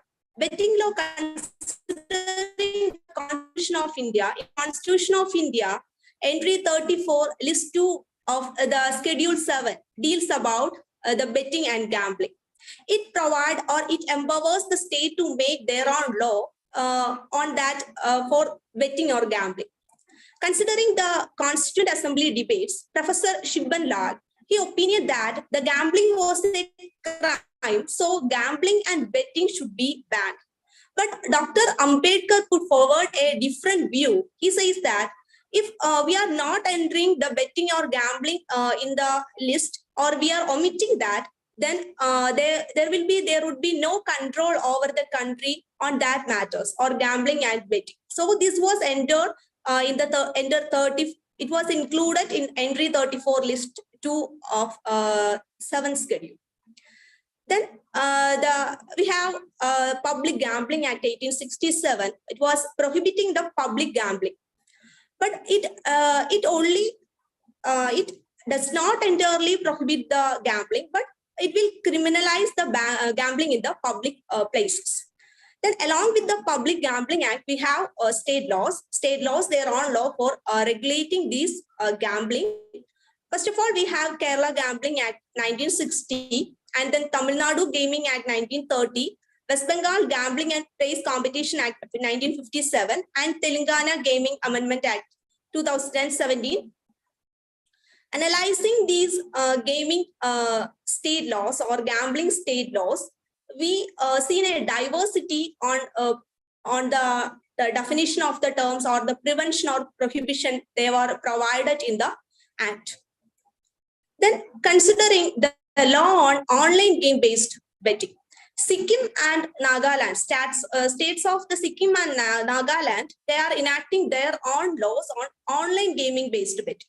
Sikkim enacted the Sikkim Online Gaming Regulation Act 2008 to control and regulate the online gaming in electronic and the non-electronic way, in the way of providing a tax on it.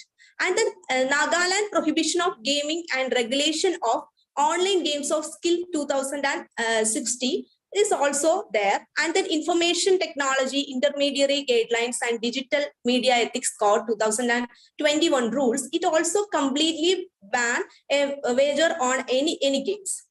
Then considering the judiciary play imminent role to differentiate the game of skill and game of chance. There are certain cases, state of Andhra Pradesh versus K. Satyanarayan, K. Lakshmanan versus state of Tamil Nadu, then dominance game versus state of Gujarat. Considering these case and analyze or summarize, we got a conclusion that if a game of chance is considered, it is a gambling, and then whether the game is a skill, it is not gambling.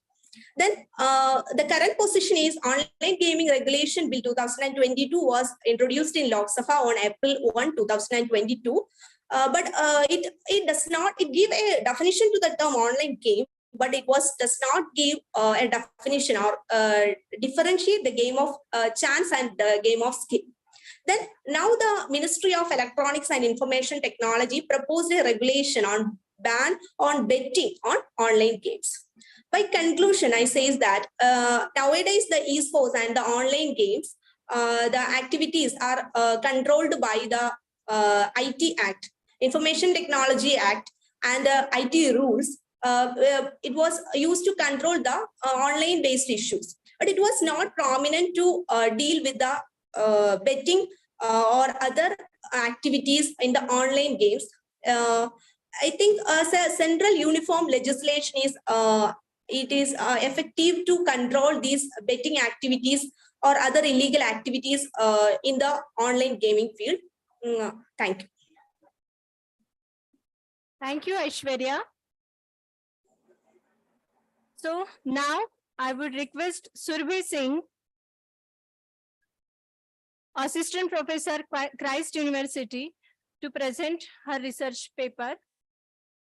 Her topic is gender discrimination and sports. Over to you, Surbhi Madam.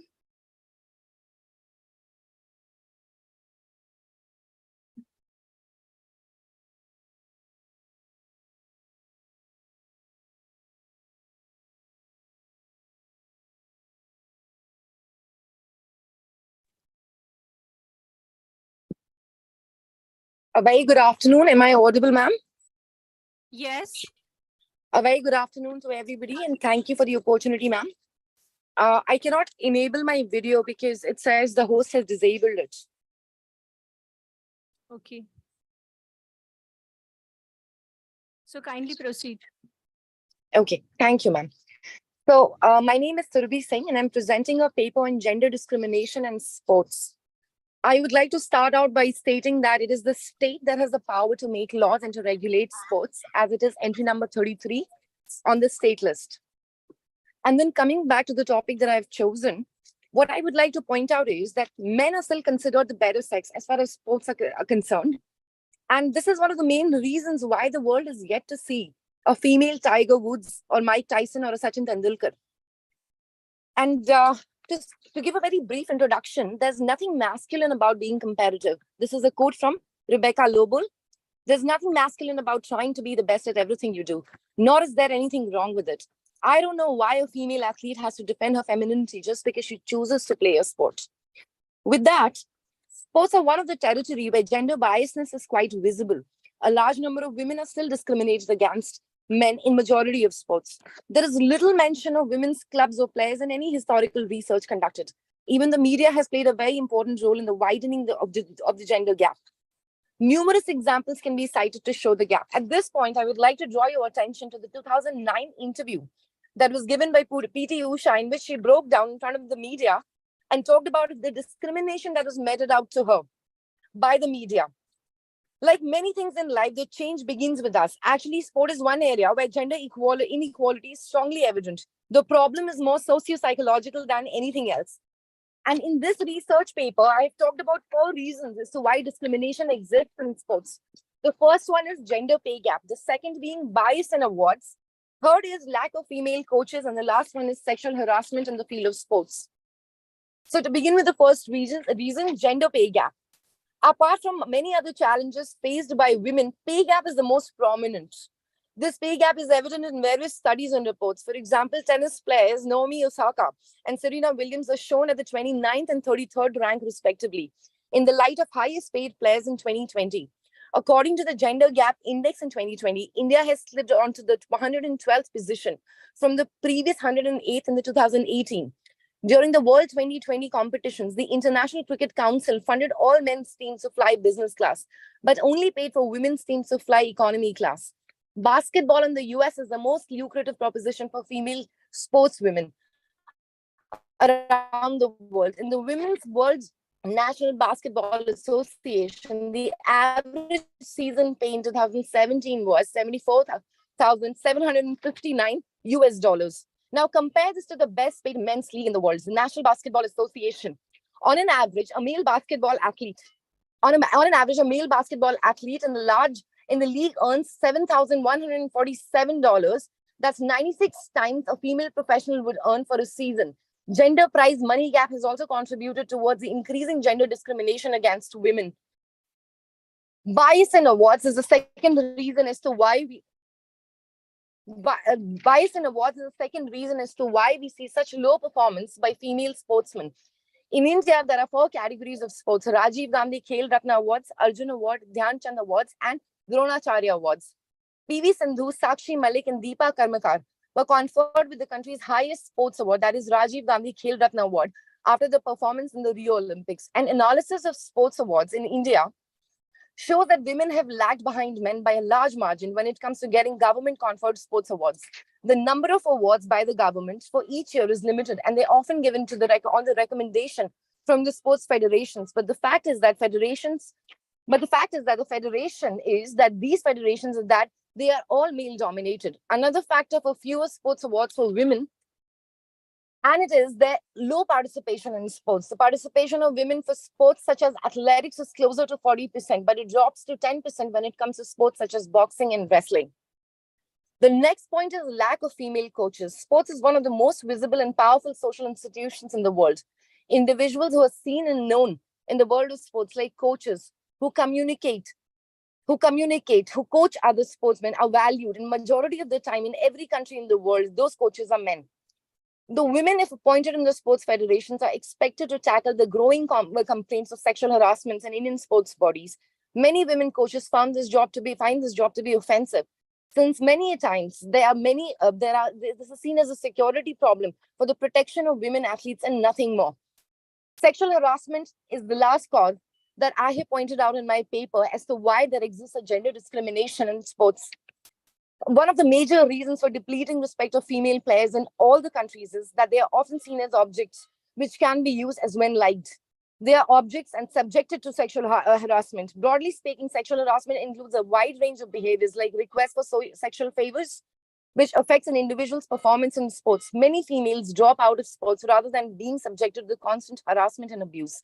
It has been found that very few instances of sexual harassment get reported. In one of the incidents in the year 2016 in Bangalore, in the Kanti Stadium, obscene printed messages signed by the sports authority were pasted in 4 places in the restroom and asked the female athletes to masturbate before the practice. In Bihar, a shocking event took place in the year February 2011, when a kabaddi player who had represented India at several international events lost her life merely because she refused to share her mobile number with the CRPF Jawan, in yet another case of minor mishandling of the matter. All these reasons point towards one issue, and that leads to one simple conclusion, that women do not participate as much as men do. Now, I would also like to point your attention towards the related laws that govern the area. The only legislation that we have for sports is a draft National Sports Development Bill 2013. The problem is that it is still a draft which is under consideration. If given legal recognition, it would be benefiting to women in sports. Some of the key features relate to sexual harassment. There are many features that regulates the behavior of both coaches and sportswomen. However, the draft has not seen the light of the day, and it has not been passed. It has not come in the form of legislation as of yet. To conclude, I would like to say that gender discrimination in sports is man-made. There has been no case where women have not competed with men in their or any other counterpart in any sports, but there still exists a lot of disparity when it comes to unequal pay for men and women in sports events, discrimination in the amount of prize money, and the biasness in getting awards. Another reason is the dearth of female coaches, as has already been pointed out. There have been many reported incidents of sexual harassment against women players. Media acts as a representative of showing what is going on in the society by digging deeper into the facade of any incident. But when it comes to highlighting women in the sports field, this body overshadows the female players. Both men and women have brought laurels to India. Women can bring even more if shown little encouragement and a better gender parity. Our constitution under Article 14 mandates that it is the state should treat both men and women with equality, and it is also state's responsibility under state list to protect and to regulate sports in a smooth manner, such that both men and women can be represented equally. Now, the government should take the accountability to implement sports law strictly. If done, then day is not far when Indian women would also take lead in all majority of the sports events. Thank you so much.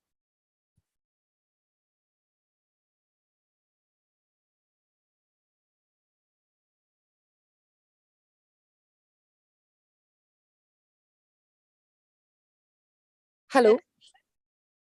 Yes. Ma'am, I've just finished. Was I even audible?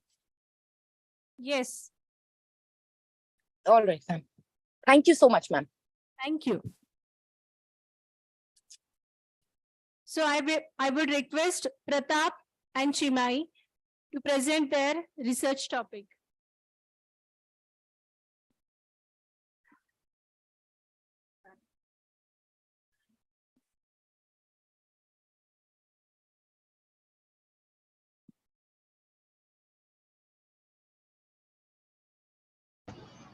A very good afternoon to everyone here. My name is Pratap, and I am one of the co-authors of this paper today. I am trying to share my presentation with you all, if that would be possible.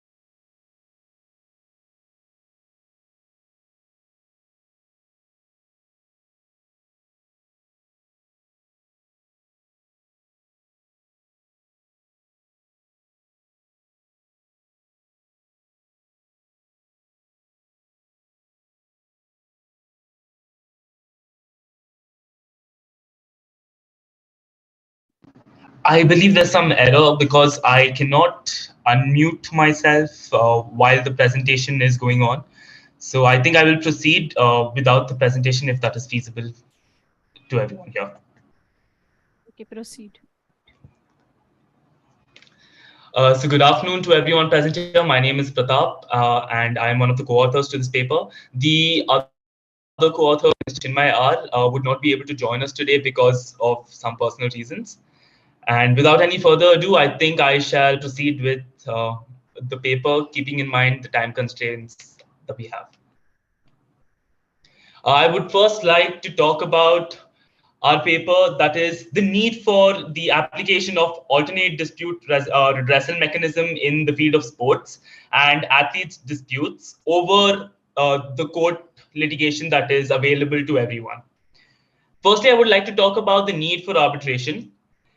I would talk about this particular issue on 5 fronts. Firstly, the mental health of the athletes involved, the privity of an arbitral award, and the need for an effective adjudicating body in India. I would then discuss the Rajiv Datta versus Union of India case and a few other real life examples. Firstly, when we talk about the mental health of athletes, what needs to be noted here is the over publicization of an athlete's life has become a norm, something that is very common and normal to all of us today. We derive motivation from what an athlete does, from what an athlete eats to their regular habits. And we structure ourselves, our patterns, our habits based on what an athlete does in order to replicate the same kind of performance. But bad publicity or bad media coverage, while it may not sound like an issue that seems detrimental to an athlete's career or the functioning of a sports franchise, it has to be considered that in the world of sport, a majority of the revenue that is generated is derived from viewership and fan bases. And when the image of an eminent sports person has been damaged in the eyes of the public, it results in an immediate decline in public support for that particular athlete and the brand that they endorse. And in the larger scale of events, this goes on to damage the name of the sports franchise and the athlete that is involved. It also damages the reputation of any other athlete that is affiliated with that particular sports franchise. But for this paper, we shall set aside the larger implications that this bad publicity may have and focus only on the effect that it has on the sports person. Various studies, as shown in our paper, represent that media exposure has a negative impact on the performance of athletes. Their careers depend on how well they perform, and even a small dip in form can have severe consequences. This can lead to mental health issues such as anxiety, stress, depression, which not only affect their career, but also their personal life. In this paper, we discuss arbitration and mediation, any form of alternate dispute redressal as an avenue for athletes to prevent their personal issues from being aired out to the public in large. This is because lawyers in the field of litigation may not always have the athlete's best interests in mind, since a litigation practitioner essentially thrives on the longevity of a person's problem. I would now like to discuss the need for an effective adjudicating body, and this would be in furtherance of the Rajiv Datta versus Union of India case. So in this particular case, I will keep the briefing as short as possible. In this case, the High Court of Delhi emphasized that there is a need for a mandatory arbitration clause that gives power to the Court of Arbitration of Sport in Switzerland to have an authority, to have jurisdiction, an appellate jurisdiction over all matters that occur both in India and outside India. And hence, this appellate jurisdiction was given as per the decision of Rajiv Datta versus Union of India. I would now discuss the Sports Arbitration Center of India that was established in 2021 in Gujarat and compare it to the Court of Arbitration of Sport in Switzerland. The difference between the Sports Arbitration Center of India and the Court of Arbitration of Sport in Switzerland is essentially that Switzerland, the Court of Arbitration of Sports over there, has an expert panel of arbitrators who are well versed in the field of sports law, whereas in India it is usually adjudicated and judged upon by normal members of the judiciary, by judges who may or may not have the technical expertise that is required to adjudicate a matter of such nature. I would like to talk about the legal aid that is available at the Court of Arbitration of Sports in Switzerland. The Court of Arbitration of Sports identifies football and athletics as two of its most major sports. Athletics being extended to all sports that come under the Olympic Federation. There are two legal aid funds that are set up for football and for all general sports in order to ensure that those people who do not have access who do not have the financial facilities available to them to access the normal proceedings or the monetary proceedings that take place under the Court of Arbitration for Sport, they can claim benefit under these funds that are set up. The Court of Arbitration of Sport also has a separate commission that is established for the screening of all the potential applicants who wish to avail the benefit under such schemes, under the funds that are set up. Now, I would like to explore the possibility of whether setting up such a fund would be feasible in the Indian context or not.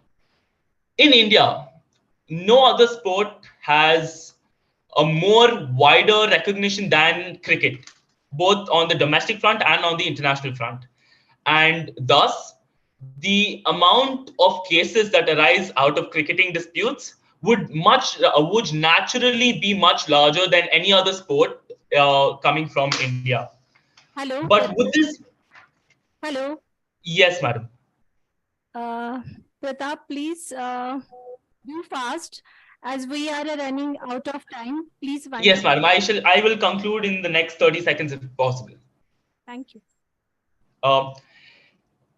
Therefore, this paper, it explores the possibility of setting up such a fund for India, but then we arrive at the conclusion that only a general fund would be in the best interest of all sports persons in India, as cricket already receives a much larger recognition and much larger benefits that are available to sports persons. And finally, I would like to discuss the implication of mandatory arbitration clauses in the contract of athletes in India. The main benefit that this would give you would be ensuring a proper roadmap that would set out for the resolution of disputes for those athletes who come from the grassroots levels, who are unaware of the dispute redressal mechanisms available to them. And due to time constraints, I will be pausing my presentation here. Thank you all for your time.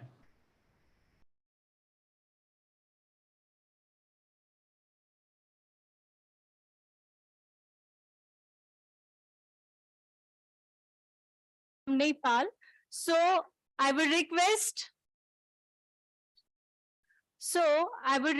Advocate Vijay Prasad Jaishwal, Assistant Professor, Faculty of Law, Tribhuvan University, Nepal. And topic for presentation is sports laws in Nepal. Over to you, sir. No? So what to do? Sir is not joining. What to do? So shall we proceed? So can we proceed?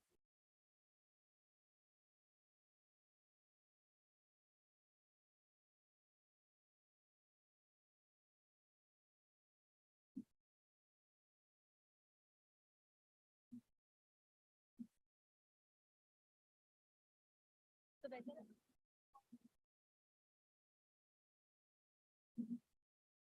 Okay.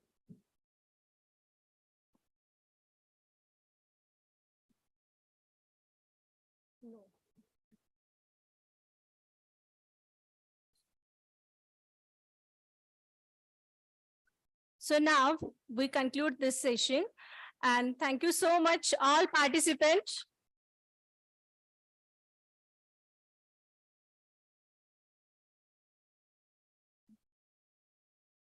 Okay, so thank you again for your remarkable presentation for all. So now we will start with our last session, that is a validatory session, shortly.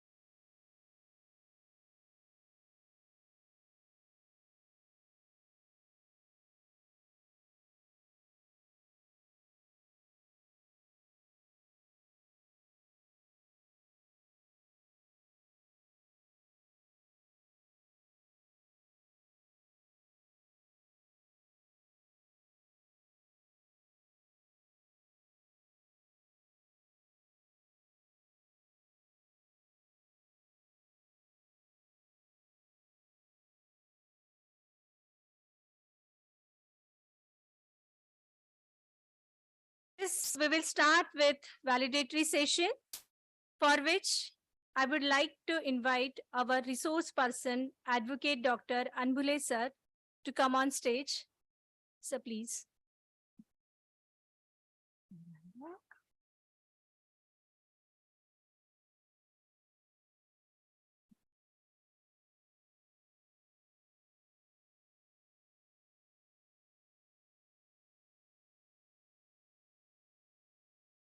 Now, I request Principal and HOD Dr. Rohini Honap Madam to felicitate Resource Person Advocate Dr. Rajendra Anbule sir.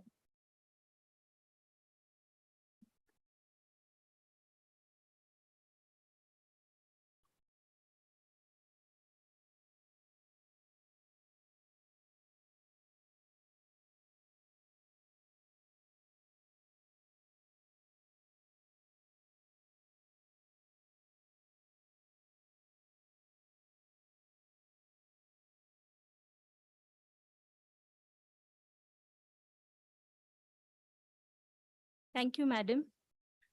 So now I would like to call upon Associate Professor Madhuri Sarvade Madam to introduce Advocate Dr. Rajendra Anbule sir for validatory session. Over to you, ma'am.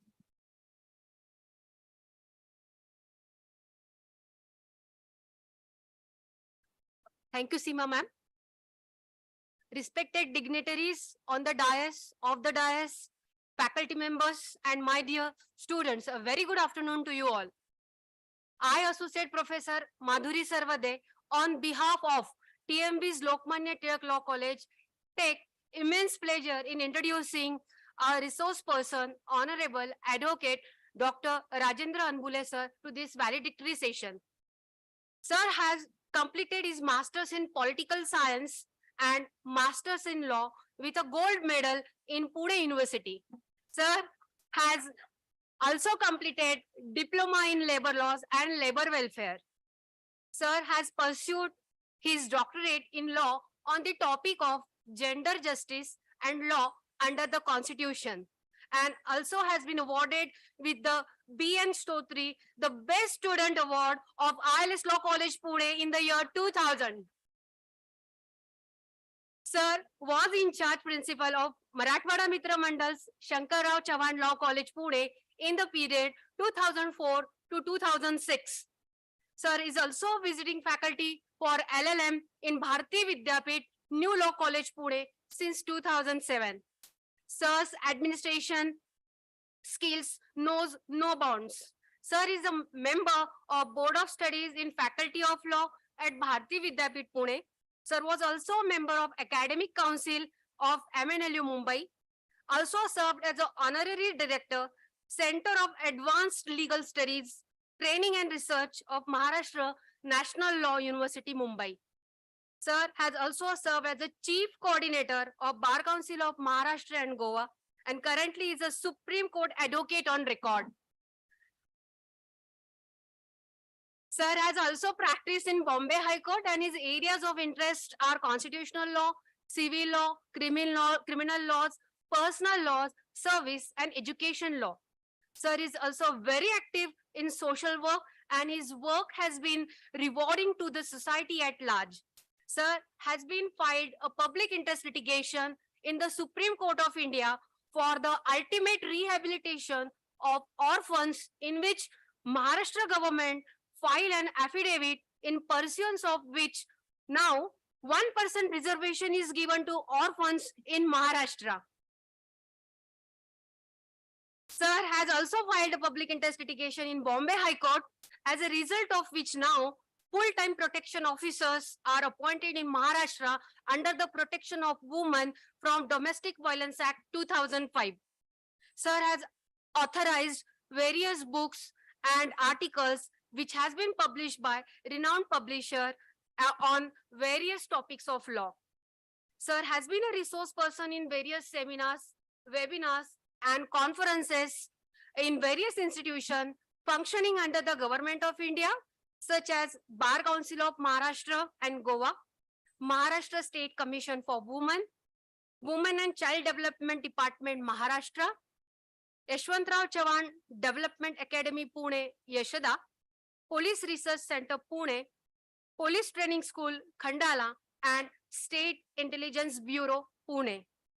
In this institution of Lokamanya Bal Gangadhar Tilak, who wove the strength of society, it gives me immense pleasure to welcome Honorable Advocate Dr. Rajendra Anbule sir, who believes in imparting social values with us, with his work towards society in this valedictory session of our international conference. Such a learned and indeed personality is with us. We are all very much eager to listen you, sir. I once again welcome you and request you to please enlighten and guide us. Thank you, sir. Over to you, sir.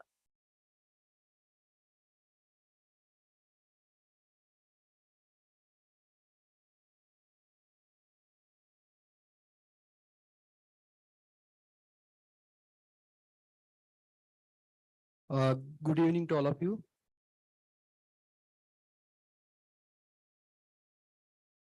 I know that we are running out of time, and today is a Saturday. Weekend has been started.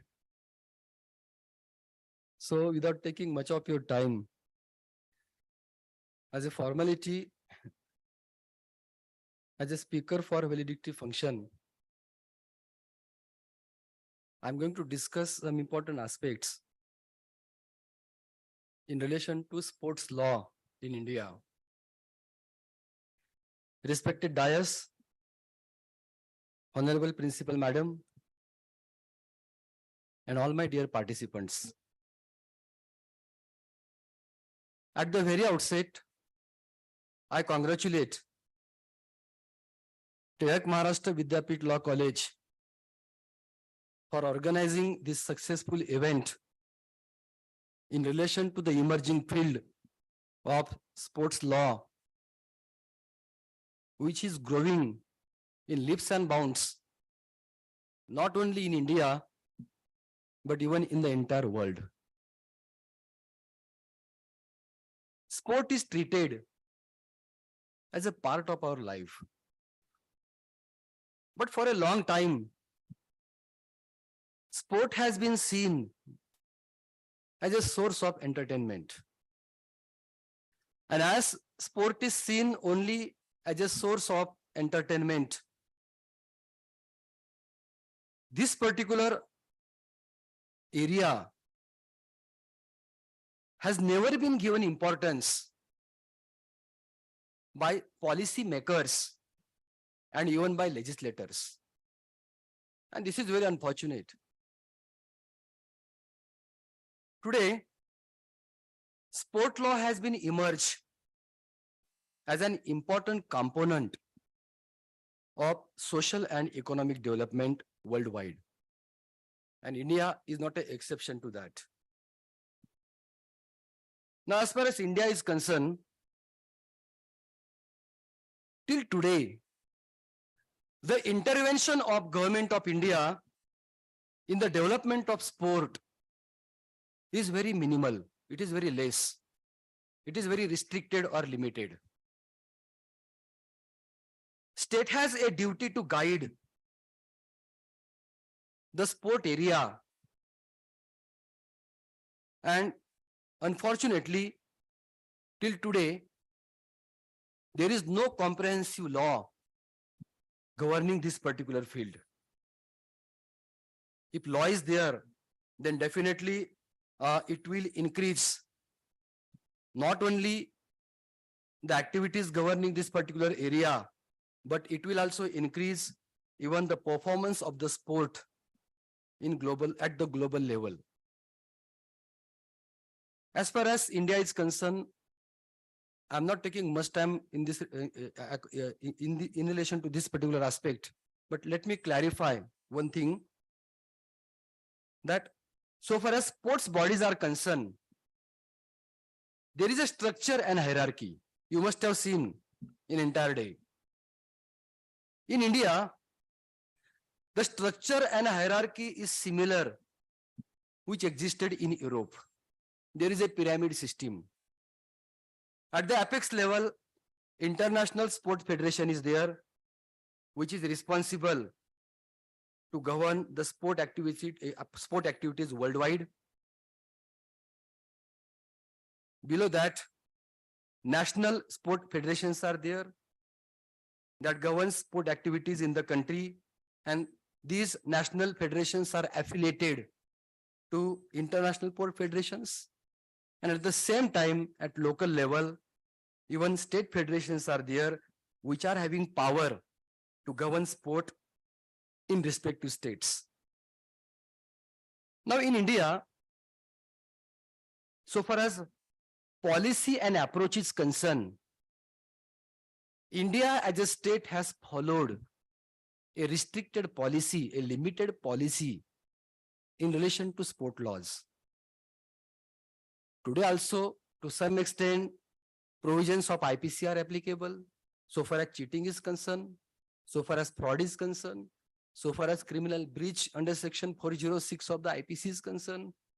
Provisions of Indian Contract Act are applicable to the sport law. Even law of tort is applicable. Even law of arbitration is applicable. Even intellectual property rights laws are applicable.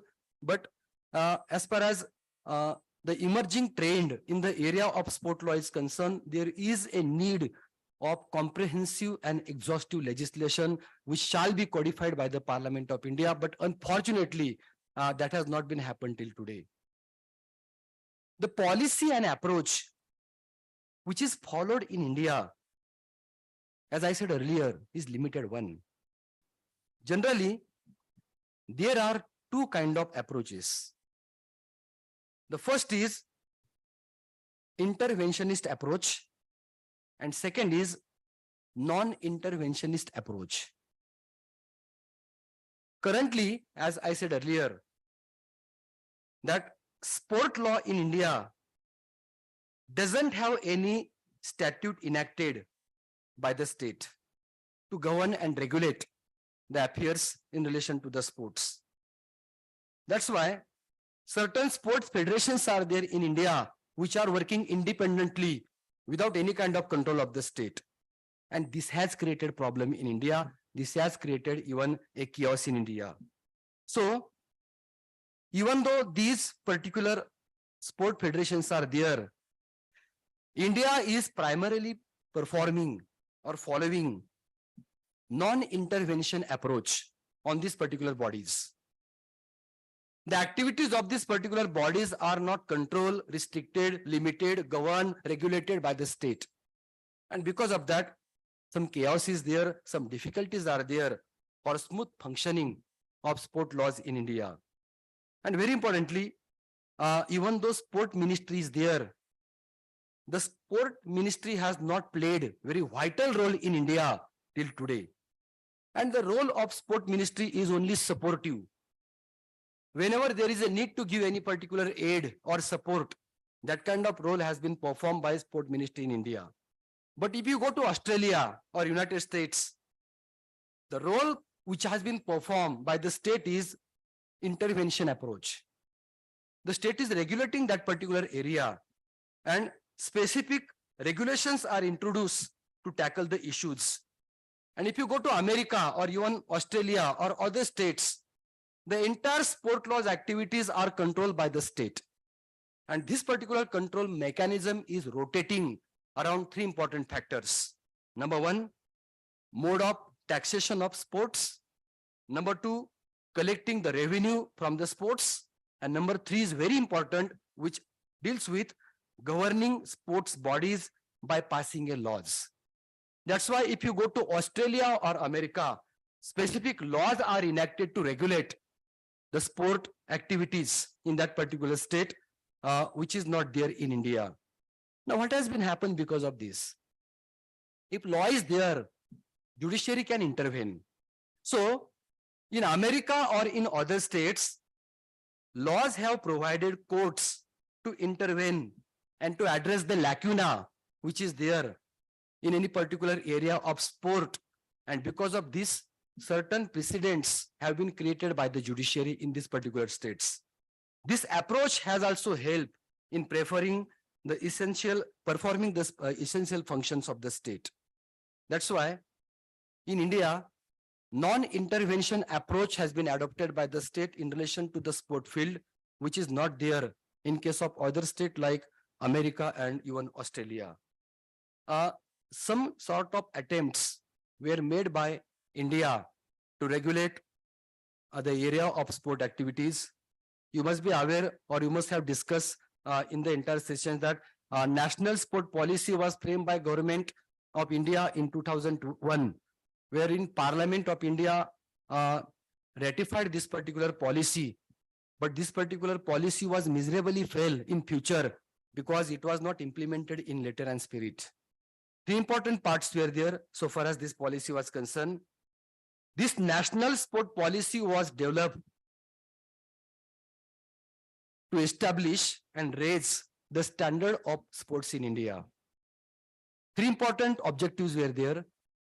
First was to define the responsibility of sport agencies in India.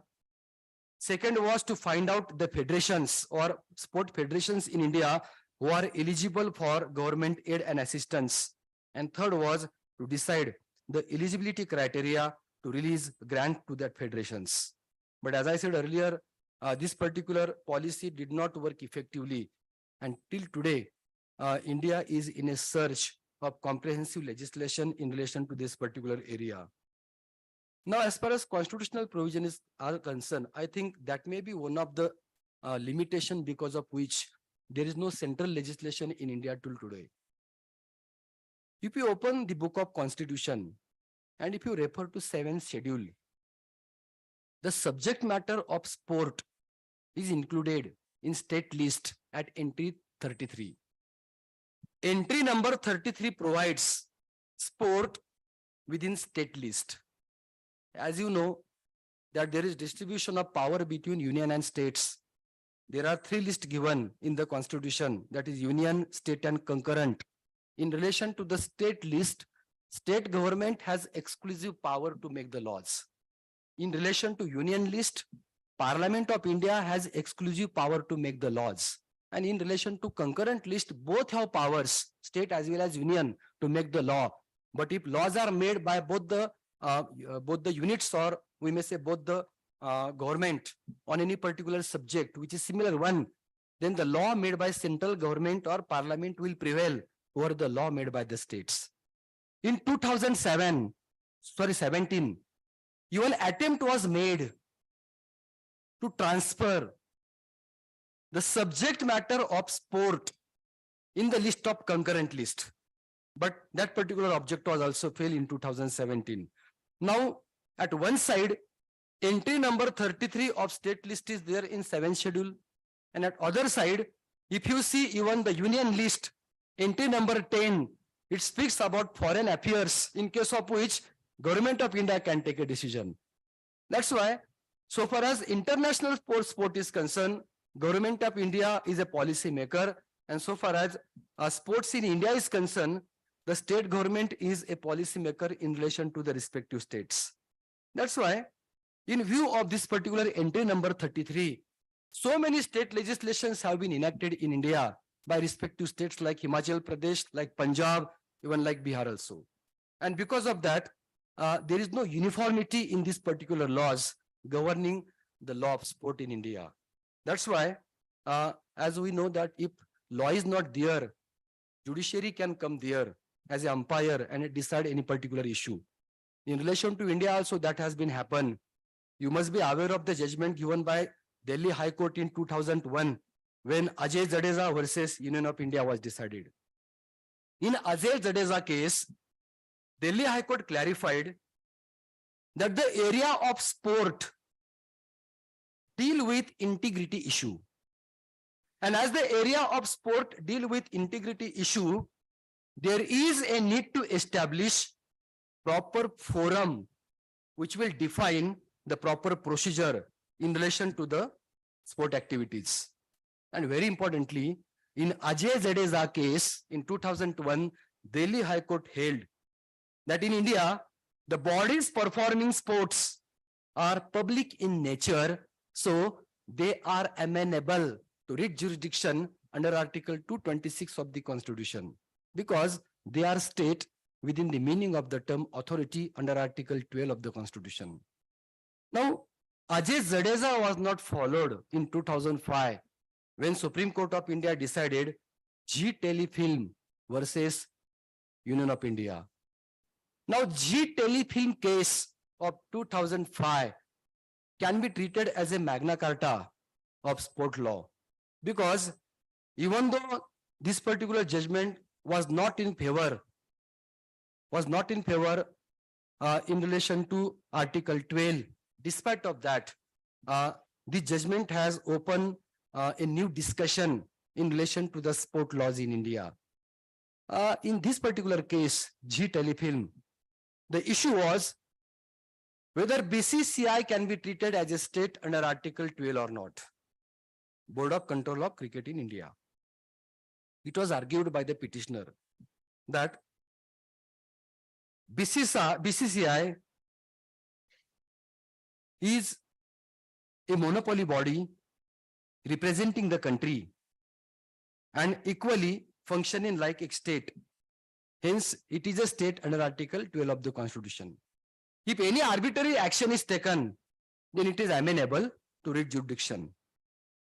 But in opposite, it was argued that BCCI is a private entity.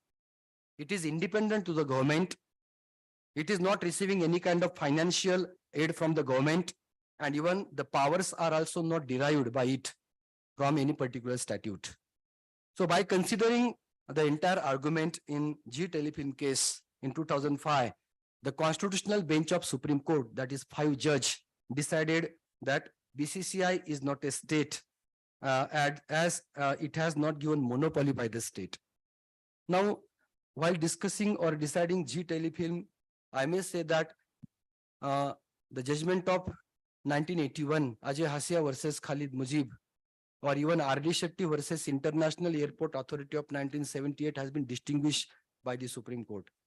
If G Telefilm could have been decided in the light of these particular 2 judgments, and if liberal interpretation could have been there, rather one new activist approach could have been adopted by the court in this particular judgment, but it has not happened. Rather, I may say that Sabhajit Tiwari of 1975 was relied by Supreme Court of India, which was not a precedent in view of Pradeep Kumar Bishwas of 2002. That's why, to some extent, judicial judgments are there. But in absence of legislation in India, the law relating to sport has not been properly clarified by the judiciary also, because judiciary is always there to interpret the provision of law. And in absence of law, even though some precedents are created, these precedents are not working effectively because the field of this particular sport law is too vast. Now, very importantly, as I said earlier, that there is no specific legislation in India, and majority of this sport law is governed by Indian Contract Act. Some standard form of contracts are also in vogue in relation to this particular area. Arbitration Act is also now made applicable in relation to 1996 Act. But again, there is a problem in relation to Arbitration Act. And the fact is that if arbitration is not appointed in pursuance of the agreement, again, the party has to approach to High Court under Section 11 of the Act. Again, High Court can direct appointment of arbitrator. Hearing may take place for 6 months or 1 year. Again, the decision of that particular arbitrator can be challenged. Such kind of procedure is there. And even though the matter is referred to arbitrator, that matter may be pending for adjudication for 2 to 3 years.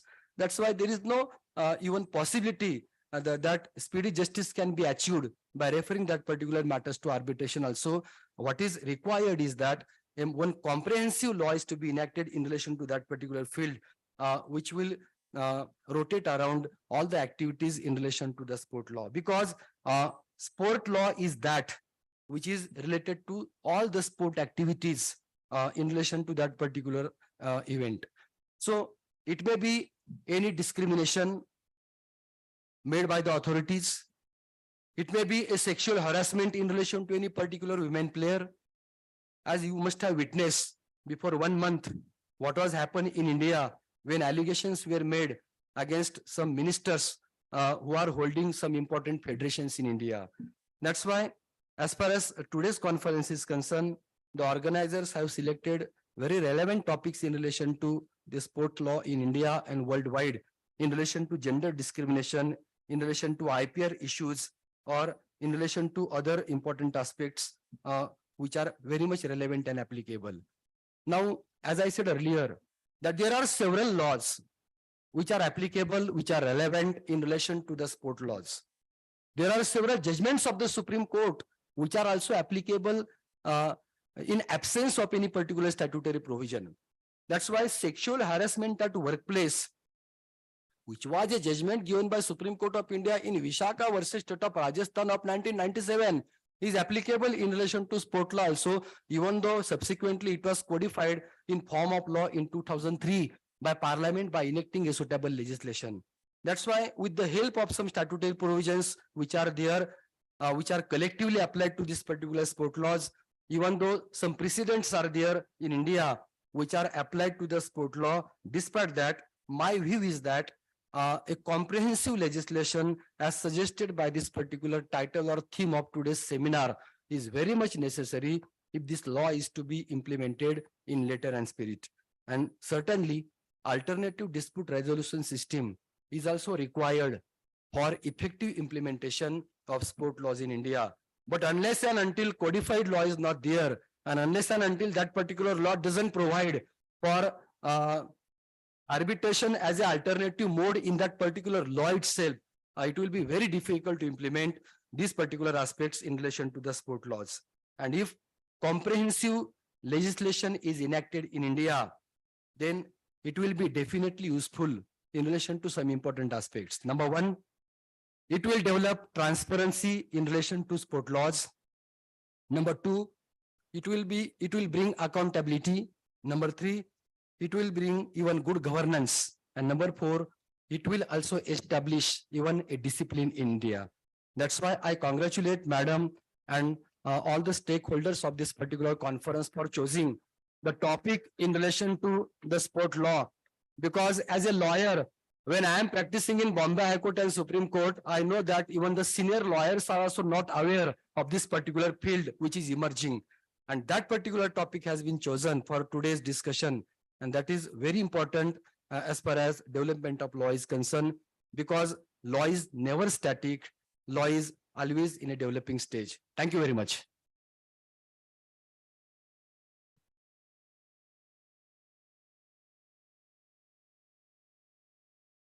Thank you, sir.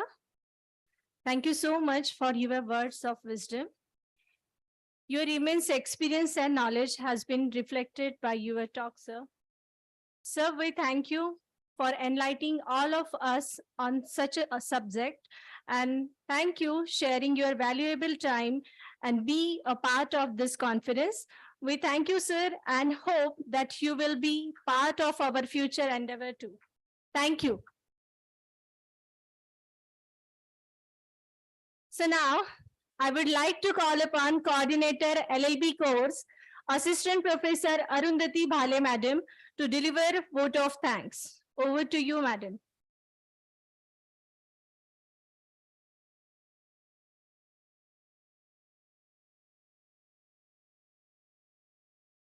Appreciation can make a day, even change a life.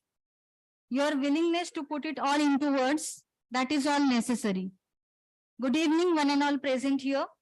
On behalf of Lokamanya Tilak Law College, I, Assistant Professor Arundhati Bhale, feel deeply honored and privileged to have been allowed to extend vote of thanks in this prestigious international conference. We are grateful to our Honorable Chancellor Dr. Deepak Tilak sir, who has always encouraged us to organize such events. We remain grateful to Dr. Geetali Tilak ma'am, the Honorable Officiating Vice Chancellor, Tilak Maharashtra Vidyapit, an inspirational and guiding force of her continuous support to the college. We offer our sincere thanks to Dr. Rohit Tilak sir, Vice President TMV Trust, for being a guiding path always. I take this opportunity to thank Dr. Praniti Tilak ma'am, Trustee and Dean, Board of Management, TMV, who have always been a support for us. We are happy to mention our obligation to Honorable Advocate Harshad Nimbakar sir, Dean, Board of Studies Advisory Committee, Lokamanya Tilak Law College, for being a support and motivation for all the ventures we have undertaken. We express our gratefulness to Advocate Aniruddha Kulkarni sir, Advocate Sunita Bansal ma'am, Dr. Abhijit Joshi sir, Registrar TMV, for their unconditional cooperation in all our activities. My special thanks to our Honorable Chief Guest, Inderjit Kapoor, for accepting our invitation, for being here with us today. And he truly shares shares his inspirational thoughts with us. I extend a hearty vote of thanks to Chief Guest Inderjit Kapoor sir. We express our gratitude to our resource person, Abhay Apte sir, Dr. Rakesh Tomar sir, Advocate Swapnil Bangali sir, and Advocate Rajendra Anbule sir, who by their deep knowledge have created awareness, which is the need of the hour. We thank Mr. Ajit Khadilkar sir, Secretary TMV, for permitting auditorium for today's conference. We thank Mass Communication Department for their support and for capturing this event. We thank the comparer of today's event, Assistant Professor Vidya Shetty, Assistant Professor Seema Patil, who have beautifully led us through this conference throughout the day. We thank all the faculty members, Assistant Professor Siddha Kulkarni, Assistant Professor Ramnit Arora, Assistant Professor Madhuri Saravde ma'am, Assistant Professor Ketki Davi ma'am, Assistant Professor Atif Sunke sir, for their continuous support. We thank all our office staff, Mr. Kailash Labde sir, Mrs. Vrishali Devkar ma'am, and special thanks to Bharat Dada and Prathamesh Dada for their constant support. We thank the auditorium staff for the sound and light system. We would also like to thank Associate Professor Ashutosh Naik sir and Assistant Professor Rohan Bavdekar sir for handling technical department and hospitality, without whose aid this conference would not have been functioned smoothly in hybrid mode. We thank Dr. Rohini Honak ma'am, Principal HOD, who is always a guiding path for us and entire faculties of Law Department. Finally, I would like to thank coordinators of International Conference, Assistant Professor Rucha Shinde and Assistant Professor Ashwini Biradar ma'am, without whose constant support and efforts, this conference would not have been a success. I hope we continue to work like this and organize such events in future for the betterment and upliftment of the students. Last but not the least, this conference would not have been successful if there was no participation of such students and faculties. We thank you, all students, for their participation and patience. With this note, I conclude the session. Thank you very much. Have a wonderful evening.